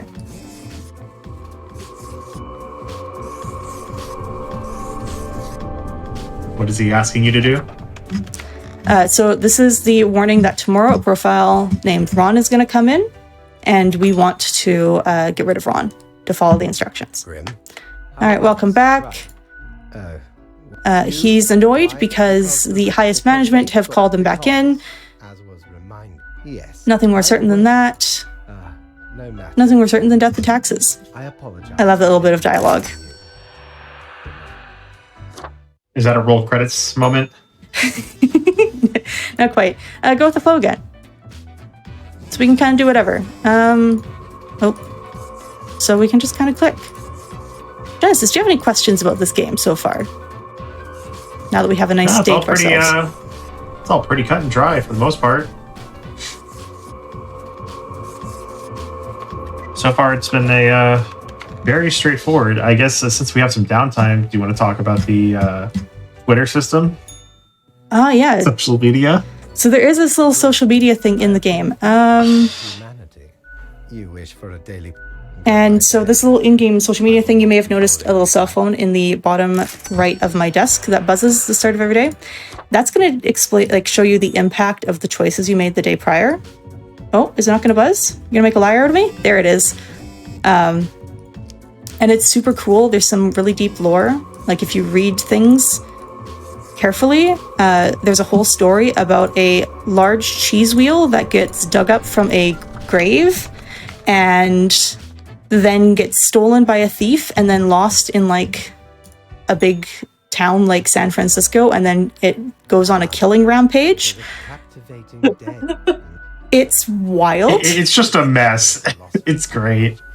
It's amazing. And there are also some entries that are based on your actions, such as if you choose to let a pilot survive, then there will just be a notification about, hey, the people are this plane. All the people on this plane survived because of the skills of the pilot, or something like that. So you will have sometimes direct consequences of your actions that you'll be able to hear about in the little Twitter feed. Yes, I see in chat someone questioning. No, the wheel of cheese goes on a killing rampage. Yes. It's just Attack of the Rotten Tomato or Angry Tomatoes. Experiment. Why would you even hot earth? Cosmo. One can only be impressed by. Oh, What can I say? I think I'm getting a different Are you sure? result for killing everyone than I have ever done before. That's never happened before. Put it on your marathon bingo sheets, everybody. It's never happened before. I saw a reference to Borg and I went, I've never seen that before. Usually I get ecological destruction or what's it called? Zombie apocalypse. I've never seen something about Borg. The zombie apocalypse is a great one. The zombie apocalypse ending is the text for that's really cool. That's one shame with this run is because speedrunning, you got to go fast. Wheels in motion. Never before seen. It does kind of suck. Truly. Yeah, you get to miss a lot of the little tiny things about the conversations. There's like the dialogue and the lore of this game is so good. Okay. Killing everybody. Okay. I love that this happens to be a situation where both of their instructions line up with each other. Yes. But that's sort of the confirmation. If you fail to correctly follow, growing in the final. if you fail to correctly follow at least one of Conscience's red profiles, you just don't get the next one. At least that's what I've found from my own testing and what I've read from like the Wikipedias and that. But yes, your friend and benefactor, Conscience, says, here's fate, here's fate. He's dead, everyone. Ding, there's our confirmation that usurper percent is successful. Time is going to come up at the end of this conversation that we're going to have with Conscience. Everyone? Music is all spooky now. And This is what you were aiming for. So you're the king. Is that Conscience? this is Conscience talking at a female voice. Be proud of your. The last behold your throne, true death. The ultimate usurper. And that is time. And here we get to see our endings. Oh yes, I got a new one. That must have been very low peace. I've never seen low peace before. So that has never happened.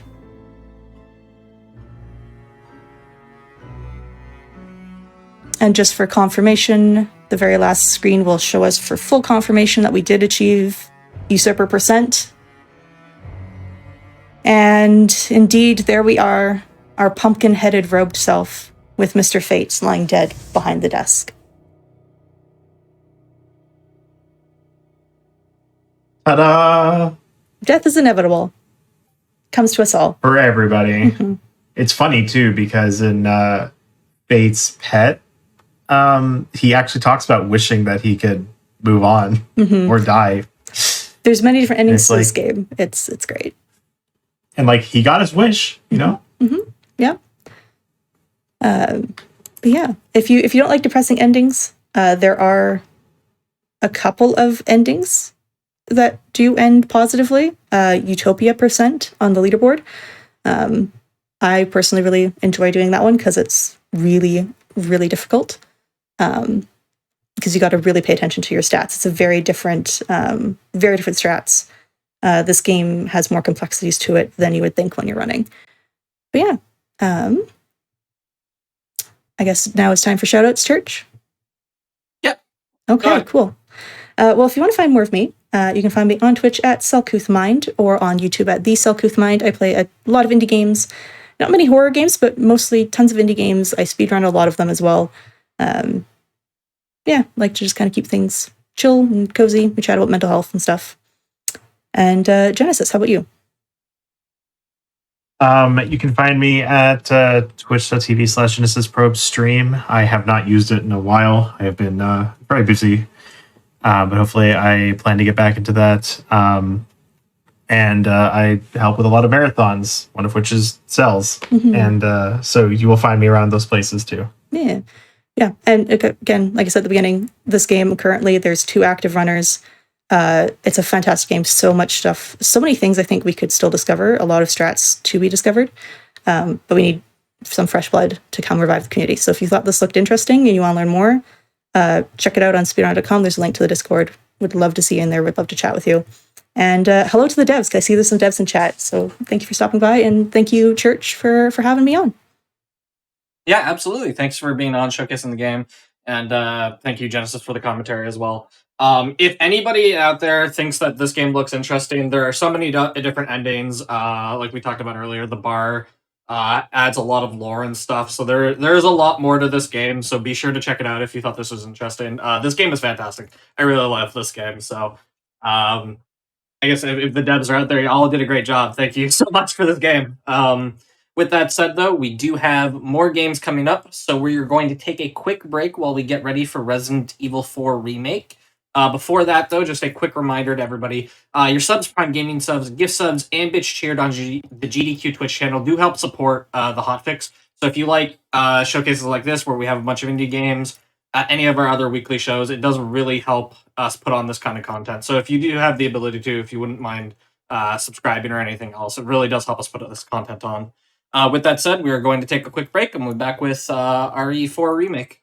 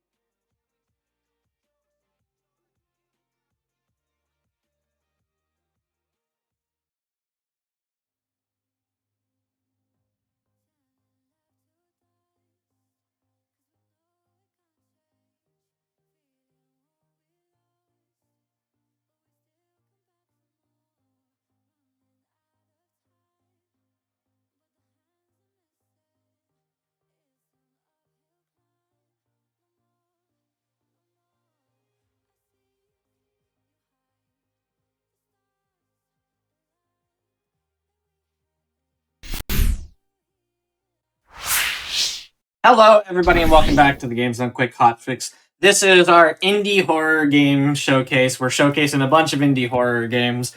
We've got Resident Evil 4 Remake. I will hand it over and let everybody introduce themselves.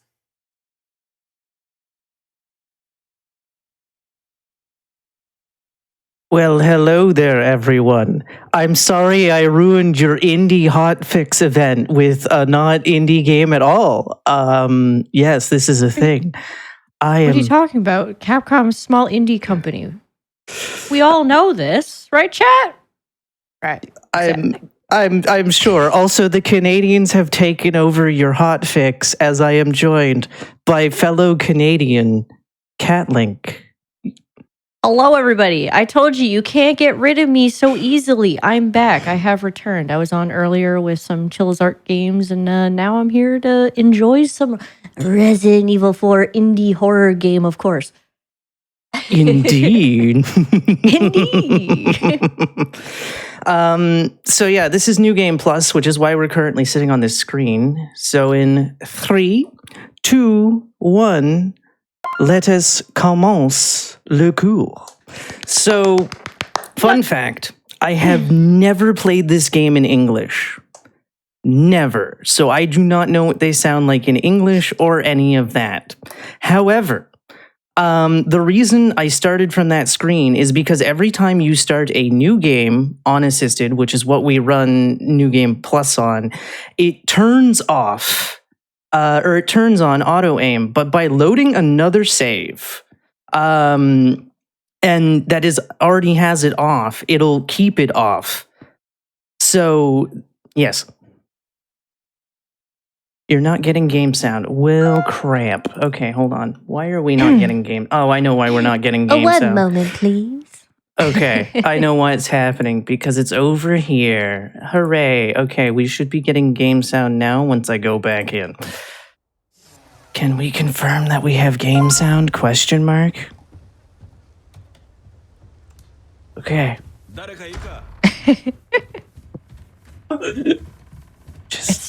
Okay, cool. So interesting listening to this game in a different language.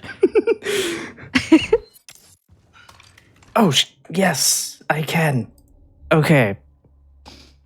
Okay. Should I just restart from the top? Question mark. We might as should well. be fine. Whatever. It's up to you. Unless you want to. Because, I mean, we're only like 44 seconds in, so I totally can. Sure, let's Yeah, go. yeah, yeah. Okay, fair. From the top. Indeed. Sorry about that. Technical issues. What hotfix doesn't have technical issues at least once? All right, so in 3, 2, 1, we will restart the run. What do you mean? This was totally the first attempt. 100% no issues. We're here now. Okay, fair enough. Fair enough. All right, here we go. So again, we're playing in Japanese. Never heard the game in English. So that is totally a thing.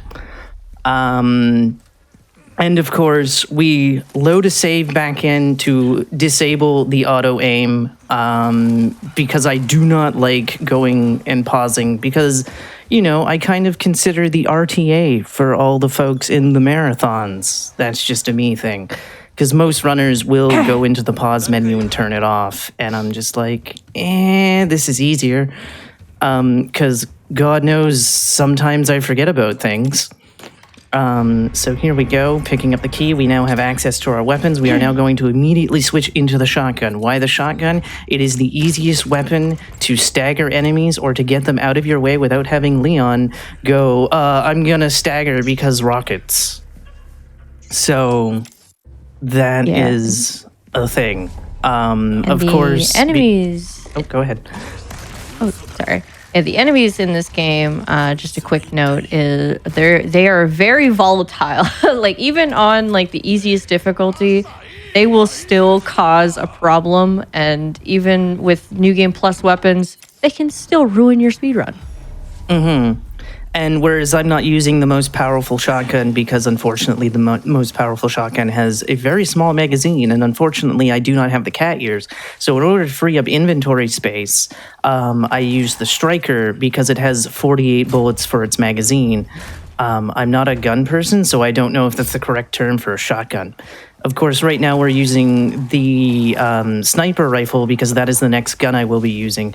Every time I switch to a gun, it is because that is the next thing that I need in order to progress. We're going to be shooting a bell. Hey, Kat, did you know you can shoot the bell? You can? No way! I had no idea.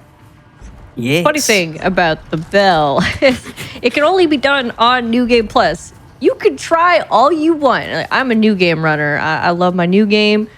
If I could shoot the bell and move on, that would be amazing. But you can only do it on New Game Plus. Unless you can possibly do some shenanigans to get a sniper rifle early.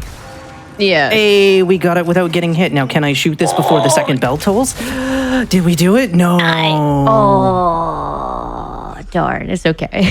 Yes, that would be a setup for Chapter 5. By breaking that window, apparently it is faster to just jump out of a broken window than, like, rolling through a window. I don't know how that works, because I'm also told that if you do a rolling jump off of something, that is slower than just jumping down, and I'm like, how? I'm confused. Do you have any insight on that? So there's like certain ledges where it's just faster to drop down because there's like a little animation skip you can do when dropping down, where it just instantly like drops him and he doesn't do an animation to get out. He just instantly starts running, whereas the roll takes up a little bit of time. Oh, okay. Because I'm always hearing about it and I'm like, what? Okay. Because he's rolling forward, so I'm like, but wait, he's going a further distance. What is happening? Yeah, you'd think it'd be faster, but yeah, it's a little bit slower. Now, one of the things that happens there as a giant cowman with a giant mallet was smashing through the door is that there are some parts where the game likes you to focus on things, and it's like, can we not focus on that? I'm trying to run fast and get away. I don't need to see this. It's going to happen a few times throughout the game, and it's like, can we just not do this? It'd be really nice. I want to look this way, please. I just want to look this way. Please let me look this way. So here we are, pushing things. Is Bullboy gonna come say hi? Oh! No, I usually get Machete Man to hit me, and it's like, sometimes iframes happen, sometimes they don't. Now, the reason I've switched to the shotgun here is because we might have to use it against an enemy coming up, because if she is charging with her pitchfork, they're basically like heat-seeking missiles, and if they hit you, it's like a mini cutscene that you can't skip. So that is the purpose of that. We are then going to switch back to the rocket launcher to explode a bomb, and then we're going to switch back to the shotgun for Chapter 2 setups later on. Because that's just a thing. So what you're saying is there's going to be a lot of weapon swapping. Yes. I love it. So we're doing that. Now, typically for this lock coming up, I believe a lot of runners will go for the stab motion. However, the stab motion can be hit or miss. So for the sake of consistency, I go for swipes. Because it's, again, consistency is better than chance.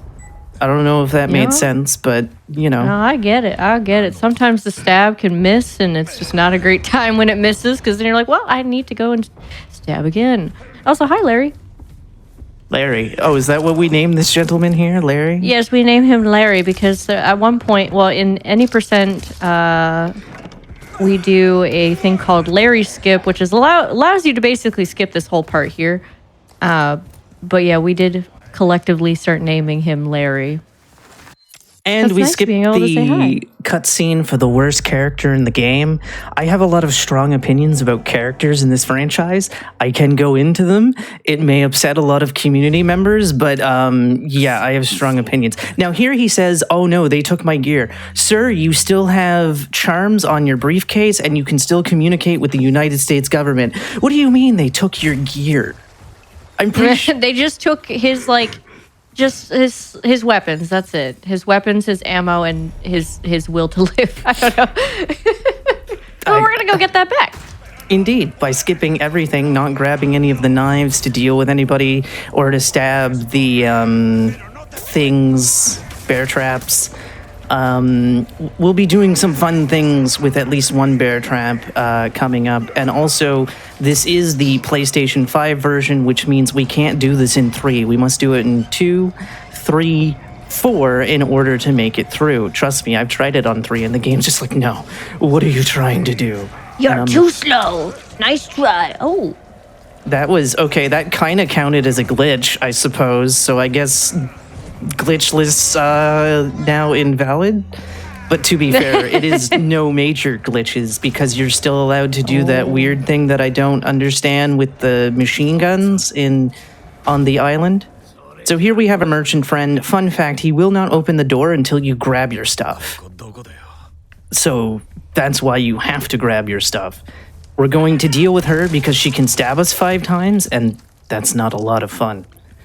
I'm going to strategically attack certain enemies because it changes the placement of other enemies, making it easier for us to get through. Such as this fine hatted gentleman. Somehow it moves the position of like 4 other characters, and it's like, what? Okay, whatever, this is fine. I just recently discovered this week, as a matter of fact. So we're going to grab the emblem. She may or may not drop down, but this gentleman with the dynamite would be up on the stairs if I didn't shoot the hatted gentleman, and there'd be 2 people on this side, but they're not there. This is just a thing. Also, fun fact, before all the patches, you see that ledge there?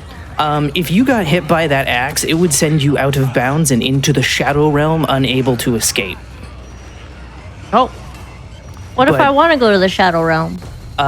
You would have to unpatch your game. Ah, darn. So now what it'll do if he throws it and it hits you, it just bounces off Leon like nothing happened. And I'm like, oh, all right. That was actually not a bad canyon. It can be pretty volatile, but again, after I learned about shooting the guy with the hat, it's like, oh, everybody's gone. All right, let's go. And now we have a very hard puzzle. Kat, I don't know if we can do this. It's very difficult. It's the hardest 3-button input I've ever had to do in my life. I know, right? And there we go. 10 turns and we've done it.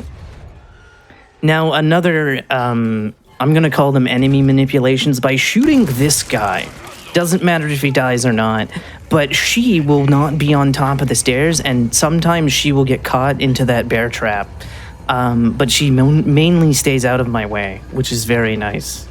And of course, we get to leave the crows alone in New Game Plus, whereas in New Game, I believe you have to deal with some of the crows to get certain items and the like. Not necessarily, no. Oh.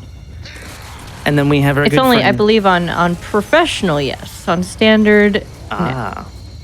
no. So Yes. there we have Dr. some of them have- Salvador blowing himself up.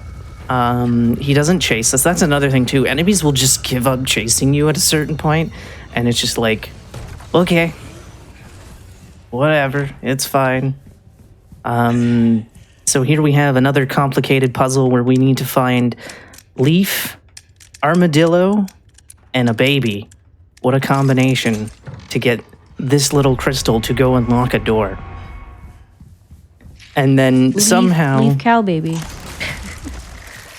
And then we have the other thing, and I don't know where he came from. And then we have this puzzle, which, fun fact, is a real pain on controllers. So if you even slightly mess this up, it's very unrecoverable. Come on. There we go. There you go. And then we grab the key, and it's our intro to Ada. Hooray. I'd like to note that the guy downstairs actually came from the toilet. Oh, did he? Yeah, he was busy pooping. And so we disturbed him, so he came out and asked us who's making all that racket, and yeah. Oh dear. And then we have to unlock the door, and unfortunately, everybody in chat, I'm sorry. But we You're have not saving Huey? No, I'm sorry. We got places I am to be. displeased. I'm sorry. Poor baby boy. I'm so sorry that we had to leave him behind and blow up the roof. which hopefully I blow up correctly. I believe. I've been having struggles with it this week. Hopefully that worked. And the answer is, it looks like a yes. It was a yes. And then we switch back to the shotgun, not for the person on the other side of the door, but for the person outside, because the scariest thing in this game is not somebody wielding a weapon, it's the ones that don't, because they'll try to give you a very painful neck hug, and it's not very good. So that is a thing. And of course, our good friend the merchant, who we've been ignoring this whole time.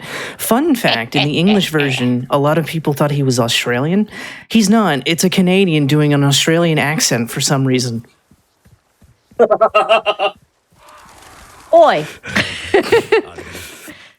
I don't know why. It's like, why didn't you just hire someone from Australia if you wanted an Australian accent? Capcom, what's going on? He has a pretty good accent. I'll give him that. Indeed. As we head on down here, apparently there's a knife trick you can do, and I'm like, I don't understand how this works, so I'm just gonna jump down. Not sure if on console, but on keyboard and mouse, it's literally just hold S and shift, and then swipe. Swipe a bunch, like spam swipe, and then you should just fall down as soon as you draw, or as soon as you open the door. But on console, I have no idea. Yeah, I don't really know either. Ow, sir, that was not very kind. Also, since the Ada patch, these two have not gone down together from a single shotgun shot. So that's a change that happened.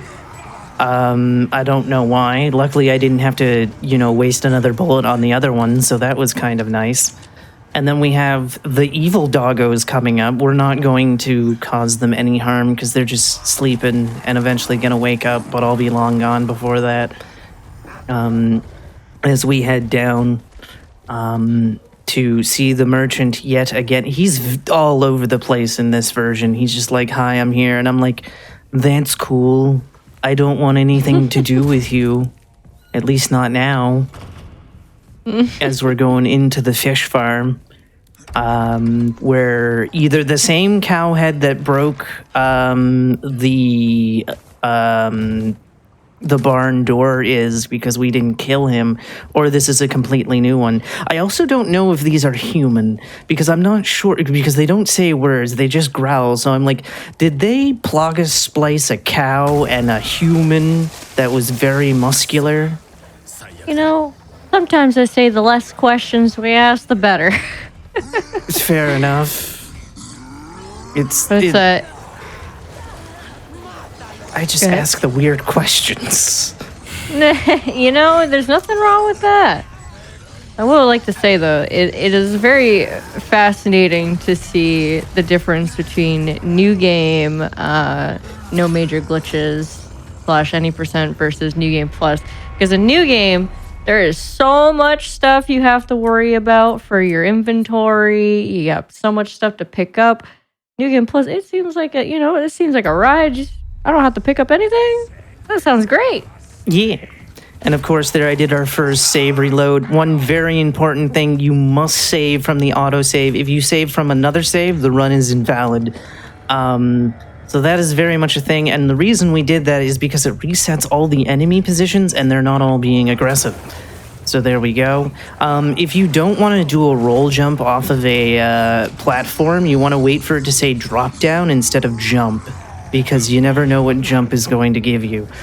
And now we're coming upon what many call the first run killer of the run, because we're about to fight a giant lizard. I don't know how many people know that it's a lizard, but it's a lizard, and thanks to the model viewer, you can see his little legs. He's got little legs. Little tiny leggies. Yeah, I like to call him El Del Taco. Tacos are good. Tacos are great. Are you suggesting that we turn him into tacos? Mayhaps. I wouldn't complain. It could be delicious. Hey, so Del Lago So Del Lago has like a very straightforward fight. A lot of it is basically just quick shooting by letting go and releasing to the harpoons to get those quick shots. You can get Del Lago down in one phase, which is ideal, since his second phase he does heal for about 70% of his health if he goes under. And he becomes a lot more chaotic and wild on his second phase. So getting Del Lago down in the first phase is the best bet for a quick one. Indeed. Also, I didn't know about the quick thingy. I've been holding it down the entire time. Oh, you're fine. You are fine. That is a little bit of the faster strat. Again, I am not very well aware of like the console business. It's a little different. To be fair, I don't know many console. Oh no! Oh no! Oh no! Oh no! Ooh. So, Del Lago is about to go into his second phase. He just healed for about 70%, and now it's about to get a little wild. Yeah, we'll say this is for the content, because hotfixes like the content. It's fine. It does suck a little bit when this happens because there's not really a whole lot you can do. You can reset from your checkpoint and try again, which sometimes can just be faster, but depends on how nice Del Lago decides to be. It's just like, oh dear. You got this. You got this. Let's. All right. Where are you? Come on, pop up! I dare you. Uh-oh. The boat got Hey, you in my moved that way. out of the way. What a nice guy. But he also moved it my way because I couldn't see where his corpse was. I mean, he's not a corpse yet, but he's getting it. Okay, where are you right now? There you are. So this is another thing that he'll do. He won't just sit there. He'll, like, take dives, and it's like, can we not take dives and just get hit by me? Where'd you go? Where did you go? Oh, you're left. Come on, Del Taco. There we go. He died. Time to turn you into some tacos. Yes. Yum, yum. Excellent. Anybody in chat would like some tacos? Tacos, anybody? Fresh catch. Fresh catch of the day. And unfortunately, unlike Resident Evil 3 Remake, where the radio calls didn't add the IGT up, Hunnigan's calls do. So the reason I pause is because that'll stop the IGT and also allow me to skip faster, because the way the game decides you can skip things is by holding triangle, and it's like, can we not hold it? Because if I'm pressing buttons, can we do that? And the reason I just did a rocket there is because there's usually a mini cutscene there, and it doesn't matter if the Plagas dies, Leon will continue to walk slow, so it allows us to keep moving, and it's very nice. Mm-hmm. There's also some cutscenes in this game that count towards your IGT, mainly later on with Luis, but there are some cutscenes that will count towards your IGT, so skipping those as fast as possible is always also ideal. But thankfully, Capcom gave us the ability to skip a lot of dialogue. Indeed. And this way changed at a certain point, because the way I used to do this is I would go to the other side of the lake first, but it's faster to start with the enemy side and then go to the lake side. Also, we will not be seeing any chicken eggs thrown to kill a boss. We will be using rockets instead. I found that fascinating when that was discovered, that you can just throw an egg and it takes like 70% of his health away, and I'm like, huh, all right. Yeah, it's a fun little thing that Capcom put in for Salazar later on, where golden eggs are his weakness. It's fabulous. We love it. But for New Game Plus, your main weapon for bosses is going to be the rocket launcher, just because the rocket launcher deals so much damage. Just like the original, it deals insane amounts of damage. So the reason I shot that guy on the bridge is so that I could cross it without being set on fire, and so that we could jump down here, because it's faster than going the other way. Luckily, it paid off because, again, we are using the second most powerful shotgun in the game. So it's kind of like, is this going to kill? Is this going to cause him to drop it? And luckily, that was not the case. And, of course, we're using the evil Leon costume because, of course, it's the best one. The villain. I actually find this costume is like super distracting with the feathers because it kind of gets into your like peripheral vision. At least that's what I struggled with. I also love the pinstripe suit. My chat loves talking about Leon and feathers, and I'm like, I don't know, it's just a thing they decided. However, fun fact, if I want to down patch to do like glitches, I can't use the costumes despite the fact that the costumes came out on day one. So I'm like, Capcom, why? Why? So, Why, Capcom? Uh-oh, wrong one. So we're going to back out because it'll reset everything. There we go. Also, don't ask me whether statues are bleeding. They're just going to bleed. They're fine. It's fine.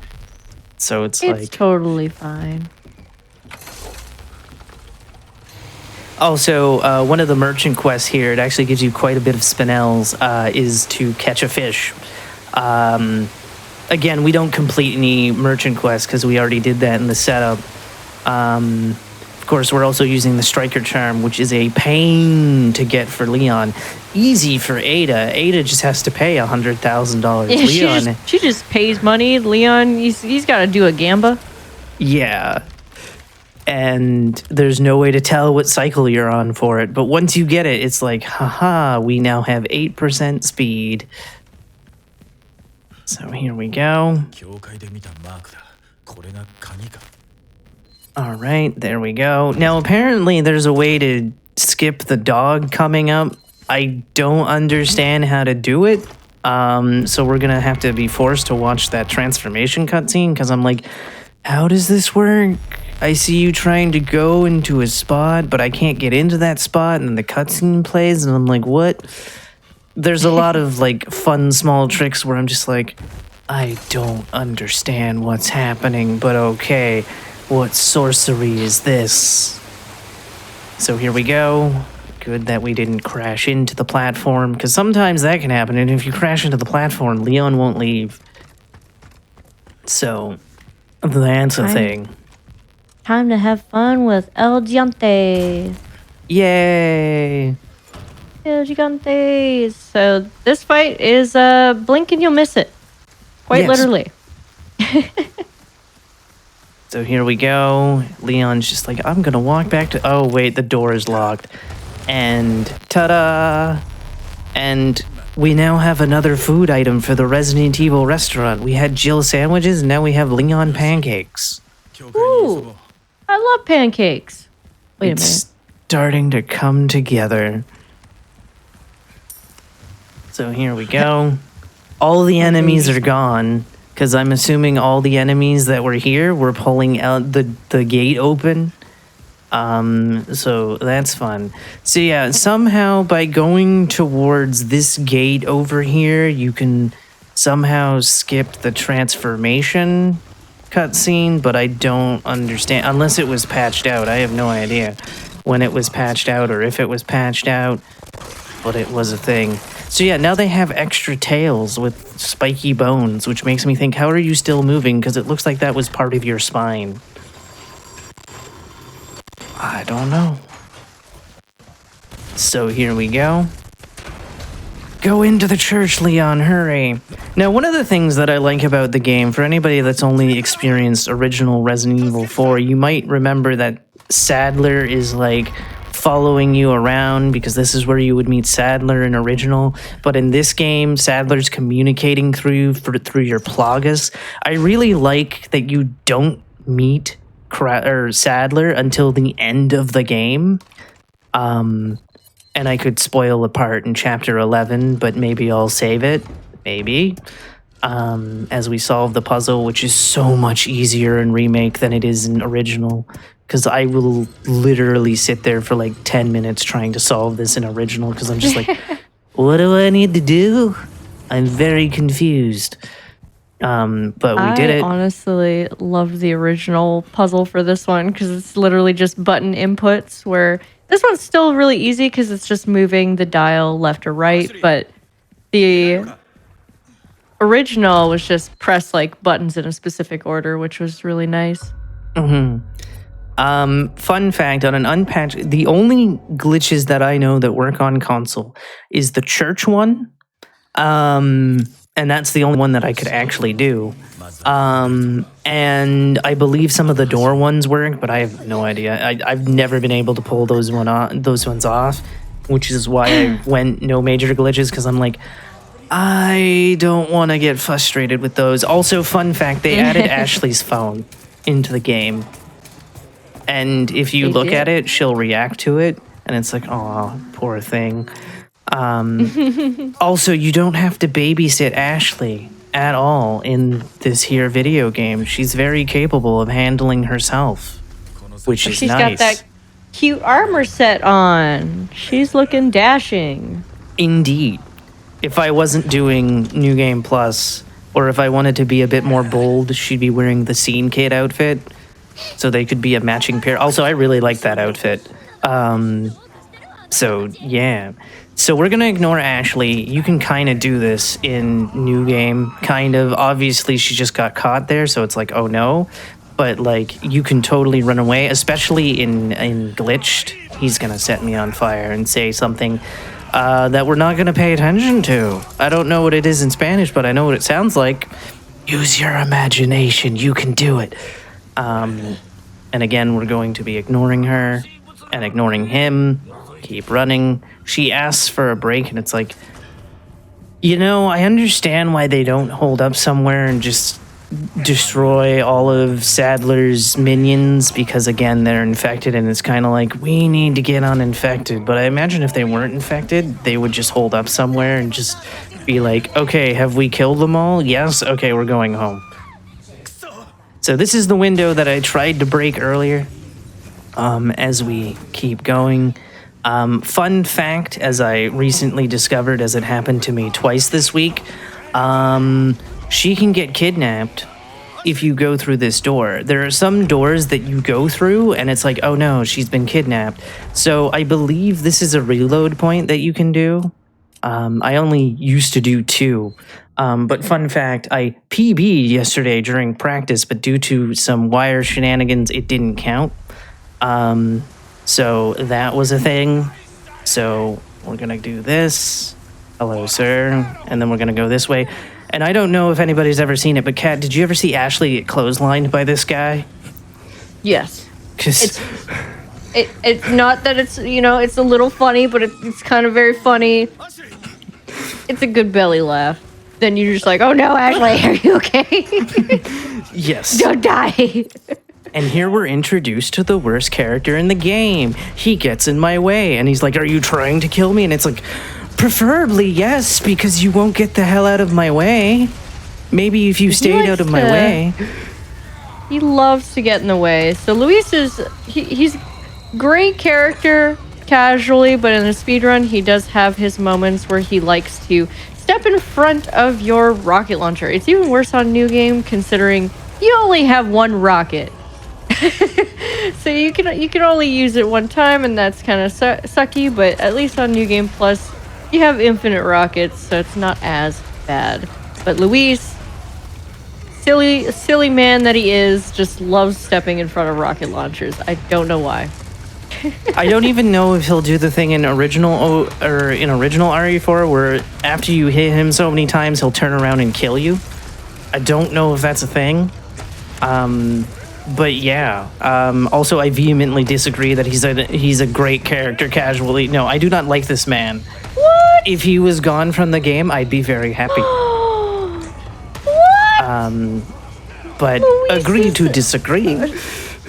He's a sweet baby angel, but who's also not the greatest people, kind of. He has his history. All right, there we go. We've got Ladder Man. Back up, Leon, please, and thank you. There should be people dropping behind me. We're looking for Cowman once again. Because after Cowman is defeated, provided I've killed enough enemies, Ashley should come and save the day. That's right, you heard me. Ashley comes and saves the day. There we go. We did it. And now we're on to the last chapter of The Village. It's very short. As we continue, I think that was a Hunnigan call. That was indeed a Hunnigan call. Those will end in chapter 8. Unfortunately, we don't get the classic line, "We jack the line." The way we're taunted by Salazar is it's like, how are you... You're talking through a PA system. How do you know what we're saying? It looks like a one-way communication device, sir. But okay, we'll pretend that you can hear everything we're saying. All right, Ashley, don't get picked up on, all right? Damn it. This is... Oh, wow. This is another door that if she's being captured and you open it, she will be captured. So that is something to be aware of. But we're pretty good. The next door that I'm aware of that can happen is in chapter 9. I'm not sure if there's anything in chapter 7, and obviously she's not around us in chapter 8. So that is a thing. Also, when we deal with Mr. the Big Cheese, he can't be killed. He can't be stopped. He grabs Ashley. It's game over. The user wins. So there we go. Grab that. Oh no, we have the chainsaw grannies. Oh, chainsaw grannies dealt with. Take that. Easy. Yoink. And there we go. Wow, I wish it were that easy on New Game. You gotta deal with all of that. Yeah. Now, Leon is kind of has no hitbox for this. Like if they try to grab me, they won't do anything, but if they try to punch me, it'll reset everything, and it goes so slowly. Why? But there we go. Again, we're going to continue to ignore the merchant. Also, Easy I should know... Chainsaw Sisters, though. Yes. The knife I'm using is the knife you pick up from Krauser. One of my problems with the Primal knife is that it doesn't do enough damage. It's very weak. It's immortal, but it doesn't do enough damage. Krauser's knife, fully upgraded, does more damage than some guns. Yeah, so it's Krauser's knife. Yes. You don't mess with Krauser? No, you don't. He is the best character that was introduced in this game. That's right, I said it. And of course, they changed some things in the story. Obviously, this isn't Separate Ways, but one thing that I like about Separate Ways, just to go on a small tangent, is the fact that Wesker is in the country. Of course, this takes place in Spain. And he's like all around the place, and it's revealed that he has Krauser's corpse at the end of the game, and I'm like, that makes sense, because Ada wants to work with Simmons. Nobody knows who Simmons is yet, because that's RE6. Oh, nice. We got the mid-air kill. There's a fight I haven't seen in a while. Any percent, you basically completely bypass the big cheese and just continue on your merry way and find him up here, which is super cool when you get to see like the character models out of bounds, like quote unquote out of bounds, waiting for you to like activate them, and they're just kind of chilling. Yeah. And then here we go, chapter 7. We've started inside the mansion. And of course, we get some context behind this radio call in Separate Ways. I've called it like Assignment Ada at least 3 times. And of course, Assignment Ada doesn't exist here because also that doesn't make sense given the rewrites, because of course Krauser is not working with Wesker. He has nothing to do with Wesker. which was a nice touch. I like that he's not associated with that and just completely a separate thing. Of course, they made something from Darkside Chronicles canon because it's all about Operation Javier, and it's like, damn, who would have thought they added that? So now for every runner's worst nightmare, Chapter 7. This can be pretty rough for pretty much any category, really. Like this point onwards and going into Castle, there's just a lot of enemies. There's crossbows. You got, catapults coming at you. It gets a little messy. But thankfully, at least with the rocket launcher, getting rid of enemies makes it a little bit easier to get through. But hopefully Ashley doesn't get completely owned. Oh, I think no. she's fine with that suit, though. Yes. So I have a question. In any percent, do you shoot the cannon up before the cannon or the catapult cutscenes? So we shoot the one catapult or the one cannon, and then we shoot that catapult there, and then that's about it. That's the only thing we shoot.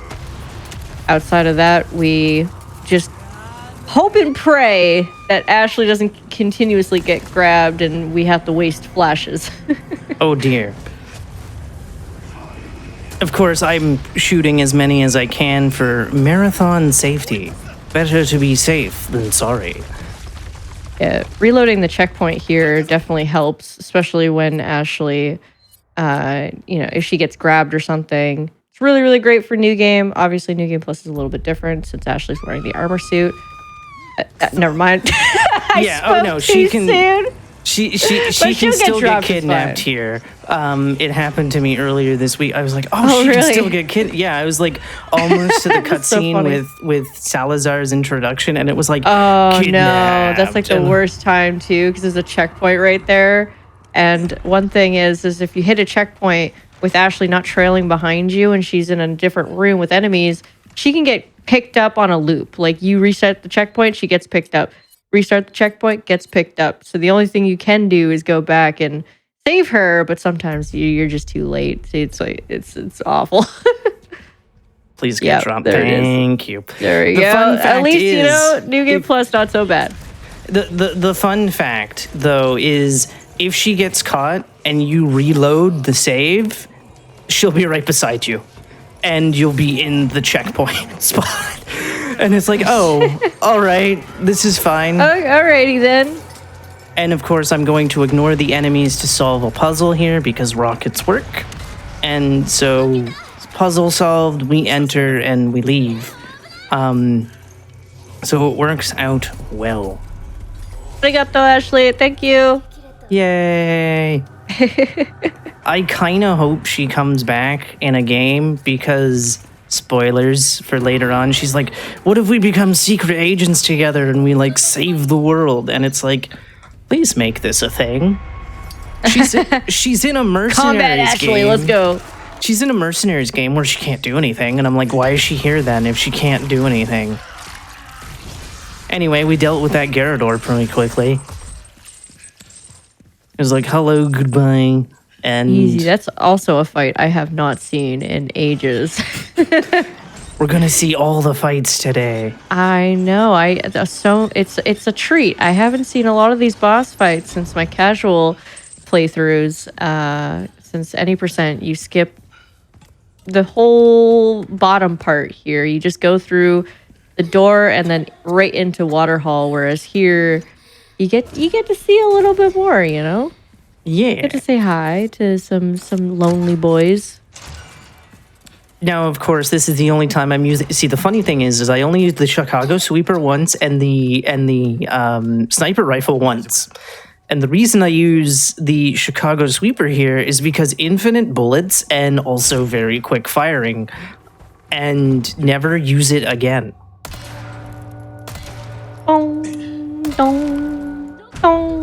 Ada gets to be lucky and just rocket this puzzle, or her version of this puzzle. And it's like, hooray. So here we go. Gold sword. Bloody gold sword. Now he says these are decoration. but it's like he's cutting. You could cut someone with these. I'm pretty I'd sure. be kind of down to have that bloody golden sword, like just like the bloodied sword, as like a decorative piece. I don't know. I'd be one of those weird people. I love dark fantasy art. Yeah. No, sorry, I interrupted you talking about separate ways. Oh, no, you're fine. No, Separate Ways is great. I had a lot of fun with it. Zipping around and not having to deal with the shield guys as much. Great. Love it. Oh, yes. I call it grapple kicking. Because it's just like, yay, I'm grappling. And if there's an enemy nearby, I'm kicking them in the face. All right. So everybody's personal nightmare, water hall or water hell, whichever you'd like to say. It is far worse on the original, in my opinion. I've speedrun the original and the remake, and I find the original water hall is way worse. Oh yeah, it's way worse in the original. Even like with New Game Plus stuff, it's like, oh god, why? It's a lot of timing, and you have to be very quick about certain actions. And getting Ashley into that back room to get onto the button, the floor button, is just like, ma'am, please just get on the button. I want to get out of here. All right, we're gonna chuck that to get them out of my way. Hooray. And then we're gonna do the things. I love doing things. And then 1, 2, 3, 4. Yes, I count it every time I have to spin something. It's just a thing I do. Hey, I get it. Oh no, Ashley's been kidnapped. For whatever reason, also, they don't come up here. And it's like, okay. Like, it's just very and if weird. You reload the checkpoint here, it's the same as the original, where if you reload the checkpoint as soon as you get to the second half, all the enemies just disappear. Like they go back to their original spots. Sir? Yeah, she won't do it unless he moves, I think. Yeah, there you go. She had to go around him. It worked. Yeah, it's a nice little checkpoint abuse, I guess you could say. Come on. I just want 1. All right, well. 3. Okay, hopefully I don't get eaten. Oh, he's leaving. No, he's got other things to do. The Great Equalizer. Fun fact, having auto aim on for this part is the worst. I mean, I'm already a poor aim, but auto aim does not help. Yeah, like on a new game, I'm used to doing this on Sniper, which is Sniper and Pistol can be a pain in the butt when it comes to the bloom. Woo! Rocket launcher looks like so much more fun. I know, right? I don't have to worry about headshotting. That sounds great. Coming soon to twitch.tv/catlink. No. Resident Evil 4 New Game Plus runs. I don't know about that. I don't know about coming back to RE4 just yet. I retired. Thank you very much. Okay, fair enough. Then we should be good. All right.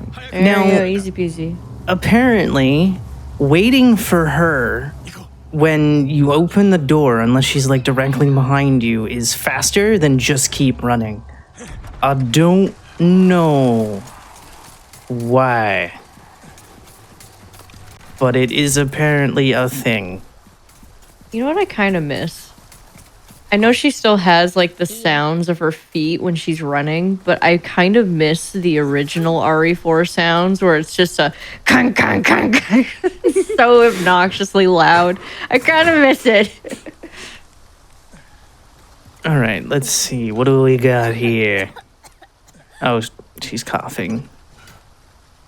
She's fine. She's fine. Just gotta give her vaccine. She'll be okay. Oh no, she stabbed us and ran away. And then man. My question is, how did she get into the room that she ends up in? Because the door is locked from the outside. And I don't know about the first door, but it's like, I don't know, video game. I don't know. She is magic. So I believe that was the last hunting call. And of course, we're Condor 1, Ashley's baby eagle, and Hunnigan is Roost. And there we go. And here we have our good friend Gloria Las Plagas, man. He's dead. Hate this guy. Don't worry. You blow him up. Blow him up real good, because he's ruining our speed runs. Hate that guy. Sometimes he can survive my explosions, and it's like, what? Yeah, sometimes he runs for dear life, and it's like, why are you running? Stop running, come back. Why are you running? Oh. Why are you running? We avoided everybody. That was very nice. Nice. All right, there we go. Hitting the buttons. And then we leave, and then we meet Ada. Of course, Ada is met in a different location, and she's just... So, in assignment, or separate ways, it explains why she's in there, because she was getting a piece of the antidote that Lewis gives Ashley and Leon and Ada, because also another nice touch is Ada's infected. Granted, there's a very fun thing about that. Ada gets rid of her parasite by killing the thing that infected her. So I'm wondering if Leon and Ashley, had they killed Sadler without activating the machine, if that would have been a similar thing. And it's never explored. Thoughts? Capcom loves doing this thing where they do something in a game and in a story and then not explain it and then do something completely different that like retcons it. Indeed. Wait, I thought we were doing this. Oh, I guess not. I guess we're moving on to something else. I wonder if it's because Sadler was actively screwing with Leon and Ashley that they had to do it that way.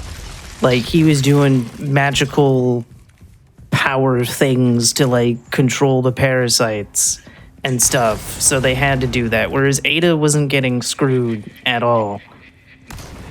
Oh, I didn't know I could do that. Also, God knows what Wesker was giving Ada during points of the game. So maybe Wesker was like, here's some magical Deus Ex Machina stuff. You never know. And now here's the real fun part. You have to go through a bunch... No. We're just gonna lift up gates through the power of explosions. Though you can do these with grenades, I believe. Woo. Yeah, you can do this whole section with grenades, which is a little rough. So with rocket launchers, it's not so bad because you at least, especially infinite rocket launcher, you have as many chances as you want. But on New Game, you have to do throw a grenade through the gate. And the grenade doesn't always go where you want it to go. It's really frustrating. Yeah.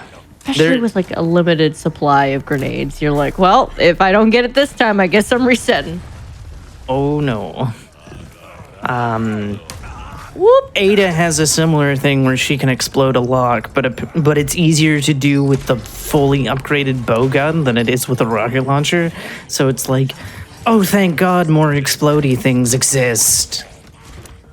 Gotta be careful I don't get hit here. Switch back to the shotgun because it is faster to shotgun the thingamabobs than it is to elbow them. That's the word I wanted to use, because you can elbow them. There we go. Also using a shotgun from a distance. But yeah, why use a gun when you can use your elbows of steel? Yeah, take that, Chris. Can you do that, Mr. Boulder Puncher? Mr. should have died in the Spencer Mansion. Did I mention I have a lot of strong opinions about certain Resident Evil characters? Oh, I hadn't noticed. Yeah. See, you know, as much as I love Chris, slightly tired of seeing Chris. But I still love Chris. However, I'd like other characters. I was sad when they got rid of Ethan. I'll say it. I was freaking sad. I'm just glad they made him an actual character. And then I miss when Chris sounded like Sonic the Hedgehog. And it was so weird because, for those that don't know, as I go into lore, that actor, Mr. Roger Craig Smith, did do Chris in 2017, but it was for Marvel vs. Capcom Infinite. Why they didn't bring him back for Not a Hero, I have no idea. And then they just got rid of him for 8 for the person who did Carlos. And I'm like, this sounds very, very bad. And because I was like, all I could think of was Carlos. And I'm like, yeah, I think the voice actor for Carlos and Chris did a fantastic job, but I can definitely see how it can be a little confusing when you have a character doing a very similar voice. Like, don't get me wrong, fantastic Carlos, but as Chris, I was like, all I hear is Carlos. All I hear is Carlos. He's got a great voice, though. Indeed. I'm going the wrong way, aren't I? Yes, I am. Gotta turn around. No. You gotta go. There you go. There it is. You did it. I'm proud of you. Yay. Don't die, though. I'll do my best. Your health is getting suspiciously low. But at least I have Especially armor. in this area, it's even more spooky. Hey, that's what we're here for, right? Horror game hotfix, spooky times. Yeah. Now, you may have been wondering why I left the very first spot undone. And that's because I use it as a sniper's nest, because Ashley won't move until all the zealots are dead. And because she won't move until they're dead, and I always think it's a cutscene. It's never I mean, it is a cutscene, but it's something you can't skip. And until they're all dead, she will sit there. And if you go through the doors, it'll be like, no, she is caught. And I'm like, there's no one near her. What is going on? So she's on her way, so we can pull. But if one of them had have gotten away, I would have had to sit up here and go, where are you? There we go. The gate has lowered. I also like how they did the maze for this one with the flags. And they did bring back the moonstone for Ada, which was very nice. A lot of the things that were missing for Leon came back for Ada, and that was a really nice touch.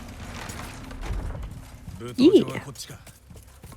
So I'm going to save the bells for last. We're going to go with the hardest room first, then followed by it basically hardest to easiest. Words hard sometime. It's fine. All right, here we go. Words are super hard. Just explode until we're past the lever. There we go. It's a very nice thing. Again, most of the things that I'm doing with explosions to pass certain things you can do with grenades. Obviously, better timing and whatnot need to be done, but it is You can also possible. do it with the bolt gun. Oh. The crossbow bolt gun, you can do it with that as well. Because it's like technically an explosion. Anything that gives an explosion, you can also do it with flashes to get past that bridge. If the bridge gets pulled away, there's a whole section you have to do. So getting rid of the guy who pulls the lever completely allows you to bypass that, which is very nice. All right, so now we have Plagas armors. Who doesn't love Plagas armors, am I right? Now, the fun fact, even though I'm obliterating them with the rocket launcher, but if you have to do this without the rocket launcher, Ashley will actually lend a helping hand. Because she will throw down the blue fire, which like stuns them and locks them into place. Like I said, Ashley is much more capable in the remake than she is in the original. She doesn't need to be babysat as much, and she actually does things to help you. Speaking of the original, pay attention to Leon. Pay very specific attention and see if you notice it. Did you notice it? Did you notice him holding his back for a second? Because in the original, because you have to catch Ashley in most circumstances, he will hold his spine every time. So I like that they threw in that Easter egg into the game. Little callbacks. Nice to see. It's not as like it's not as obvious as the original, of course, but it's very nice little detail. They had, like, the amount of like attention to detail they put into the animations for this game are quite crazy. Yes. And now we're doing the last room, and we're going to come up on the cutscene that really proves that Leon's kind of an idiot, as I say, because he's going to do something very, very dumb when he had the perfect opportunity to not have this situation that's about to happen occur. So obviously, we get the snake. Again, you need to be the same ding, and you need to be the ding to be in key. So we put Ashley in the king spot and Leon in the queen spot, so that way we can grab that quick. Now, we're going to put everything in place. And then, there we go. It's going down. Instead of moving out of the spot, Leon is just going to stand there. Obviously, he has plenty of time to run away, doesn't run away, and now he's trapped in a cage. GG's, sir. We're all Leon GG's. trapped in a cage sometimes. You might say, despite all his rage, he's still a rat in a cage. Exactly. It's so funny seeing her with her shining armor here. Yes. Again, I'm still sad that you don't get to hear that clank, clank, clank, clank, clank. She's walking away. Now, of course, if you know the time, you can do it. It's 11:04 on standard, and can I please get to 4? And on assisted, it's 7 p.m. on the dot on professional and hardcore. Yeah, it's nice to get to be able to skip like a big portion. Yes. Although this part can be a little scary. So Ashley, without the armor, she's a one and done. If you're playing Ashley, you get hit, you're done. Yep. Whereas with the armor, I believe you can get hit as much as you'd like, and you're fine. She's pretty much immortal inside the suit, which is nice. And also, because we didn't go through finding the code, she didn't know about the armors. So as she was sitting there waiting for the elevator, she's like, oh no. No. And then, of course, we have a specific order because we need to ring the 4 bells. And of course, you can use this to paralyze the Plagas armors, but we're not going to do that. We're just going to run for it. So there we go. And we're coming up to another point where the game is going to be like, hey, we want you to pay attention to this thing. And it's like, do I have to? Can I not just run away from the things that are trying to kill me instead of being like, oh, things are coming alive to kill me? All right. Oh no, not things trying to kill us again. Oh, yes. And then there we go. The puzzle has been solved. Yeah, we're actually playing Lords of the Fallen right now. Oh, no. Or maybe that's not oh, no. I've not played Lords of the Fallen, so... There's like you have like a lantern that's like a blue lantern, and it like shows like paths and different enemies and stuff like that. So it's just like a Lords of the Fallen sort of look to it, especially with the armor suit. There we go. We're slowly making our way under. It has been done. And then more armors. This is typically, if I was not suit of armor, actually where I would die. I actually used to do New Game Plus runs in the Scene Kid outfit, because it's just like I didn't have it unlocked at the time. And it was like, oh no. Because the other thing that I didn't know at the time until I had the armor was that you couldn't run past this upcoming armor. Plagas. I thought I had to wait for him to come down, but no, you can just like run past him. And it was like, oh, okay. Bless. And then we're going to save the day for Leon. Be a knight in shining armor. Yeah. And I do like how it's like she has a reason to come in here. It's not like, oh, I'm separated from Leon and I have to find my way back to him. It's like, no, I have to save the day, which is kind of cool. And of course, on harder difficulties, there's more Plagas armors around here, and it's like, oh no, but we made it. And we did the thing. And of course, anything you grab as Ashley in here, Leon can have. We did it. Hooray. Hey, just like the original. Wow. Yeah. All right. And that was chapter 10. Since this is Six more the end of a chapters. chapter, would this be a good time to take our break? Yes, it would. Excellent. So we have a good reason. So at the hold on, brain's not working. During these longer runs, we like to take breaks here just so everybody can get up, stretch, get some water, anything like that. So we're going to take a quick break while we let you all do that. Just a quick reminder before we go do that. If you're over on YouTube watching, you can press the like button on the video, subscribe to the channel, and you can check out our live content over at twitch.tv/gamesdonequick. With all that said, we're going to take our break, and then we'll be back in just a few minutes here.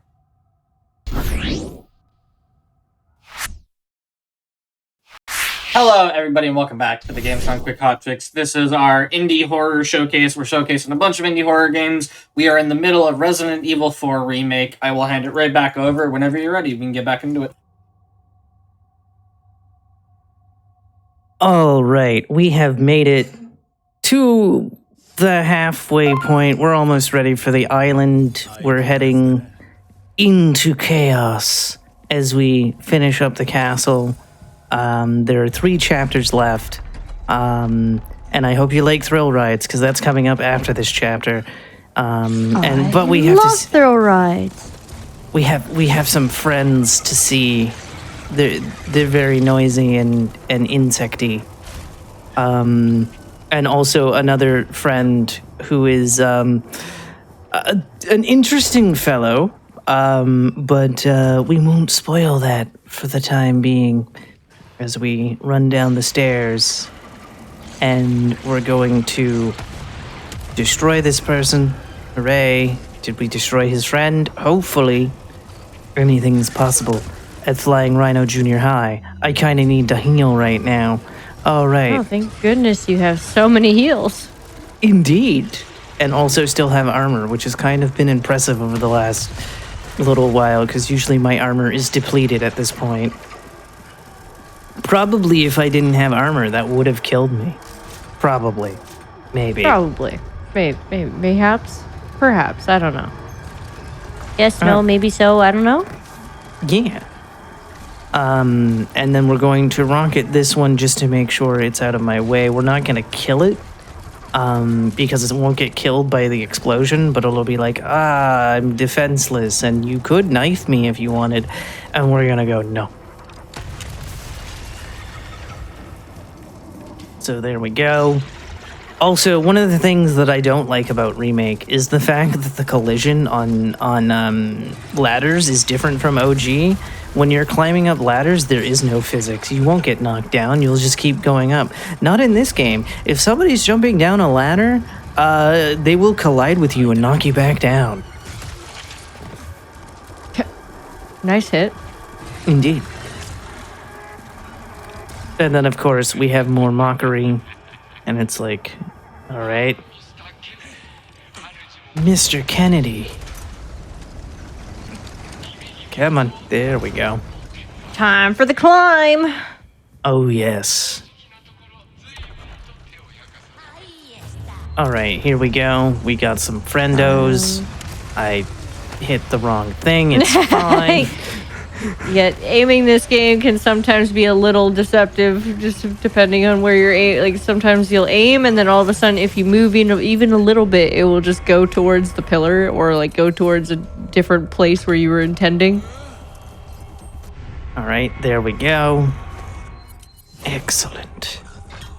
And then the gate opens. Hopefully there's nobody with a scythe next to me, because they'll hit me after this rises, and it won't be cool. All right, here we go. There we go. Turning. Oh man, I forgot what it looked like to do this part normal. It should be exciting. Haha. Of course, you have to keep holding forward, by the way. If you don't hold forward here, he will stop moving. And it's just like, oh. Now, I have had some terrible luck against these Novistadors because for some reason my shotgun doesn't want to hit them. And I'm like, can we please hit them? Thank you. I'm pretty sure this is a me issue and not the game issue. But, you know, it's just kind of nice to not get hit if it would ever be so kind. So here we go. As soon as I see green glowing eyes, I just start shooting. Ask questions later. So there should be one right there. We go. One down.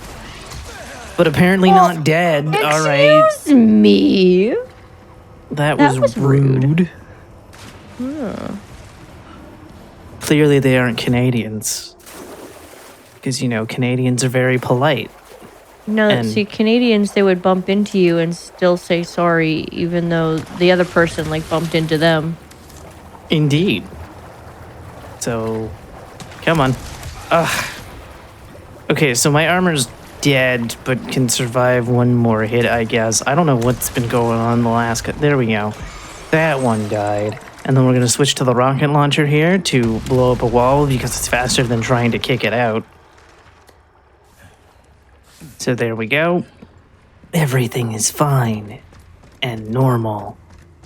Oh, yeah, totally. Verdudu go. Time to go to Verdudu go. AKA legally distinct xenomorph.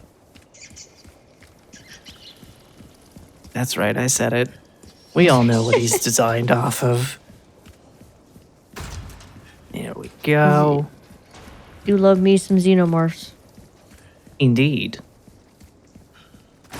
Don't hit X when trying to go through that door. You hit X and you'll pick up the note, and it's like, but I'm not gonna use any cryogenic freezing. Why? I have a terrible habit of spamming F while trying to go through doors just because of RE7. Oh boy. Oh no. Actually, I pick up that note every single time. Verdudu go, please be nice, thank you. There we go. Run. Run faster. As you can see, that tail is totally a xenomorph tail. You cannot convince me otherwise. I went the wrong way, didn't I? Mm-hmm. Kind of. Okay. So there we go. Now here's a very important thing about this rocket shot. Okay, he's gonna go, hello. You want him to roar first. Of course, you also don't want to explode. No, don't you dare go up. Don't you... You... Garbage can. You little... Just... He does like to do that. So if he goes into the ceiling, basically you have to go through here to get him to show up again or reset the checkpoint. Either or. Mainly you would like to get him deaded before you leave that room, but, you know, it happens.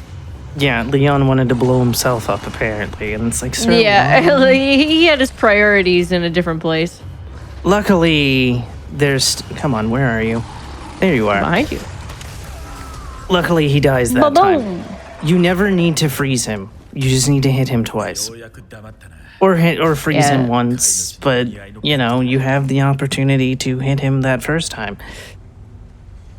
Everything's His fine. health pool is actually quite insane. It's like, you think of Gigante, Salazar, they really only take one rocket launcher shot, but Verdugo takes two, which goes to show how much health he just has.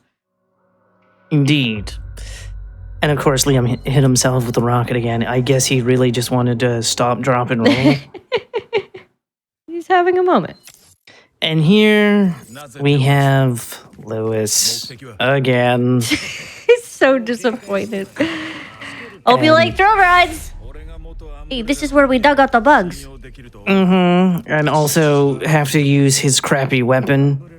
Like, come on. Really? And it's like... Don't die, don't die. We're fine. Oh my goodness, you scare me with that. I'm so used to like those rocks even grazing you, you just dead. We were living on the edge. We had to make the nervous over here. We had to make the content. And just like that. Easy one shot. Blink and you'll miss it. I know some runners aim for like the legs, and I'm like, the toesies. It's like, but the head also works, and also you want to aim for the naked one, because if you aim for the armored one, it'll just kill the armored one. I don't know why. Because it wants to. There we go. It's open.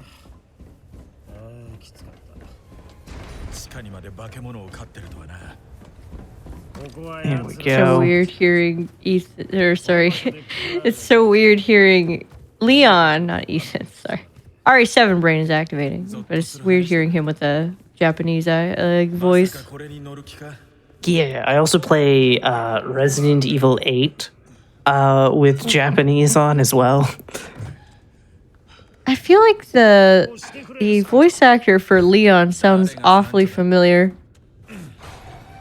It's possible. I don't know who plays who in this game. I feel like I've heard. It sounds like Jack almost. Oh. So here we go. We're going to lean to the left to keep it from top sizing. Sir, I'm already leaning. And there we go.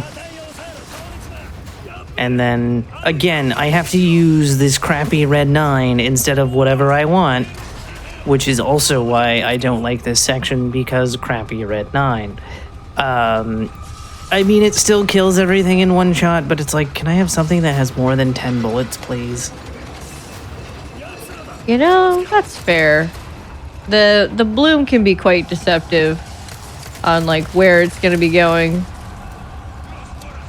There we go. Not bad. Oh, he did not want to get hit. Oh, nice shot. Yeah. Left turn. Right turn. There we go. And zoom. And then wait for it. Wait for it. Ah, a little too early. Fine though. And hit. There's another one. And then can I hit this guy before he lights it? No. If you hit him before he lights it, you usually take out his leg. And of course, if he lights it, then you just blow him up. Alright, here we go. Now, fun fact, you don't actually have to hit the yellow sign. You can hit this, you can hit the box, which is pretty nice. Oh, so just figured out the Japanese voice actor for Leon is actually Sephiroth from the Final Fantasy VII Remake and Dante from DMC5. Nice. That's pretty cool, actually. I thought I heard it before. I was like, that voice sounds so familiar. I can't quite put my finger on it, but he sounds so familiar. I love that. There we go. Keep running. Keep running. Be afraid. Don't shoot him. You shoot him, Lewis will stop and be like, oh, our heavenly... And it's like, no, just get in the damn cart. You need to get out of this game already. Luckily, that's coming up soon. And then we can all be happy and sing Kumbaya. It's going to be a very happy moment. A happiest. Indeed. So here we go. And of course, Dr. Salvador shall return. I don't know if we can kill him, but I'm gonna try my hardest. Also, this is where they dug up the bug. Also, it should be noted that these aren't the subtitles for the Japanese version. These are these are subtitles for the English dub. So that is a fun little factoid. I'm sure that the dialogues are somewhat similar, but like, I didn't realize I was taking so much damage. Okay, we're we're getting a little messy. Oh no! Oops. Oopsie.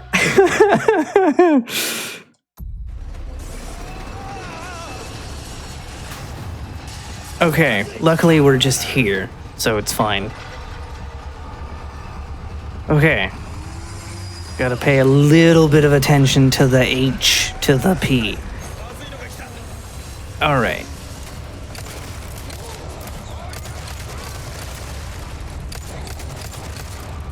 There we go.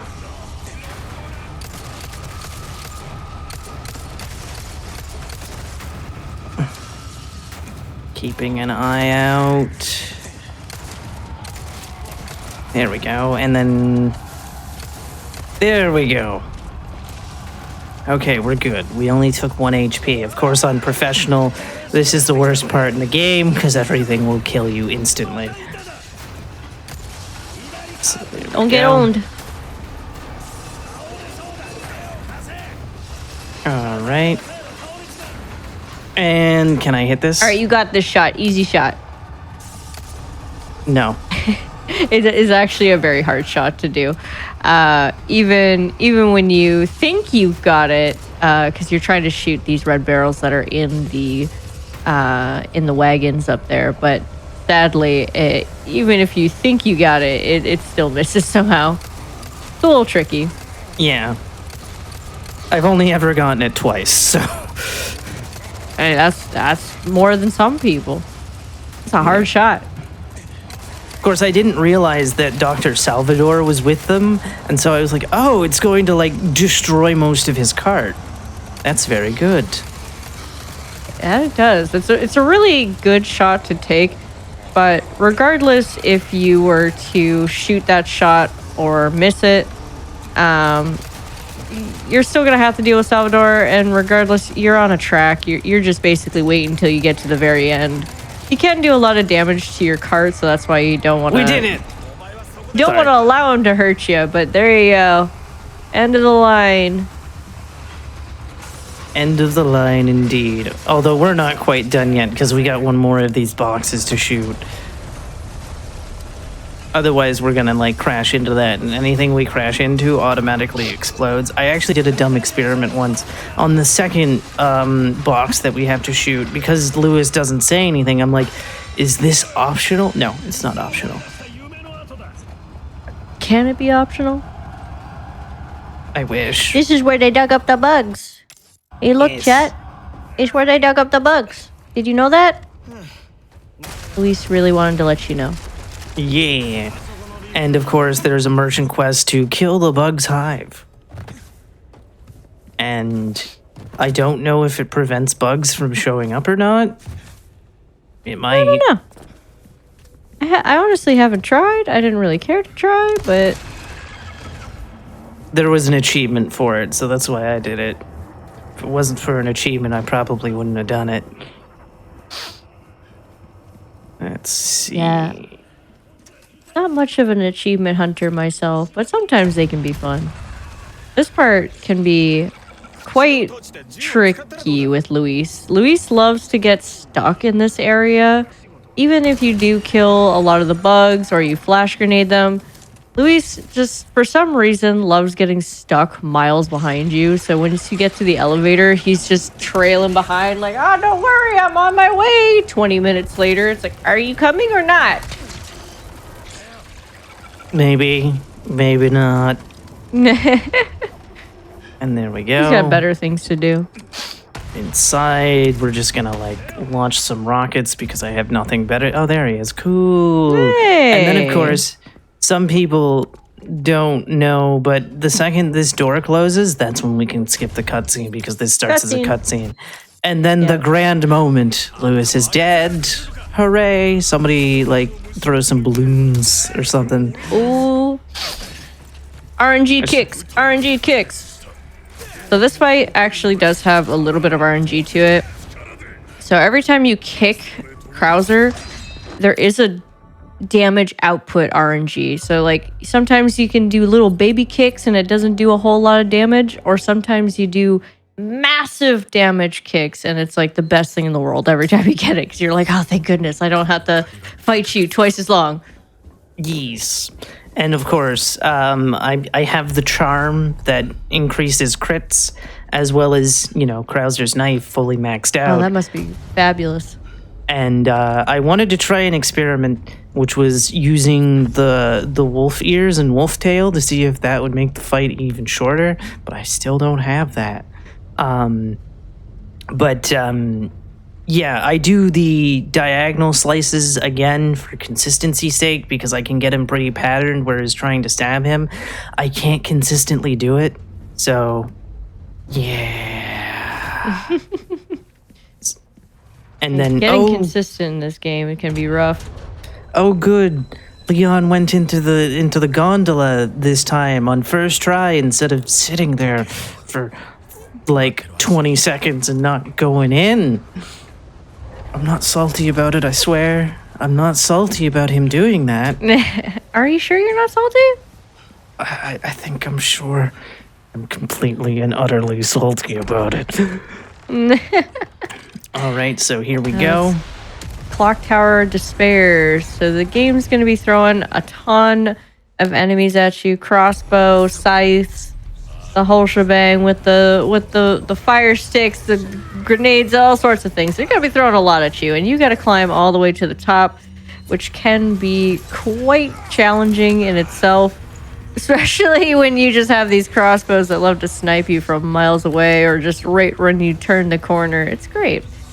But shooting out, Abby shot out the statue, which basically disarms this like fire launching thing that it does. It breathes a bunch of fire, and you don't want to have that problem. So shooting it early basically gets rid of all of that. You don't have to deal with it as much. You just got to deal with the boatload of enemies. Yeah.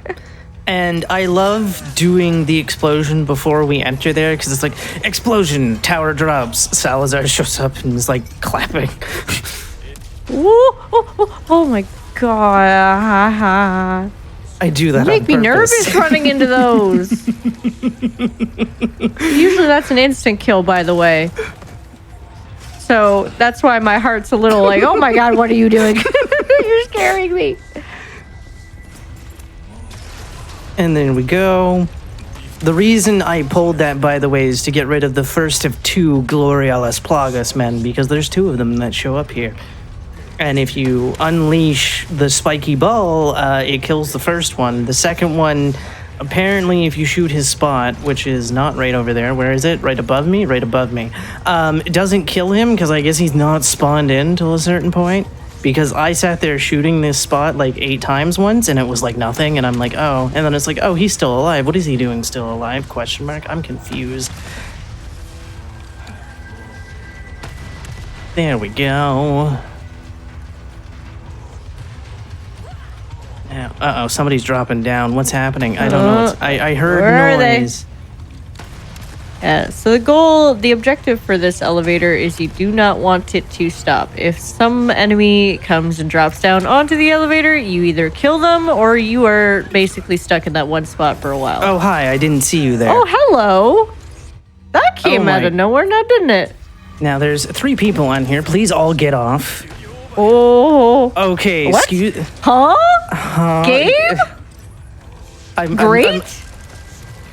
It's for the content. That was great. I kind of also lost my spot. So there we go. Oh, garbage cans. Or as Just Butters a would say, boatload. hamburgers. A bunch of hamburgers. There we go. We're doing good. We're almost there.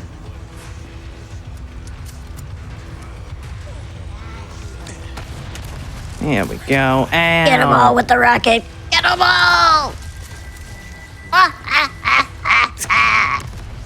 Excuse me, miss, but could you stop arrowing me? Thanks.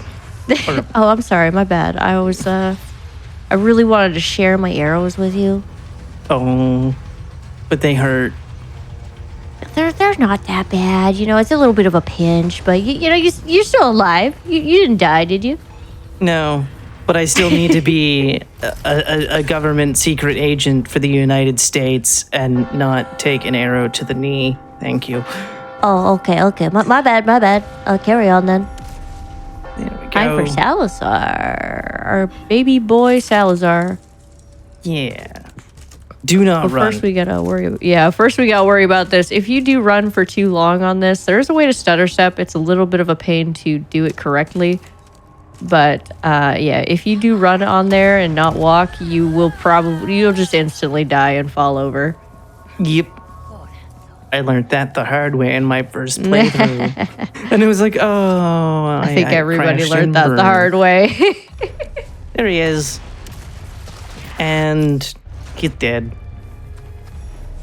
I do like how it's not like, again, the right, or what is it? The left hand, I guess it's the left hand, isn't like a part of the transformation. That's just him.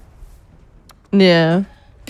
Now, I have no idea if DA exists on this difficulty, but that's why I'm shooting all these bullets. Because why not try to lower DA, right? It doesn't matter I that I'm believe killing things DA instantly. Still exists. It's not as important as far as I'm concerned. I don't know. I don't run unassisted, so I'm not too sure exactly. However, as much as I know with my Resident Evil knowledge of speedrunning, every difficulty has a DA, except for specific games where easy is just the lowest possible. Mm-hmm. And unfortunately, it. because I'm playing on PC, PS5, I don't have the tools to like find that out. So it's like, ooh. Yeah, having speedrun tools is very, very helpful for understanding bosses or certain fights, seeing how much damage things can do. Because on console, you don't exactly get the benefit of a SRT or a speedrun tool, which shows you health pools, so you don't get to see that. But you know what it does give me the benefit of? Not having to worry about live split. My arch speedrun nemesis. Live split can be a tricky one. Also, there was a question at DA. So DA means difficulty adjustment. Basically, the better you do, the harder the game gets. The worse you do, the easier the game gets. So the game just kind of adjusts its difficulty over time as your playthrough goes on. So yeah, the better you do, the harder the game just gets. Health pools get a little bit higher, etc. Stuff like that. Yes, it originally started in the original version of this here video game. Yes, that's where it started. Oh, okay, so here's another thing that I hate. So I just got caught, right? And you saw how I was almost at the top? Puts me right back down at the bottom. Capcom, why? Why do you do this to me? Just why? So terrible. Like, for real, the hell why? All right. Yeah, this island is where it really ramps up a lot with the enemies just being super tanky. Love just ambushing you around the corner. They got wild swings coming at you that just instantly knock you out. It's so unfortunate. Yes. But so far, so good. Indeed. And of course, if you're wondering why I'm not doing the missile line or the machine gun skip, it's because it's really annoying and I don't want to be annoyed. Yeah, don't remind me. And fun fact, I tried an experiment because in separate ways, for the laser room, you can rocket yourself through the lasers. I tried to do that here. No, it doesn't work. It cannot be done. And it's like, oh, that just sucks. So you do have to do the weird, like, damage boost through. And I'm like, or I could just turn them off and continue on my way. Yeah, you know, that's fair. Like, this is another reset heavy location for many runners, especially I'm not too sure. Again, I'm not too familiar with New Game Plus, but on New Game, my goodness, if you couldn't get past that rocket or that machine gun or laser gun, however you want to call it, it was basically just reset. It's very tragic every single time because you're trying to use a body to get in the way of the laser, and that doesn't always pan out too well. Well, I have seen the quote-unquote proper route for this category from shout-outs to Niddle. And yeah, it's reset hell if you don't do it. And it's like, oh no. Ow. They like to punch you, and it's like, can we not get into fisticuffs? Thank you. Be ever so nice. So, right now, I'm trying to work my way to... Also, I like how they do the Ashley reveal, where he's looking at through a window. It's not looking at a television monitor. As much as there are things that I don't think existed in 2004 in this game, because again, this game takes place in 2004, such as the video conferencing technology, I do like that there's not like a security system that he can just randomly look at to find Ashley. It's literally he's walking by the window. Is there a reason you're not going through the door, sir? Merci beaucoup. Just bodies getting in the way, no big deal. And of course, the classic jump scare that's not really a jump scare in this version as compared to the original. Because the original version of that will still jump scare me to this day. I do love for this part that they did reuse the sound clips for the regenerators. Yes. Because my goodness, the original sounds for the regenerators are so scary. Yes. I don't know if you can kill that one the second it reveals itself. I've never tried to, but maybe? I don't know. I think by the time it goes past the screen, it just like warps underground or something. As most character models that go off screen, they just sink into the ground. It is true, and now we're doing some puzzles. Again, it's log Easy counting. Puzzle. Yeah, easy puzzle with easy, scary monster thing. Fun fact, when I played the original back when I was in high school, because I'm very old and ancient, I would have to put on an album to get through this part because I'd be like, oh god, like it would just terrify me. And I can still hear the songs that would play at this part. Now here's the lucky thing. He's gonna still be alive, but it takes a minute for the card to be done. So we will have enough time to go say hello to him and get him out of the way as we're here. So here we go. He's such a smiley goon. Indeed. Very smiley in Remake. They might need some dental work, but I don't think they care. Because, oh, there you are. So, kill him. Hey, buddy. And then we're running back, and Leon will go. It's still not done? What's taking so long? Oh, wait, he didn't say the line. Interesting. Because the first 2 times I did this, it played the line. Insert say the line, Bart. Say it. That was me when I played the demo for this game, and we got to the end of the demo in the village, and I was like, come on, Leon, say the line. You could do it. Say, where do we go? Bingo. say it. At least they included that one. Oh, I was All- so happy. I was over the moon. All the other classic quips are achievements because, like, when you kill the Volador, he goes. There's an achievement that pops up that goes, your right hand comes off, and it's like, really? You relegated them to achievement names? Lame. There we go. Yeah, I kind of wish they kept the no thanks, bro. Yeah. Also, apparently, I didn't kill one of the regenerators. Oops. Oopsie. I saw him in the window, and I'm like, oh, hello, you're not supposed to be here. However, it may have been an asset because it looks like the other Ganado do not go near that thing. So it's like, oh, good, nothing's by the door. Let us continue to destroy everything. This is where the game becomes a Michael Bay film. There we go. The card keys Easy. finish. Yeah, this room can be quite a pain on any percent.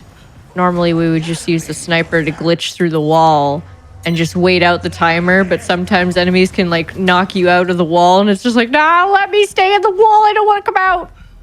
Yeah. So yes, and don't worry, there are more regenerators. Also, Ada even has to deal with regenerators, and she has to deal with a total, or can deal with a total of 5.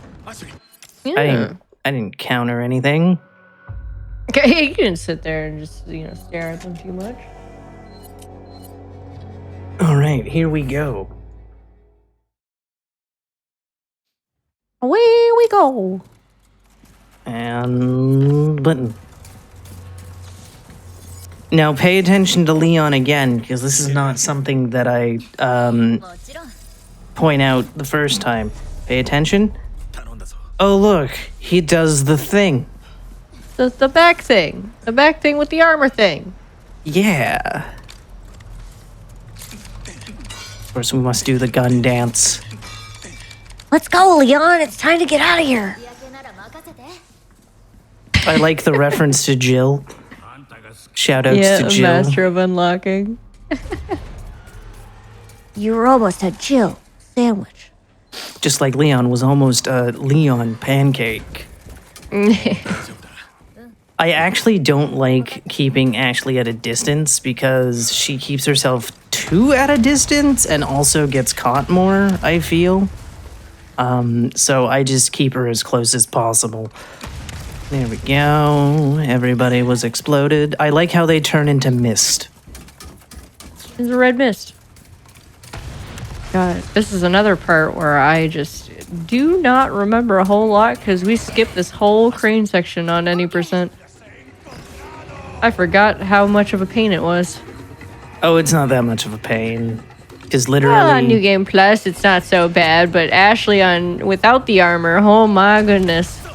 Yes.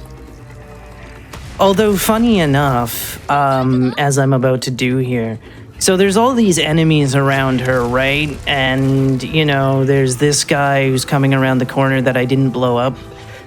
I don't know what happens, but the second I get under here and over to this platform, she has no issues whatsoever. So I don't know if there's a trigger right here. We're hitting here. It's like, it's fine. They all despawned.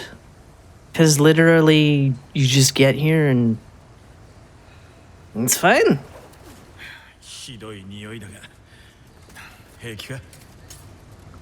So here we go. Hit the button, Leon. So now we have our first encounter with an Iron Maiden. We're going to keep Ashley with us. We're not going to have her hide. We're going to blow it up. And then we're going to pull the lever. Because it gives us enough time while it's transforming to do this. Though granted, I'm usually on the left side and she's on the right side. But you know what? We don't have time to argue who should be on the left and who should be on the right. We need to get out of here. Also, for whatever reason, the Iron Maiden doesn't continue to chase me.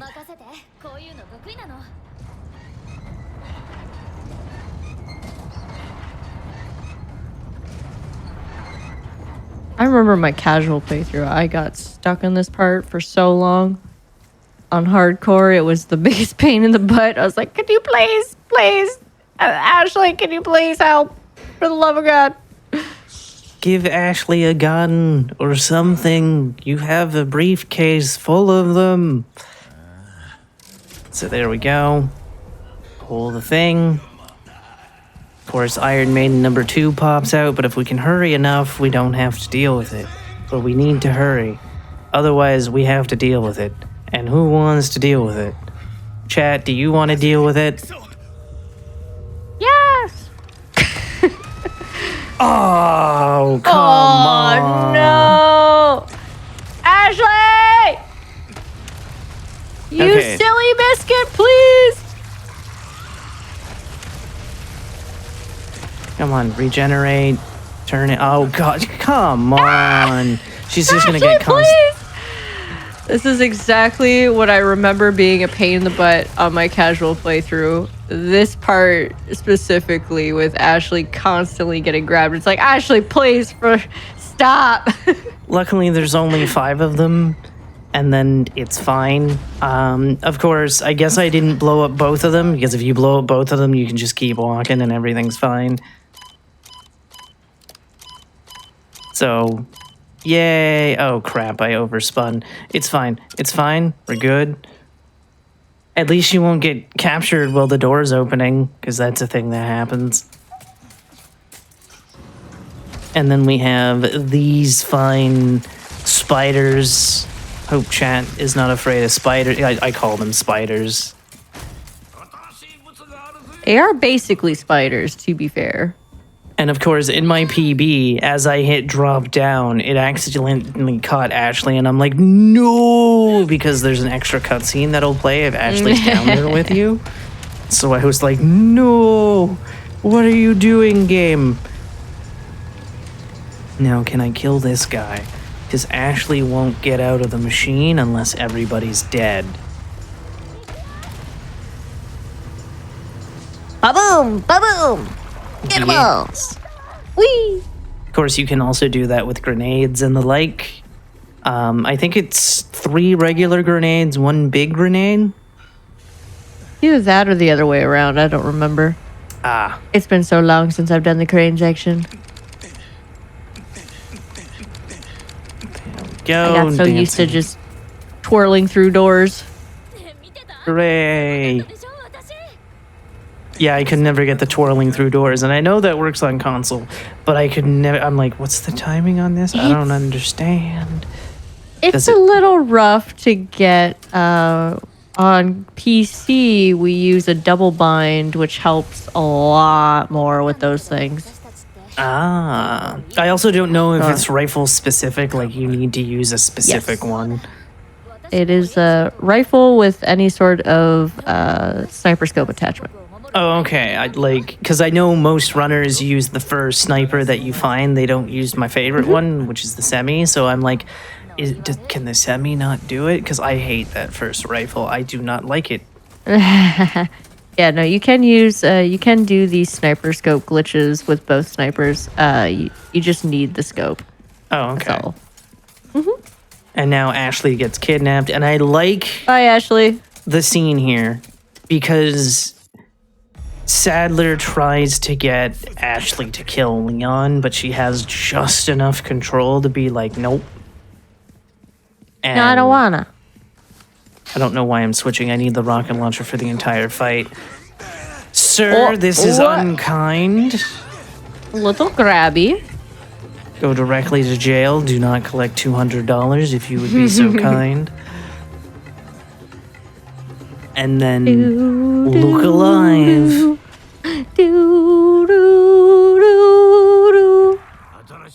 Alright, I'm gonna go to him real quick. I don't usually get it here, but I'm gonna get it here. We're gonna recharge my knife and we're gonna recharge the body armor. And then I'm going I to don't blame you for this area. heal, because you know what happens sometimes? Sometimes I go to aim at Krauser, but somehow a pillar's in my way and I just end up blowing up myself, and then I get hit. And it's like, why? There we go. All right. And then keep running up the hill. And then we gotta turn this lever valve 8 times. So 1, 2, 3, 4, 5, 17, 6, 20, 7, 35, 60. Sorry, are we there yet? Yeah, we're there. Okay, 6. Let's go. So aim and fire. And Just then destroy all the bombs. we're Get gonna rid of them. fire there, and then it's very important here to fire here because he's around the corner. But if you do that, he won't bother us. Plus, it'll get rid of that bear trap, and then hopefully we're running fast enough to where he can't hit me with any of his arrows. Avoid that by going around. Of course, he's got these automated machine guns. They're not very nice. Ow! Very damaging. As we keep running up the hills, and he's a very poor shot. He's a very poor sport, this Krauser is. Keep in mind, he is the best character that was introduced in this game. I do love him, and I regret not buying the action figure that came out for original RE4 when it was like $20. And yeah. Shoulda, coulda, woulda, but didn't. Yeah, ow.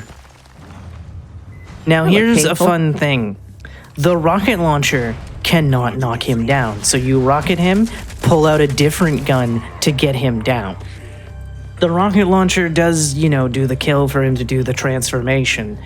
But you need to knock him down with another gun. So that's why the Killer 7 is specifically there, to knock him down.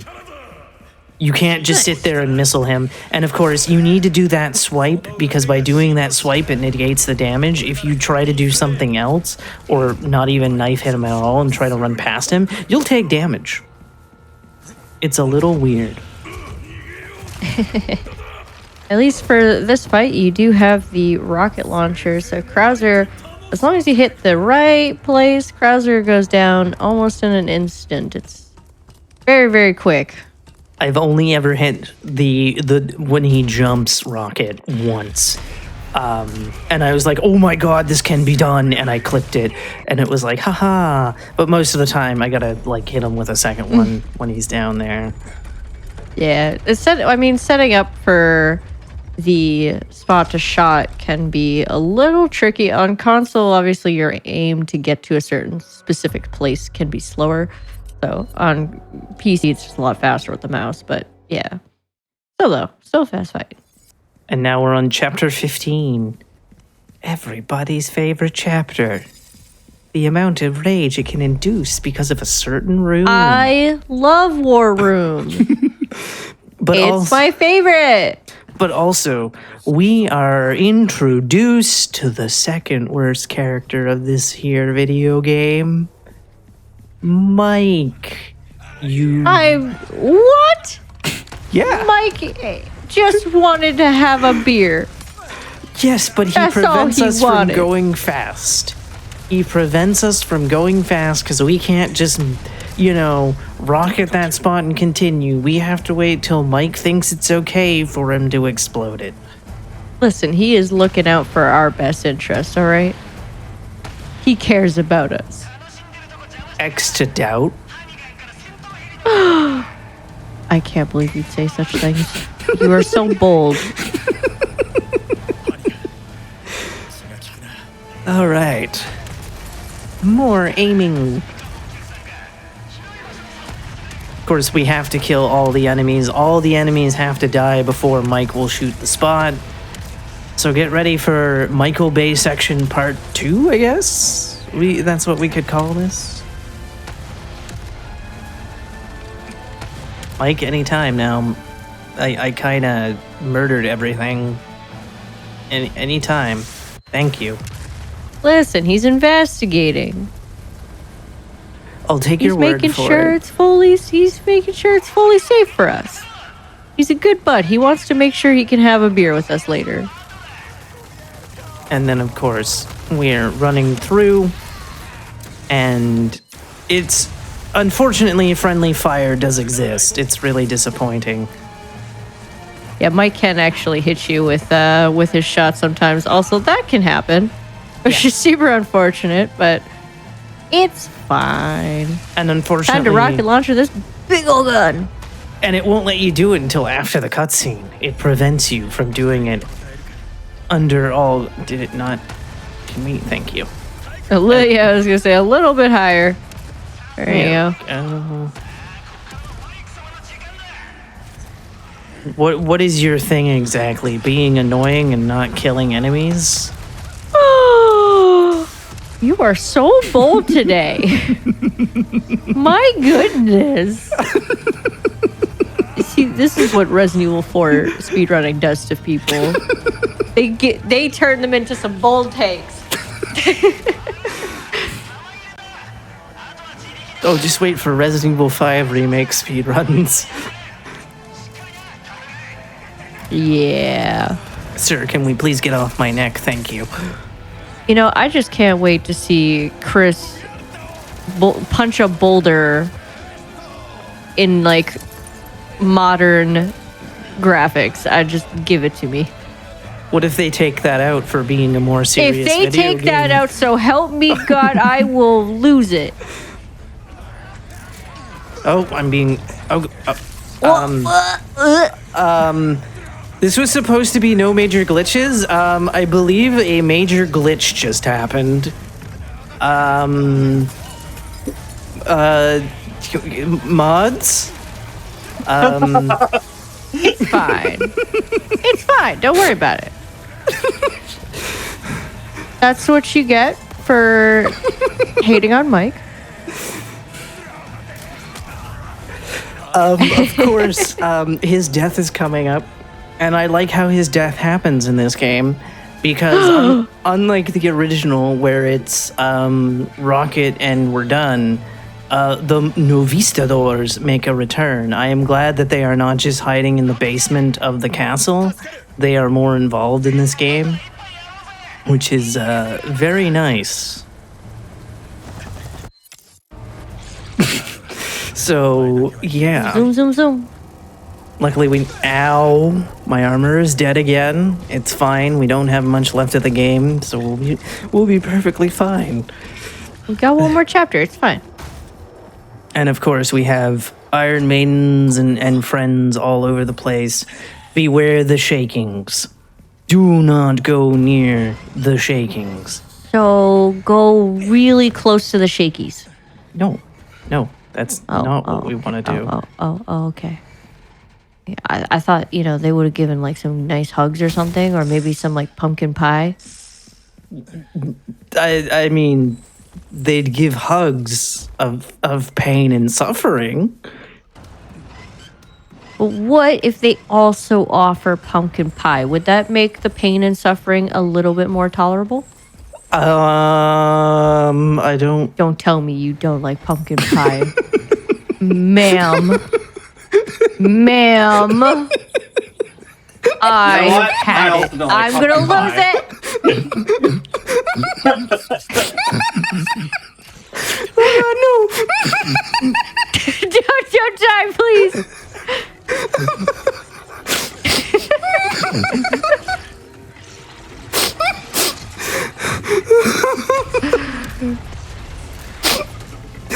There we go. We got this.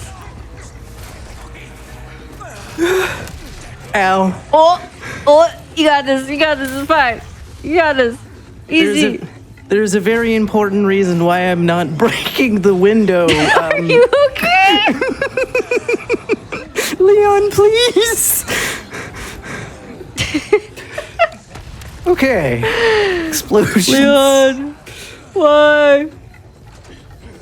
Uh-oh. Whoa, grabby. Okay, we need to heal. We only have 2 heals left. Oh, make them count.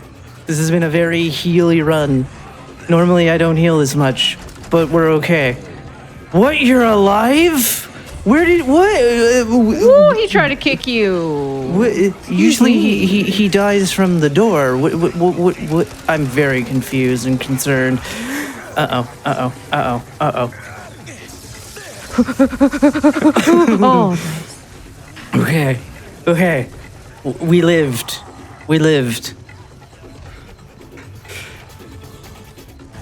Okay. We did it. We did it. We lived. We lived. And now Pumpkin for the very pie for all. Sorry. Yes. And now we have the very, very cinematic walking segment. And no, I'm not pause buffering because I don't understand how that works. Lower FPS makes it a lot easier. Yeah, console can't do that. Yeah, it's a thing where if you go to 30 FPS and spam the pause menu, essentially instead of stalling by that wall, Leon will just continue walking forward. And there's another point where he falls down to his knees, but if you are 30 FPS and pause buffer a ton right before it happens, if you get it on the right frame, he'll just continue walking instead of just falling down. I think I've done it once. It's rough. It's not an easy thing to do. And I was like, I don't understand how to do that. And I know that everybody's going like this, but I'm like, let me just fall to my knee. It's the arrow that was shot in his knee earlier. He's just like, yeah, exactly. I took an arrow to the knee. I must rest a moment. Slowly making our way to the final chapter of this here video game. It's been a ride. Yes, indeed. Fun though. Yes.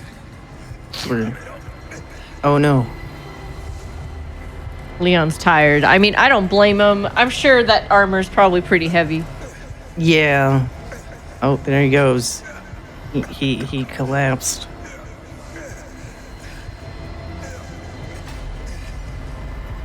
Here we go. And we're there. Excellent. Use Lewis's key. Remember to mash so that he'll actually use the key. Otherwise, he will just sit on that door forever. I learned that the hard way. Come on. Almost there, Leon. You got this. You Come on, can buddy. do it. I believe in you. Also, pay attention to the GPU that's just sitting out of the chair. Oh, yeah, true. It's a very weird detail that they This added. thing is powered by a 4080. That's crazy. 4080 that somehow teleported back in time. I don't even think... Was GeForce around in 04? I'm trying to remember. I did not have a GPU inside of a computer in 2004. But... Or was... No, it was 2003, wasn't it? See, now I'm just trying to remember weird facts that don't concern speedruns. There we go. Running. Chapter 6 or 16 is very, very short. Yes. Which is very, very nice. You don't have to worry about healing too much here. Or the Novistadors. True. Or Ashley. Because I don't know if Novistadors, like, can grab her or what have you. They can, I think. I don't remember. I've never seen it happen, and I'm just like, okay. It's fine. Here we go. Duck. Whoop. Alley whoop. And here we go. It's time. The final showdown. We will win The final for sure. countdown. Do Do. All right, here we go. Down he Wait, what's goes. this? He can survive rocket shots? Oh no, we're Oh kind of my screwed. God, Oh no wait, way. JK. Oh, okay, we're good. We're good. Explosions.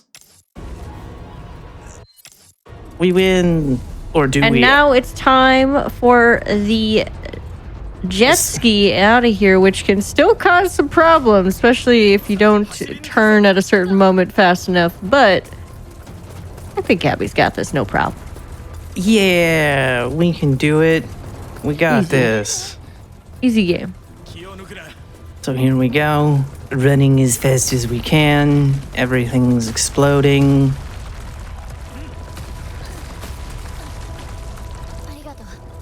There we go. Stick to the left side here. I still like how they have the Ganados speaking Spanish. And it's funny because I've watched a Spanish speedrun before, and it still like puts the subtitles as speaking gibberish. And it's like, ouch. Damn. So here we go. I hope you like thrill rides. Chad, are you ready for thrill rides? So I hope you here like thrill rides. we go. Now, I don't know about you, Kat, but I think it's pretty unwise to do the following. Hold on, we're not there yet. I kind of preempted this joke way too early. But I don't know how wise it is to, just do a flip when you're trying to escape from an exploding island. I am shocked that she is able to stay held on for dear life while in that suit when Leon does a flip. It makes no damn sense to me. Right? And, he's just casually doing other tricks and getting 1,000 pesetas. Fun fact about pesetas, did you know that pesetas were phased out in 2002? Pesetas were phased out in 2002. Interesting. Yes. The euro came in 2004. And you think, because this game came out in 2005, maybe they would have changed that. But apparently not. It seems like they're behind in the times over there. Fair enough. Here we go. Here we go. Can we make it? Time's gonna be coming up. Hold on. In 3, 2, 1. We did it! Hey! We defeated the Resident Evil of the Fours, and we're in a helicopter, and finding out what Ada's doing, and whatnot. Oh no. But yes, that was Resident Evil 4, and Hunnigan's on a computer, because of course she is. And somehow has a picture of Leon, and whatever. Oh, 2 hours, let's go! Kat, I know you've been here a lot, but tell the good people where they can find you. Sure. Chat, we've spent a whole lot of time together today, but I didn't really quite say where you guys can find me. This is true. You can find me at twitch.tv/catlink or catlink on anything, really. Thank you, Abby, so much for, invite me along to be a part of this. I love RE4. I haven't speedrun it in a minute, but it's always a good time, so... Yeah, it's good to have Team Canada back together. It's been a while since we've been able to do something. So Team Canada. Sorry. It's always great to hang out with you and stuff. If you're looking to find me, oh no, you're looking to find pure evil. Oh no. You can find me at twitch.tv/Abby's Corner. I also have Twitter, which is under a different name, Abby_Brander. I'm on Blue Sky under Abby's Corner, so there's something you can find me under the proper name for. I have to have different names for everything. I also host a podcast called Speedrunners and Coffee, where I interview speedrunners about their speedrun origins, available on Spotify, YouTube, and like 3 other places. Don't you know? Sick. But yes, this has been Resident Evil 4.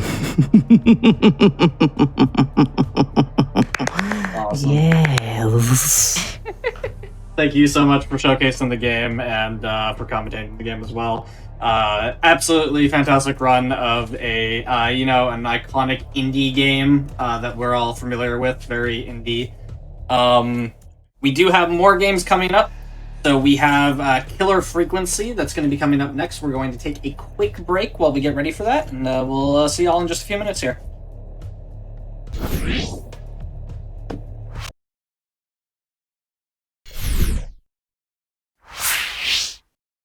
Hello, everybody, and welcome back to the Games Done Quick Hotfix. This is our indie horror showcase. We're showcasing a bunch of indie horror speed games. Now we have Killer Frequency. We're going to be doing the trial version because the regular game is far too long.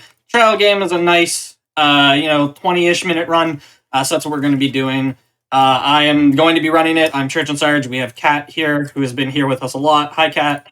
Hi, I'm back yet again. You just literally can never get rid of me until after this run. Until this, and then after that, we're good. Yeah. Did I just open? Okay, no, it does not look like I accidentally opened Apex. It looks like we're good. Oh man, we're not gonna find a place to drop and go ahead. We're not yet. Maybe afterwards. No? Okay. Okay. Fair enough. So, time is going to start when my cursor disappears, which is a really awkward time. So I'll just call time when it starts. I'm gonna start in 7-8 seconds. All right. This is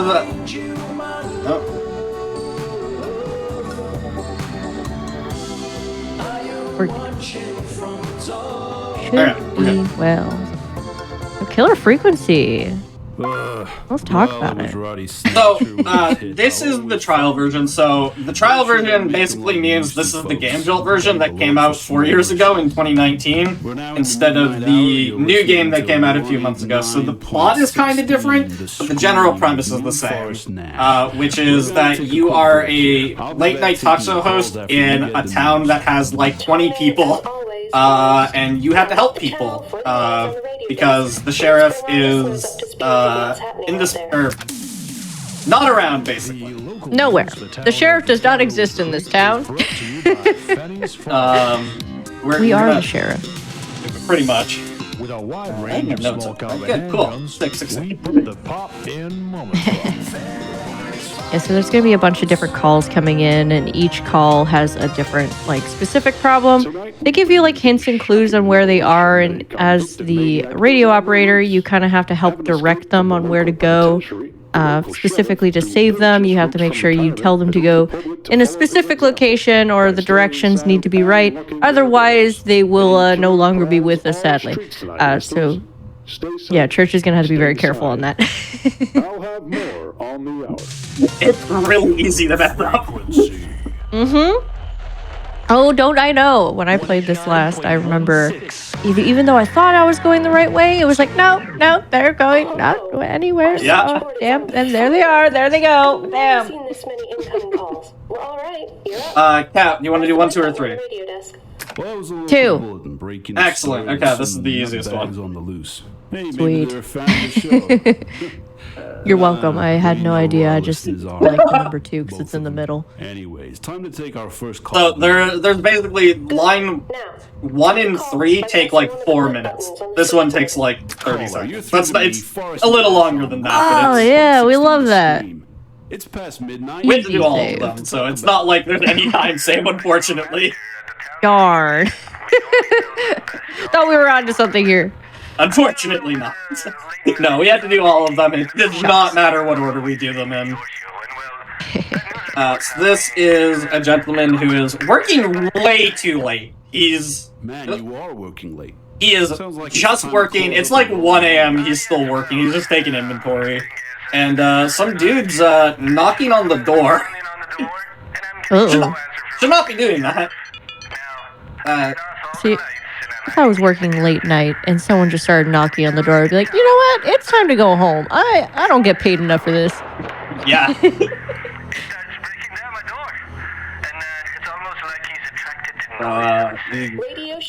This man is about to break down this gentleman's door, so we need to help him. And what we need to do is ask him what he has around him. And so this is one of the ones that kind of translated pretty well into the main game. This premise of oh, we are the radio, so we can use that to our advantage. Oh, one thing that's kind of wild, seeing the trial version again compared to the full game. The full game, I swear they added so many things just to it's like an ADHD trap. There's just so many buttons and things to click around and throw, and also you get distracted on somebody will be talking to you and you're like, ooh, what's this do?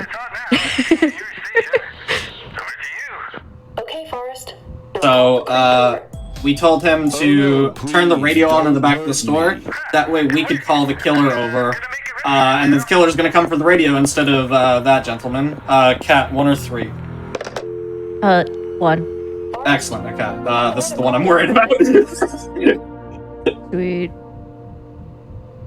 Caller, you're click the button. Okay, there we go. 916. So when the callers and you have to like give them a specific direction, do the order of which those things pop up, are they different, or are they always in the same place? They're always going to be in the same place, fortunately, so it's, I have notes that are just like what position to go to. Gotcha, yeah. That's super nice. Having like RNG choices where you have to, hold on, I gotta read for a second. Yeah, exactly. Okay. One thing that I like about this, that they changed in the full game, which I think actually works better for the full game, because you can actually like move around, but in this, the prompts will appear underneath my cursor instead of in the main game, where the prompts will always appear right here. Do you think you could outrun him? Yeah. It does not matter where I'm looking, I can look back here, and then I will still get the right prompts. Okay, so this is the only... this game has like a lot of puzzles, and you're like supposed to get up between this call and call 3 and like do things, but there's no RNG, so I'm gonna do the only real setup that I need to do. 16, the scream. Because it lets me get up. Actually, I should probably mash this button. We can get back to our caller on the line. Yeah, as much as RNG keeps things interesting, for a speedrun, not having like any RNG or very little to no RNG is like the best thing ever, because you're like, oh, thank goodness, I don't have to worry about having a part that just makes you have to reset because, oh, well, unfortunately, I didn't get the option I wanted, or, oh, unfortunately, the option changed and I clicked the wrong one. Darn. Okay, that door? work. Okay, we're gonna figure that out later. It's fine. It's a later us problem. Let's go to the phones okay. and see who we have on the line. 1 out of 4 left. Okay. This is where I got her killed in my practice run. So. You must save them all, Church.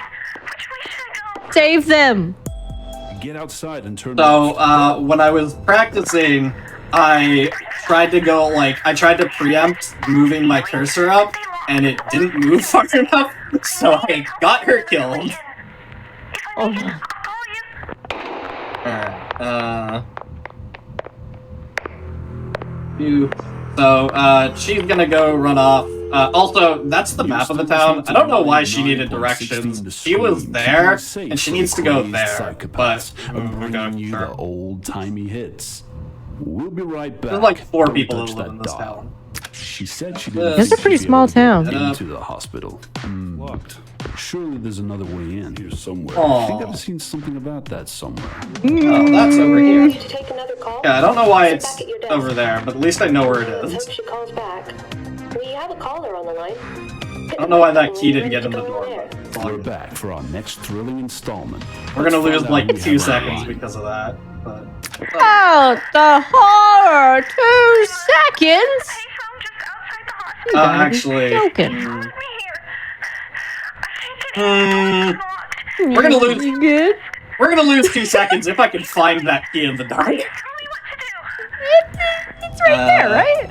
Ring the buzzer. Okay, listen to me. I know this sounds crazy. It's right there for now. Calm and ring the buzzer. I mean, I guess it's still gonna be right there. It's, whether or not I can find it when the lights are off. I mean, the lights are still definitely gonna stay on. There's no reason they would turn off. Visual memory, it's fine. Just see, it's right there. Just click. There you go. Visual saved in the visual memory bank. Right there. Sounds like she right there. Good for her. Easy. Word out to my boss. If you're Easiest find of your pal, life. That is how you keep an audience alive. So we are going to get a mystery caller here in a second. They're going to show up on line 1. And it doesn't matter what order we do this in, they always show up on line 1. Alright, Peggy, thank you. Listeners are counting on us today. Peggy, please. Let's try and keep it together. Take a breath. Nash, please. When you're ready. Caller, you're live there we go. on air. Now, I know things are a little crazy out there tonight, so just let me right here, this is all I need to do. From somewhere safe. Anyway, what do you want to talk about? Just the key, just right there. Right there. So while I struggle with this, Caller, you threw the first Nash. This is a story I've been waiting to tell all day about my nightmare, and by nightmare I mean something that really happened to me yesterday. Oh? So I woke up yesterday, and I sit down on my computer, and I look over at my left monitor, and there's a fly inside the monitor. What? And I go, okay, I guess I have to deal with this now. And I go to my keyboard to start Googling it, and, oh, it's actually visible. A spider crawls out of my keyboard when I go to use it. And that really happened. So, I don't know what's wrong with my technology, but I guess it's infested with bugs. And, now I want to torch the entire place, because it's the only way to get rid of them. Yeah. I mean, it is getting colder, so, you know, bugs like to come inside when it gets cold, but spiders are generally a sign of clean. Though spiders coming out of your keyboard, a little bit of a bigger concern. Did you go on the door? There you go. There you go. My goodness. The door was being stubborn. Talk show host, emergency responder. Alright. Man. Now it's time to get I've never had that key be that big of a problem. Sit down, please. We're back up and running. And hey, look at that. It is what it is. Hotfix. Yeah. It knew what was going on. It marathon luck as she goes. Whenever you're ready, Forrest. You're tuned to 189.16. Wait, did you get the fly out? I need to know. I did. Okay, so I did Google it, and I feel like we left on like a unconclusive moment really there. weird note. Okay, so I Googled it, and the first thing that came up was a Reddit thread, and I should probably. Okay, yeah. Reddit can be knowledgeable sometimes. So I don't use Reddit, but I will say, Reddit, you need to stop. There was like 50 comments on this thread. The question was, hey, I have a fly in my monitor, what do I do? And 95% of the comments were things like, it's a feature, not a bug, or drag and drop it into the trash. I have a bug in my monitor, Reddit. I need help, not your jokes. Yeah, that is the most common Reddit moment I've ever heard in my life. They, you know, there could be some really good solutions that come out of Reddit, but there's some times where you ask a question, and if there's a joke opportunity, they're gonna take it. Absolutely. Turns down a sweet deal on a new VCR, right? There we go. Okay then. So I did eventually. I scrolled through. I found the answer. And the answer was unplug the monitor and then like put a lamp on the edge and then hope that it calls out. So I guess technically I don't know that it's out. I just haven't seen it again. I turned it off for like 6 hours and put a light on the corner. And then when I turned it on next, there was no fly in the spot, so... Town salespeople are not part of our regular programming, but we like to do... You know, if it's not there, you take it. Yeah. Please something for you right now. I'm just gonna hope that not it a left problem no more, alright? I'm gonna hope that it left and didn't die inside the monitor, and then, yeah. He needs to somehow get gas for his Yeah. car. He was heading down Kilkenny Avenue towards... So I actually need to be out of the chair for Peggy to talk, and then as soon as Peggy talks, I can sit down. What were you gonna say? Which one? I was just about to ask, so what is going on right now in this here video game? You answered my question. Thank you. We have this gentleman who is out of town, and it has not been paying attention to the news that there's a killer on the loose. And he's broken down at the gas station. Yeah, he's calling the radio. Yeah, because it's the only jingle he could remember, because it's such a catchy jingle. So he called us, and then basically came to the conclusion that he's gonna walk, so he was over here, and he's gonna walk to these houses. He's also, twice now, mentioned that there is a very weird dude following him, and he has told him to take a hike twice. But he is not at all concerned about this gentleman who is following him. For some reason. No reason to be concerned. Yeah, no. It's 1 a.m. There's a dude following you. Yeah, no, it's totally fine. So we tell him to go to house 3. If we had gotten up and done what we were supposed to do, we would have found out that the owner of the gas station lives in House 3. So he goes to the door, and then the keys are literally thrown at him, and then he's going to walk back to the gas station. But on his way back, he lets us know that the main road is closed, so now we have to figure out how to get him out of town. I always get so turned around with, like, directing people. My right from my left is always backwards. I don't know why. It's just terrible. So these games, when I have to direct someone to go left or right, I'm like, go left, good luck. So when I played, I don't know what it was. Like, I don't know if it's just like a really weird way it's described, but when I did this for the first time, it's actually really simple, like the directions. But when I did it the first time, I got him killed like 4 times in a row. It's literally a left and a right, but I just like, he died 4 times, like, I don't know what happened. We'll be back after some more music. Is it the gas Yeah. station? Which is really awkward, because this is a trial version. There's no saving. If I screw up, I gotta go back to the beginning, which I'm not gonna do. no. He's just gonna die in this, but... Please no die. Yeah, the full game have so many more, like, characters that you have to save. Like, when I saw, like, at the end of the game, when I saw how big the picture board was of how many people you could save, I was like, oh my god. Yeah. That's a lot of people. Should we find out? Left and right. 3 and 1.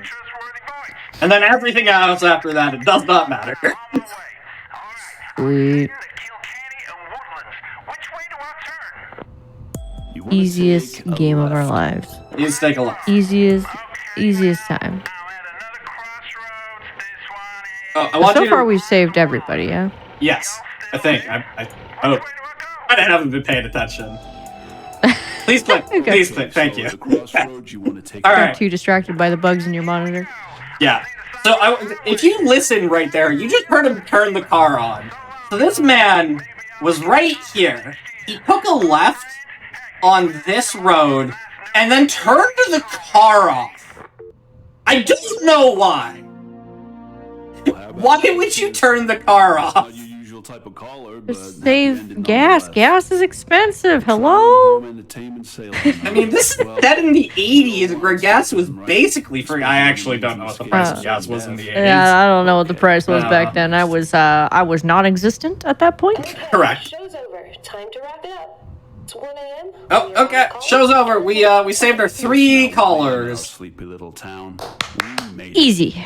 We made it through the witching So, folks. You've been tuned to I know you were mentioning it, but yeah, like the main game is so much bigger, and you can like actually move around, and it's more than these 2 rooms. And there's puzzles that involve doing things outside of the room, which is why I think it's a really cool game. Obviously, it's a lot longer, which is why I wasn't showcasing it. For some reason, like the main game, the radio station reminds me of Texas Chainsaw 2 radio station. Yes. Yeah, it reminds me a lot of the like that station specifically. When I saw it, I was like, oh my god. Also, do we call time? Yeah, that was time. I totally forgot. Oh, sorry. It's all good. It's all good. We saved everybody. Okay, good.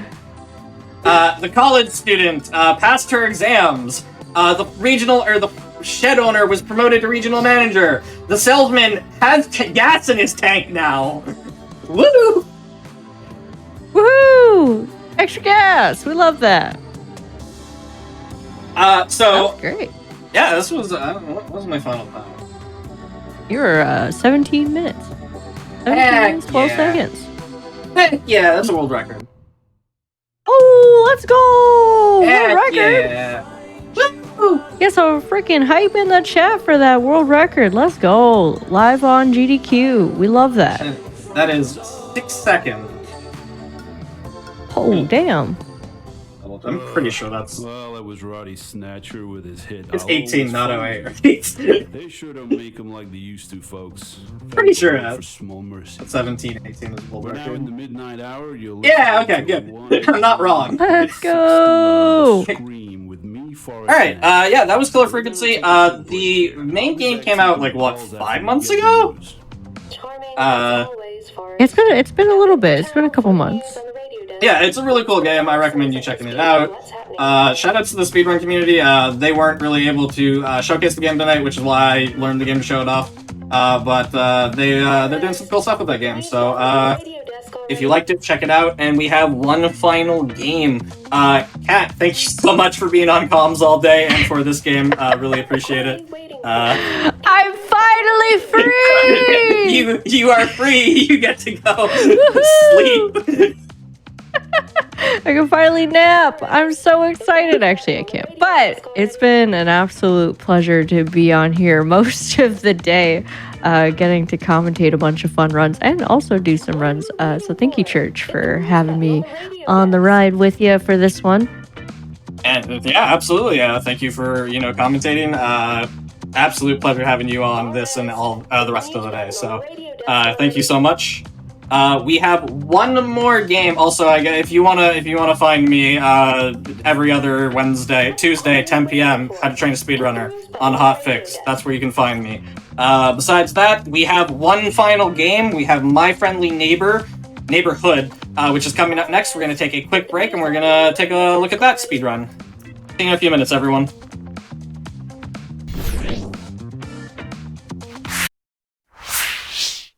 Hello, everybody, and welcome back to the Games Done Quick Hotfix. This is our indie horror speedrun showcase. We are showcasing a bunch of different indie horror games today, and we are ending on My Friendly Neighborhood. I will hand it over to the runner, let him introduce everybody. Hey, my name is Avukamu. Today I'll be showcasing a game called My Friendly Neighborhood. This game is probably best described as a child of Resident Evil and Sesame Street. Yeah, you heard me correctly. This is Resident Evil meets Sesame Street. Commentating with me, I have actually one of the developers of the game. John, if you want to introduce yourself. Hi, yeah, my name is John Szymanski. I am the director and general mind behind MFN here. I'm happy to be here. Thanks for having me, Kamu. All right. We will be playing this game with no major glitches. So what that pretty much means is we're going to be going as fast as we can inbounds. It's what a lot of people would call the route, beating the game as intended. So without further ado, if we got the timer ready, we'll go ahead on my start on 3, 2, 1. Okay. All right. We're going to be starting the game as Gordon, who's been called in for a repair job at MFN Studio. First thing we're going to do is grab the chocolate bar here. What the chocolate bar actually does is give us a speed boost throughout several rooms of the run. Normally, we go into this building, get introduced to a couple of characters, a little bit of narrative exposition, but for now, we're going to take a hidden route into the studio, which is kind of nice. It's not a route you normally go through on your first playthrough of the game. Because of that, we're going to be grabbing the shotgun ahead of time. This is the only weapon we will be using for the rest of the speedrun besides the grenade. But John, if you want to kind of introduce how enemies work in this game and how each room interaction works, that'd be... Absolutely. Yeah, so enemies have a starting position, as it was. When you enter a room for the first time, they'll always be in a set position. After you down an enemy and then leave the room, they'll shuffle around. They'll go to, there's a bunch of different spots that all the enemies can end up in. The way that you can avoid this is by taping them down. You can use duct tape to make sure that they don't get back up at all, so they won't shuffle to any position. They'll just stay on the ground. So managing duct tape and managing, the risk of where enemies can shuffle to is important in the game, but I would assume also has a lot of import in speedruns as well. Is that right, Kamu? Yep, that is correct. Oop. I did not want to go back. Oh, wait. Woo! Actually, I don't know what happened there. Time loss. 2 seconds. Absolutely. That's a reset, unfortunately. No, but we're only going to be grabbing one tape throughout the run because obviously picking up items is slow in a speed run. So we're going to be having to deal with ammo conservation and resource conservation as well. This first area is called the main studio. There are a couple of soft locks here that actually ruin the run. Obviously, in a speedrun attempt, we'd just go for the soft lock, and if we soft lock, we would reset. But obviously, because it's a marathon, we're going to take the little bit of a safe route. So, John, can you kind of introduce us to what inspired your team for this game? You know, what inspired My Friendly Neighborhood? Yeah, absolutely. Well, there's obviously some components that are that kind of come from deep love of certain kinds of media. Survival horror is maybe the obvious one. Puppetry and children's television programming is another really obvious one. And these are things that I thought would go really well together. We don't really have a lot of survival horror games that are aimed towards a younger audience, but don't really have, like, let's say, a childish veneer behind them. My Friendly Neighborhood kind of tries to hit a little bit of a middle ground where it's definitely pick-upable by somebody who would be being introduced to survival horror, but it doesn't really sacrifice on the gameplay or the narrative in any sort of way. It tries to keep those tenets of something that you might find in, say, a Resident Evil game as alive as possible while still being, shall I say, a bit of a friendly experience. But yeah, children's programming, survival horror, some stuff like puzzle design. I took a lot of inspiration from games like Myst, first-person adventure games like that. There's some other small ones, but that's a lot of the main stuff. So for the sound studio area, we're going to be going around grabbing a couple of key items. They're all letters. What could they possibly spell? But the nice part about this game is you're going to notice a lot of attention to details. You'll notice that my shotgun is actually a typewriter of sorts, and it shoots letters, which is also a really cool detail. There are also side quests in each main area that you could do. Obviously, for the speedrun, we're not going to do them because it's slow. But I would say the speedrun would show about 25-30% of what the game is actually about, and I fully and wholeheartedly recommend that if you do want to play this game. It is very fun, and you try it with all the full quests and all the side quests. You know, even apart from obviously having, you know, the developer's stake in people trying out the game, I feel like survival horror is one of those genres that you can watch the game, but then you can also play it and get a different experience from it.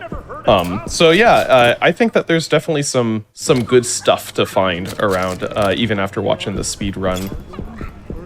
We're going to be eating our first candy bar here. So how the candy bar works is we get a speed boost for 4 or 5 rooms, I believe, and we're obviously going to want to try to do that during the 4 or 5 biggest rooms.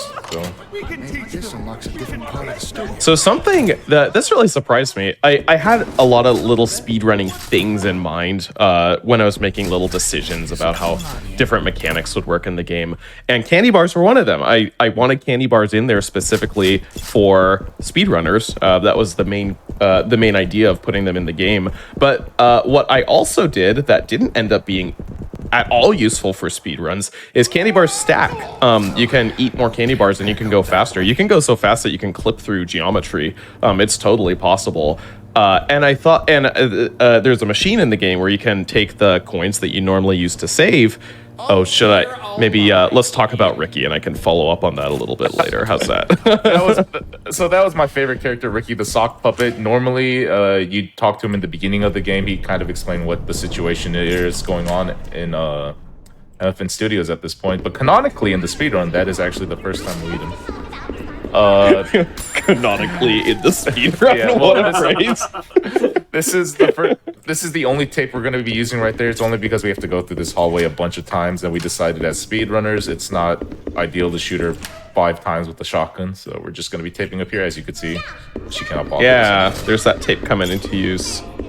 To finish up that thought before I forget about it, there's a machine that you can use to save items that you usually use to get more candy bars. And I was thinking it would be good to, you know, if you're not saving during a speed run, dump them all into the machine, get a bunch of candy bars, stack them all up, and go wild. And it just turns out that that's just not useful. It's just slower than just popping a candy bar here and there in the largest rooms.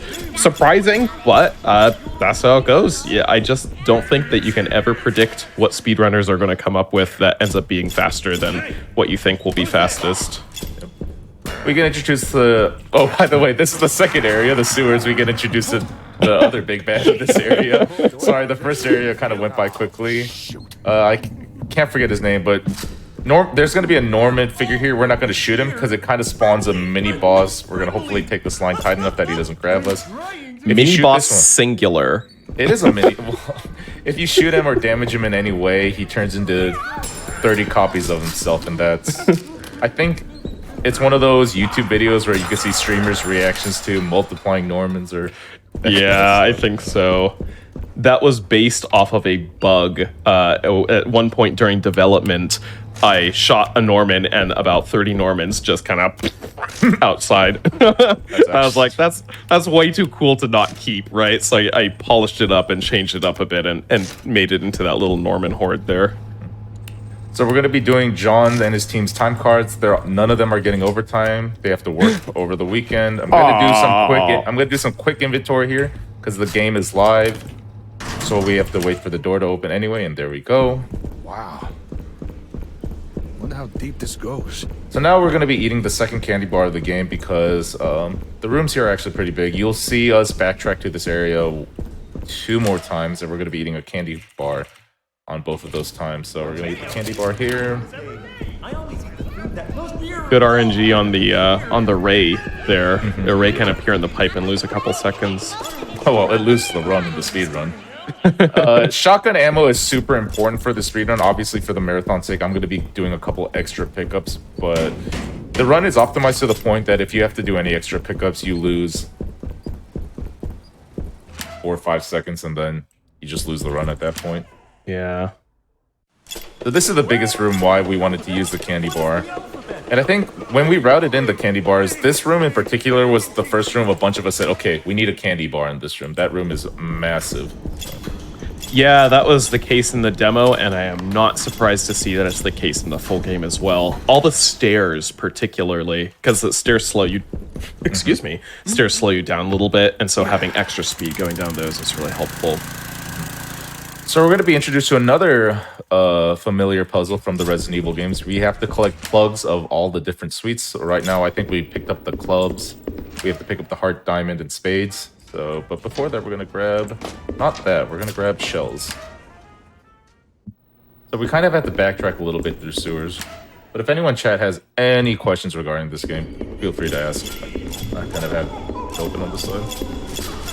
That there is normally the place where you'd pick up the shotgun, where Kamu picked up the shells, but it is possible to get actually quite a few of the weapons early if you know where some secrets are, and one of the secrets that Kamu went through to gain some speed happens to have an extra shotgun pickup. Yeah, and that was right at the beginning, if you guys recall. We went through right at the beginning. Side entrance, yep. A bit of unlucky RNG race spawning right there, but it's okay. This doesn't lose too much time. Just kind of taking this alternate way. Hopefully it doesn't spawn right here. Perfect. Good. Nice.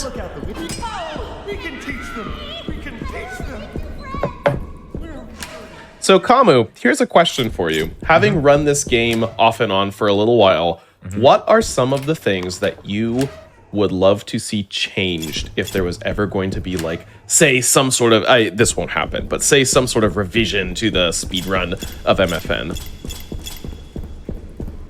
In terms of base game or just the speedrun? Because let's say just the speedrun. I'm just curious. I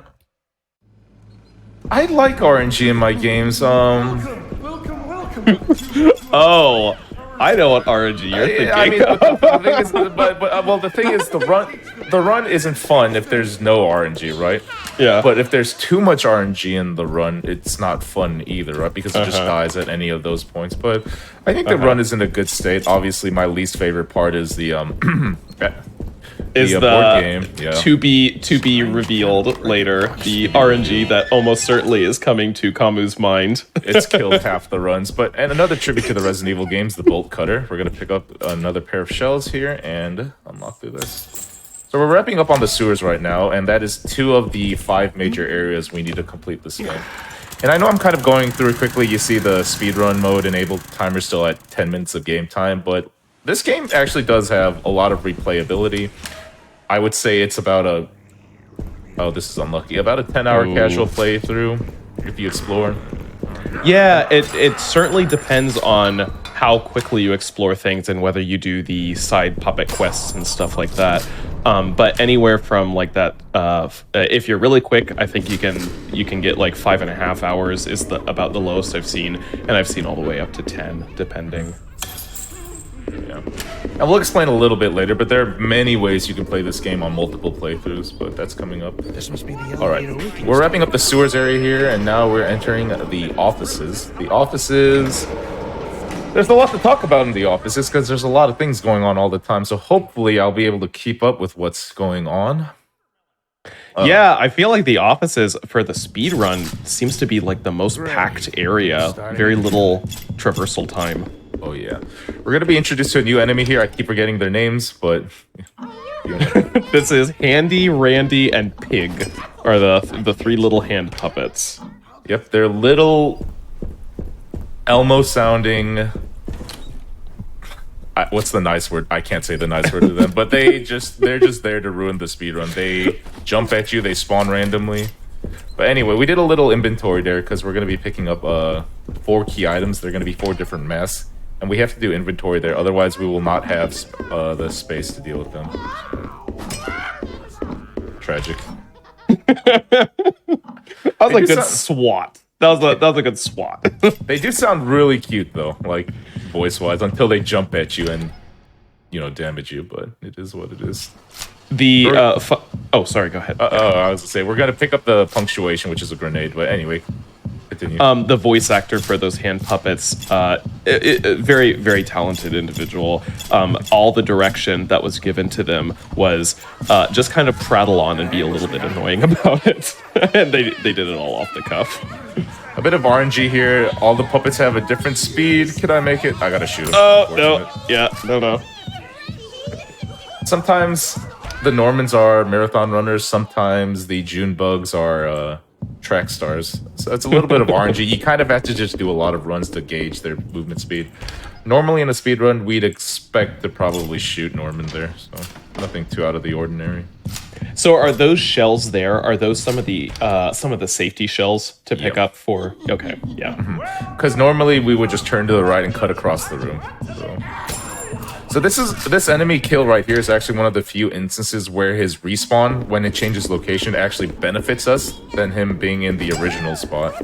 So we're gonna get rid of I keep forgetting his name, the taxi driver one, but George is his name, yeah. From what I remember, I think because there's another puppet in that room that's taking up a different spot, there's only 2 other spots that George can shuffle to, and both of them would be fairly out of the way in terms of speedrun stuff. So another cool trick, normally you'd have to pick the key up here, but because we can just he has incredibly long and invisible arms, we can just I hate that one. I think that one's just rude. You know, we try so hard, and just sometimes it doesn't work out, does it? God, cringe speedrunners, am I right? I know. Awful. Terrible. How dare they break my hard work like this? No, the point that always actually makes me a little sad is when the office's boss comes up. We put weeks into, well, yeah, everybody will see.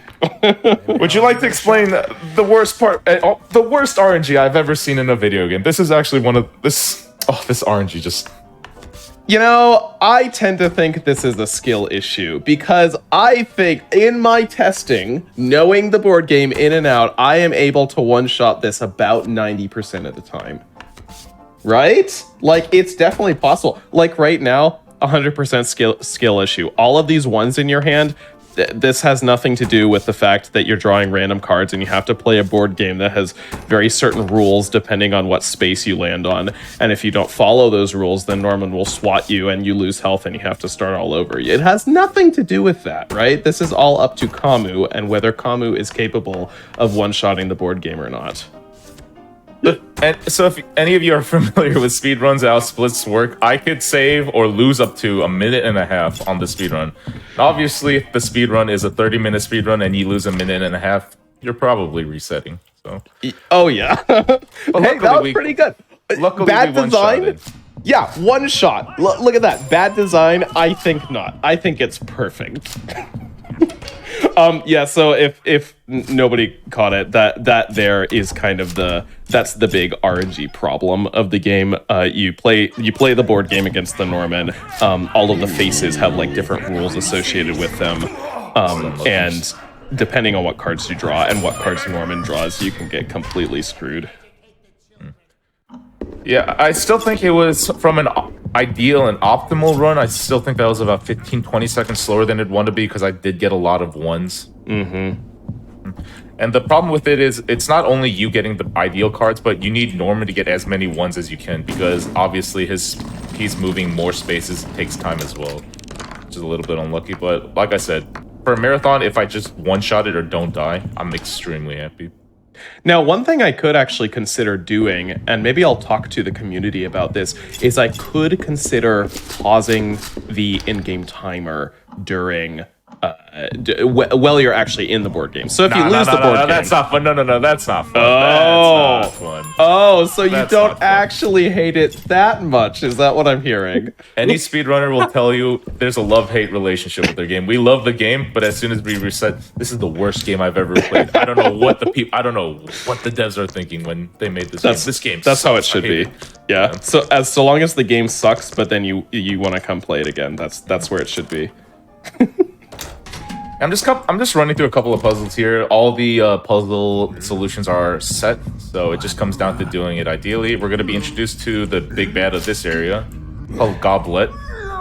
Yeah, normally we would meet Goblet quite a bit earlier, but because of the path that Kamu took, it kind of avoids a lot of triggers that make the Goblet spawn until much later in the offices. I like to call Goblet the Mr. X if anyone is familiar with Resident Evil 2 or Resident Evil 2 Remake, because they just appear in rooms and they're just extremely annoying. I've heard Goblet referred to as the green frog puppet, which is pretty hilarious to me. Goblet's side quest is actually pretty cool. It's actually kind of funny. It's kind of ironic and it's kind of funny, but fix that out. Yeah, I'm not going to tell you guys what it is because, you know, play the game, buy the game.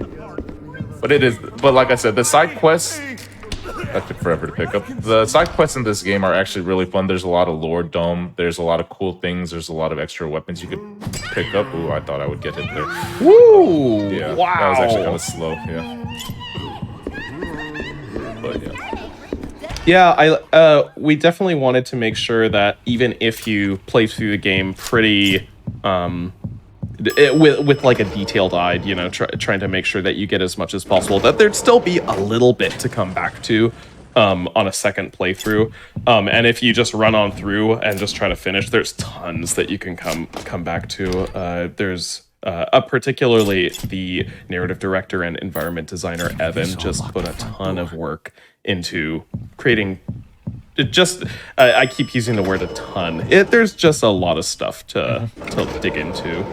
So we're gonna run into the first boss of this game called Curtain Call. You'll see why. I'll kill it with the speedrun strat and kind of actually show what you need to do to kill it casually. But here's Curtain Call, aptly named. We're gonna toss 2 grenades. We're lucky. That didn't kill because I'm bad, but that last grenade shell should kill. I'm gonna grab my elbow here. Don't do it. Ooh. It's unlucky. But normally what you'd have to do is, if you see a bunch of eyes on the curtain, you'd have to just shoot each individual eye. I think that causes it to lose HP.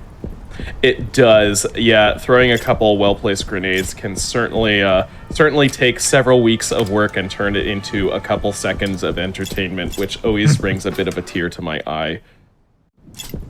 I think normally at that point, you wouldn't have that many punctuations. It's only because us as runners know where the exact pickups are.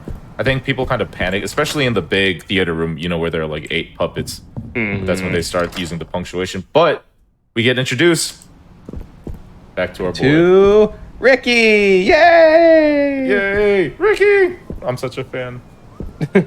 Gordon, where are you going? Where do you... I'm going to GDQ.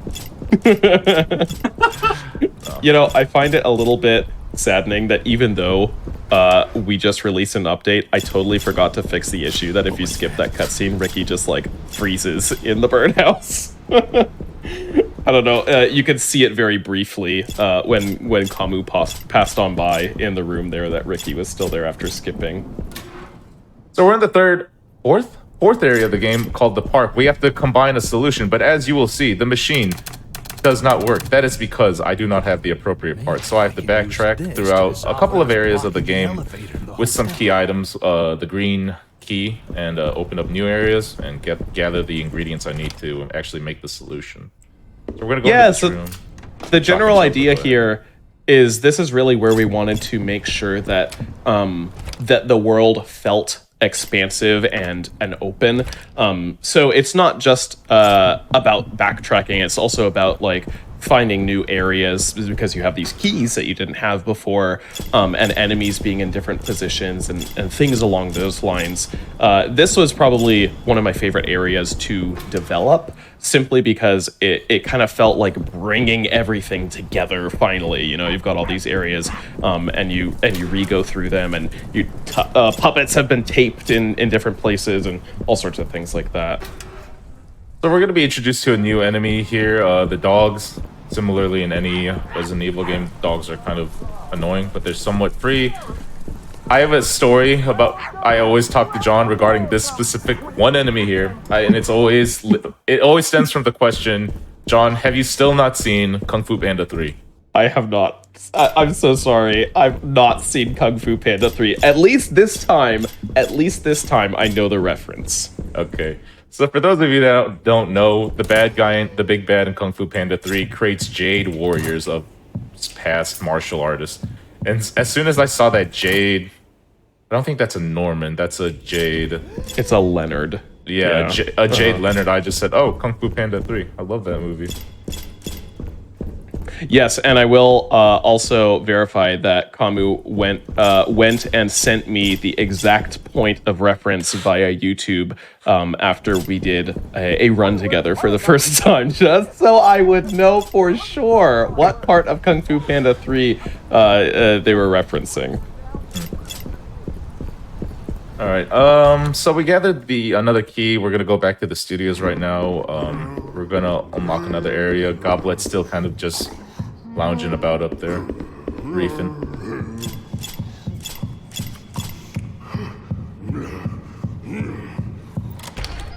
There's a line right here that hopefully we can get past the George because he's aggroed. He's always usually aggroed, but we just have to make it through right here. Oh, nice.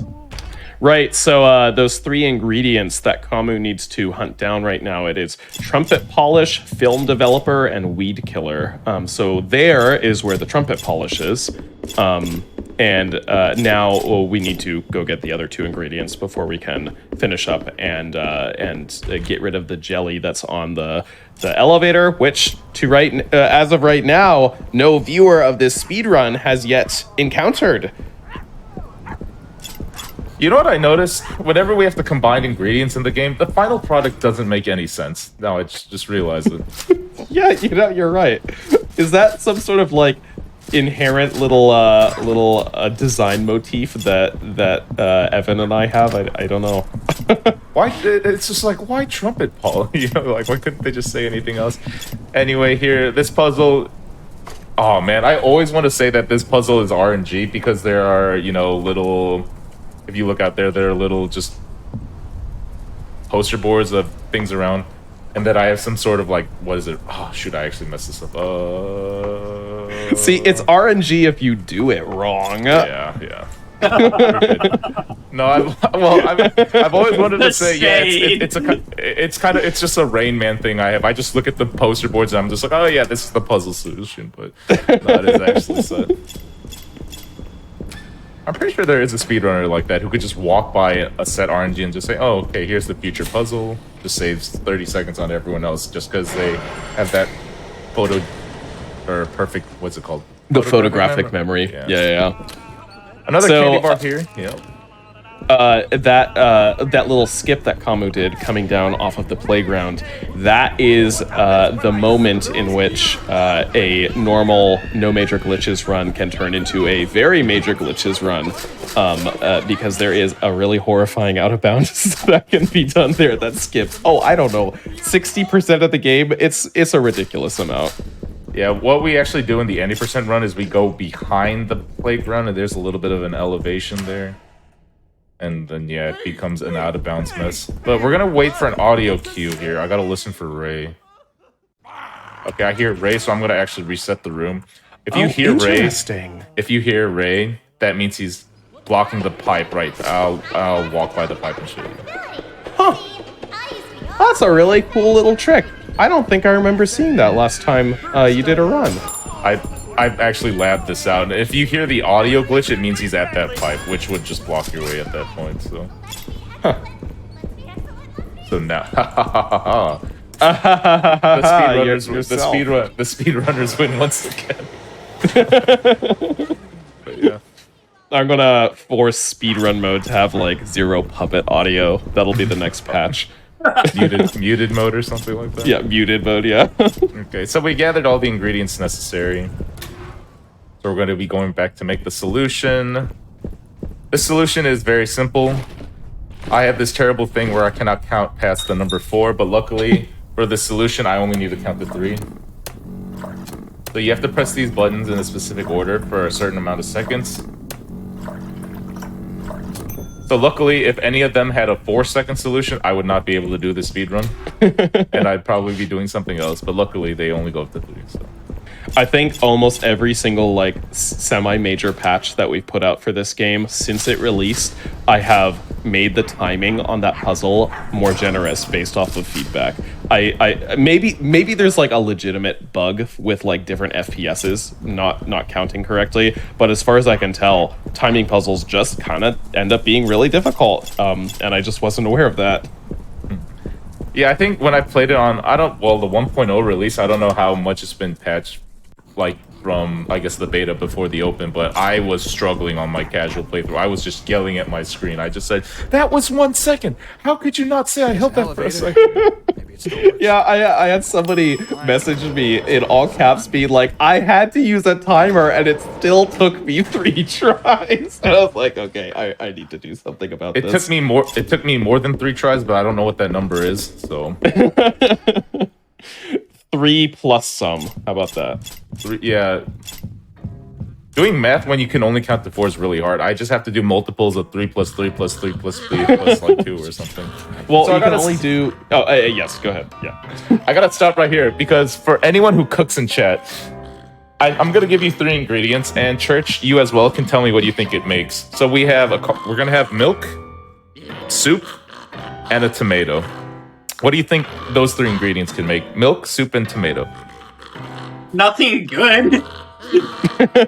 This isn't a trick question. This isn't a trick question. Milk, soup, and...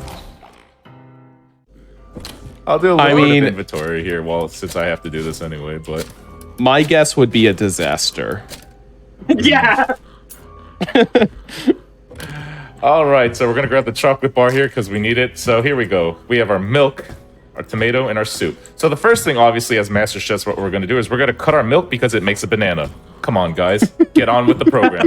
We're going to put our canned soups on the stove. We're going to put our tomato in the microwave. We're going to leave the room because all of these recipes are actually time-based, but if you leave the room, it comes out to a final product.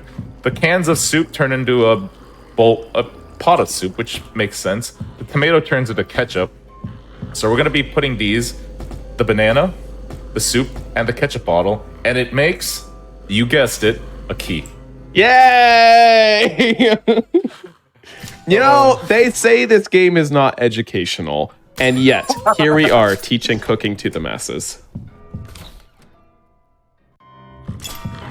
Gordon Ramsay would have a field day in this kitchen. So we're going to my computer to wipe my browser history, but we're also going to open up a couple of doors while we're doing so. Sounded like that came from the other room. Nice. You know, that's actually based. When I was a kid, like many kids, I had limited screen time. So what I would do instead is I made my own little paper computers and pretended that I was playing on a computer for like hours at a time. And that's how I'd switch screens. So I'd like pretend to click on something and then take paper out and put other paper in. That's where that little thing came from. Yeah, I don't know how stereotypical this sounds, but I played a lot of StarCraft when I was a kid, so not as a joke even, so. Anyway, I know what y'all are thinking. Anyway, next puzzle of the room, we actually have to rate a bunch of kindergartners' artwork, so we're going to be judging the 5 best paintings in this room, so let's go ahead and start. We're going to start with the kid who can draw shapes. This kid, he's talented. He's no Da Vinci, but he knows what shapes are, so I give him 5th place. You know what? This fox here, anatomically incorrect, but you know they know what a fox is. It's an animal. It's actually a cat.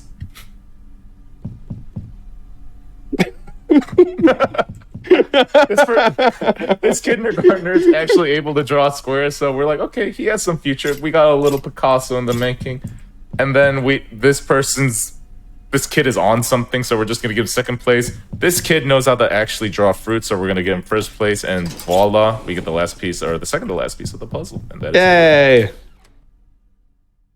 Still life fruits helps you solve puzzles. I don't know. This is not the Sesame Street you guys were familiar with growing up. Whoop, whoop. Oh, you are so lucky! What the heck? So I don't know if y'all saw that, but what had happened was one of the residue shotgun shells that had bounced from one of these guys actually hit him on the way back. That was actually. Oh my goodness! We're gonna grab the yellow drink. The yellow drink is speed that we need for the last boss. We're gonna grab the last piece of the puzzle, and we're gonna be finished with the penultimate area. And as we enter the final boss area, we tell this guy he's actually really bad at the piano. We're gonna hit the switch. We're gonna leave our inventory on the. I don't think that's how that cutscene plays out, but close enough. So while we do a little bit of, I think it's about 30 seconds of just climbing up a ladder here. I just want to say thank you for GDQ for having me on. Thank you for John for commentating. This game, not this run, has a lot of ways you can play it, and there are various unlocks you can do, like New Game Plus, but there are also like modes that enable you to jump. There are modes that enable you to have like long arms, different sort of weapons, different enemy interactions that make, honestly, alternate routes of the New Game playthrough of this better than a lot of New Game Pluses on other games. So I would recommend wholeheartedly. I think this game's on sale right now on Steam. Go buy it. It's a lot of fun. Yes. And Yeah, also, it's I think, on John, they added a new mode too, right? Yeah, we added score crunching mode. It's kind of like a mixture of like the Mercenaries and Call of Duty Zombies, if you want to look at it that way. And yeah, the game is on sale right now, 25% off. So if you have any interest, now is a good time to grab it. But you know, of course, you can just watch this speed run 4 or 5 times and have the approximate runtime of playing the game and have the approximate experience of playing the game. So we're entering the final area of the game, the unfriendly neighborhood, where we're going to fight the final boss of the game. Ricky's telling us, "Oh no, Gordon, what are you doing?" We're going to drink our soda because Red Bull gives you wings, and we're kind of honestly sick of chocolate at this point. Did you lab out that joke? No, I did not. These are the unfriendly neighbors. And so we're going to run to the final boss. I actually don't think I have enough ammo. Really? This is gonna be awkward. Oh, you're a grenade short, aren't you? I am a shotgun. I am.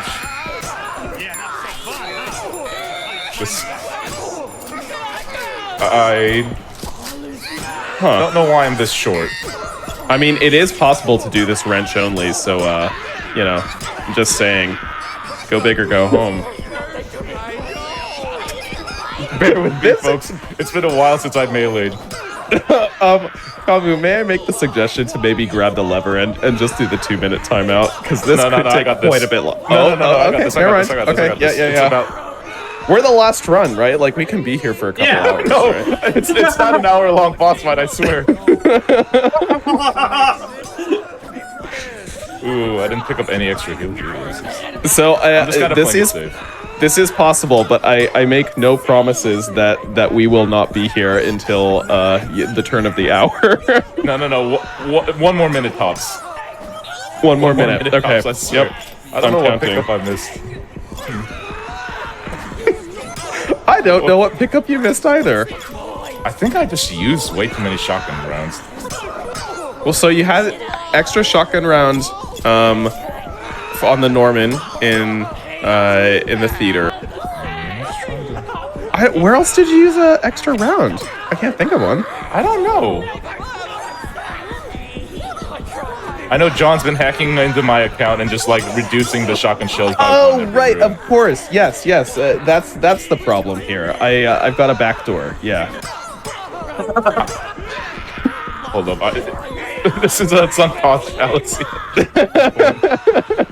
But normally, what you would do is have enough shotgun shells. You would just shoot it, and the boss fight would be over in 10 seconds. But... You know, or Kamu could do the non-violent route strat, and and do the lever timeout. But of course, that would be a problem. You know, see, the problem is that like if I hit the lever and I kill the boss, I still have to wait the timing, which is why we don't hit it until after we beat the boss. Please. Ironbound, yes, live patching. That's exactly what's going on here. You know what? It's because I said the speedrunners win once again. Yeah, you know, I just need to flex my little dev fingers all over this run right now. Make sure that I feel like I'm in control. He's gonna message me after the game like, the speedrunners win again, huh? Nice run, loser. I'm gonna clip this run and submit it to the leaderboards under your name. Okay, he's gotta be low. Like, there's no way. Okay, you do realize how many hundreds of melee hits this say. Do you want to know? I have the code base open right now. Hold on, let me actually look this up. Boss. Did you just do it? Yeah.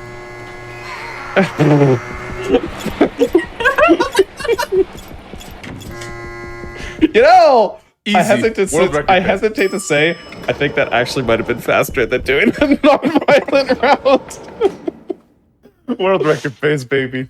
I'm only 10 minutes behind what I normally be.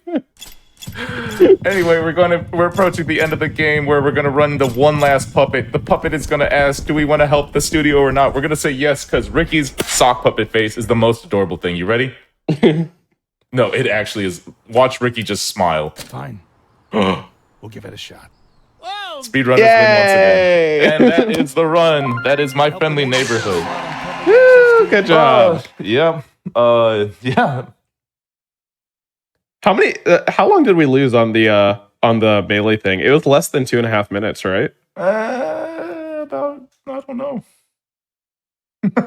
I don't know. I never. I don't know. If at any point of the speedrun that had happened to me, I would be like, I'm resetting. This game sucks. But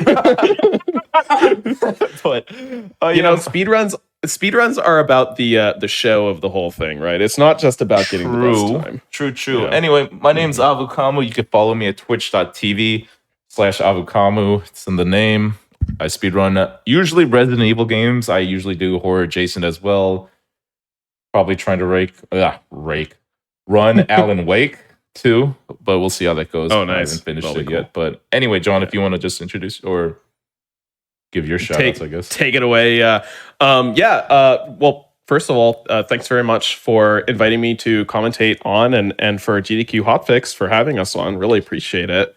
If anybody wants to pick up the game, that is always super appreciated. You can go to mfngame.dev or just search it on Steam. That's a great place to do it. And I do really want to shout out, as you could see, many people scrolling past. Lots of people have had their hands on the project for some amount of time. Some people put years of their professional life into making this happen. And I just want to shout each and every one of them out and say I really appreciate it. And you guys did a fantastic job. All right, Church, it's all you. Thank you both so much for showcasing this run. This is one of my favorite games of the past few years, so it's awesome to have not only you show off a fantastic speedrun of it, minus we're gonna forget what happened with that boss. I don't know what happened there. No, you're crazy. You're crazy. That boss that was the quickest. Yeah. That was the quickest final boss kill you've ever seen. Yeah, you're right. And having the dev on, to commentate the run, that's awesome. So thank you both so much. Fantastic game. Everybody should check it out. Seriously, what a great game this is. Well, thank you. With that said, that is all we have tonight for our indie horror showcase. We are going to have more shows tomorrow. We have Awfully Silly starting at 7, Out of Bounds starting at 10, and we have a Halloween special at 7 p.m. on Tuesday. So make sure to check those out, and have a great night, everybody.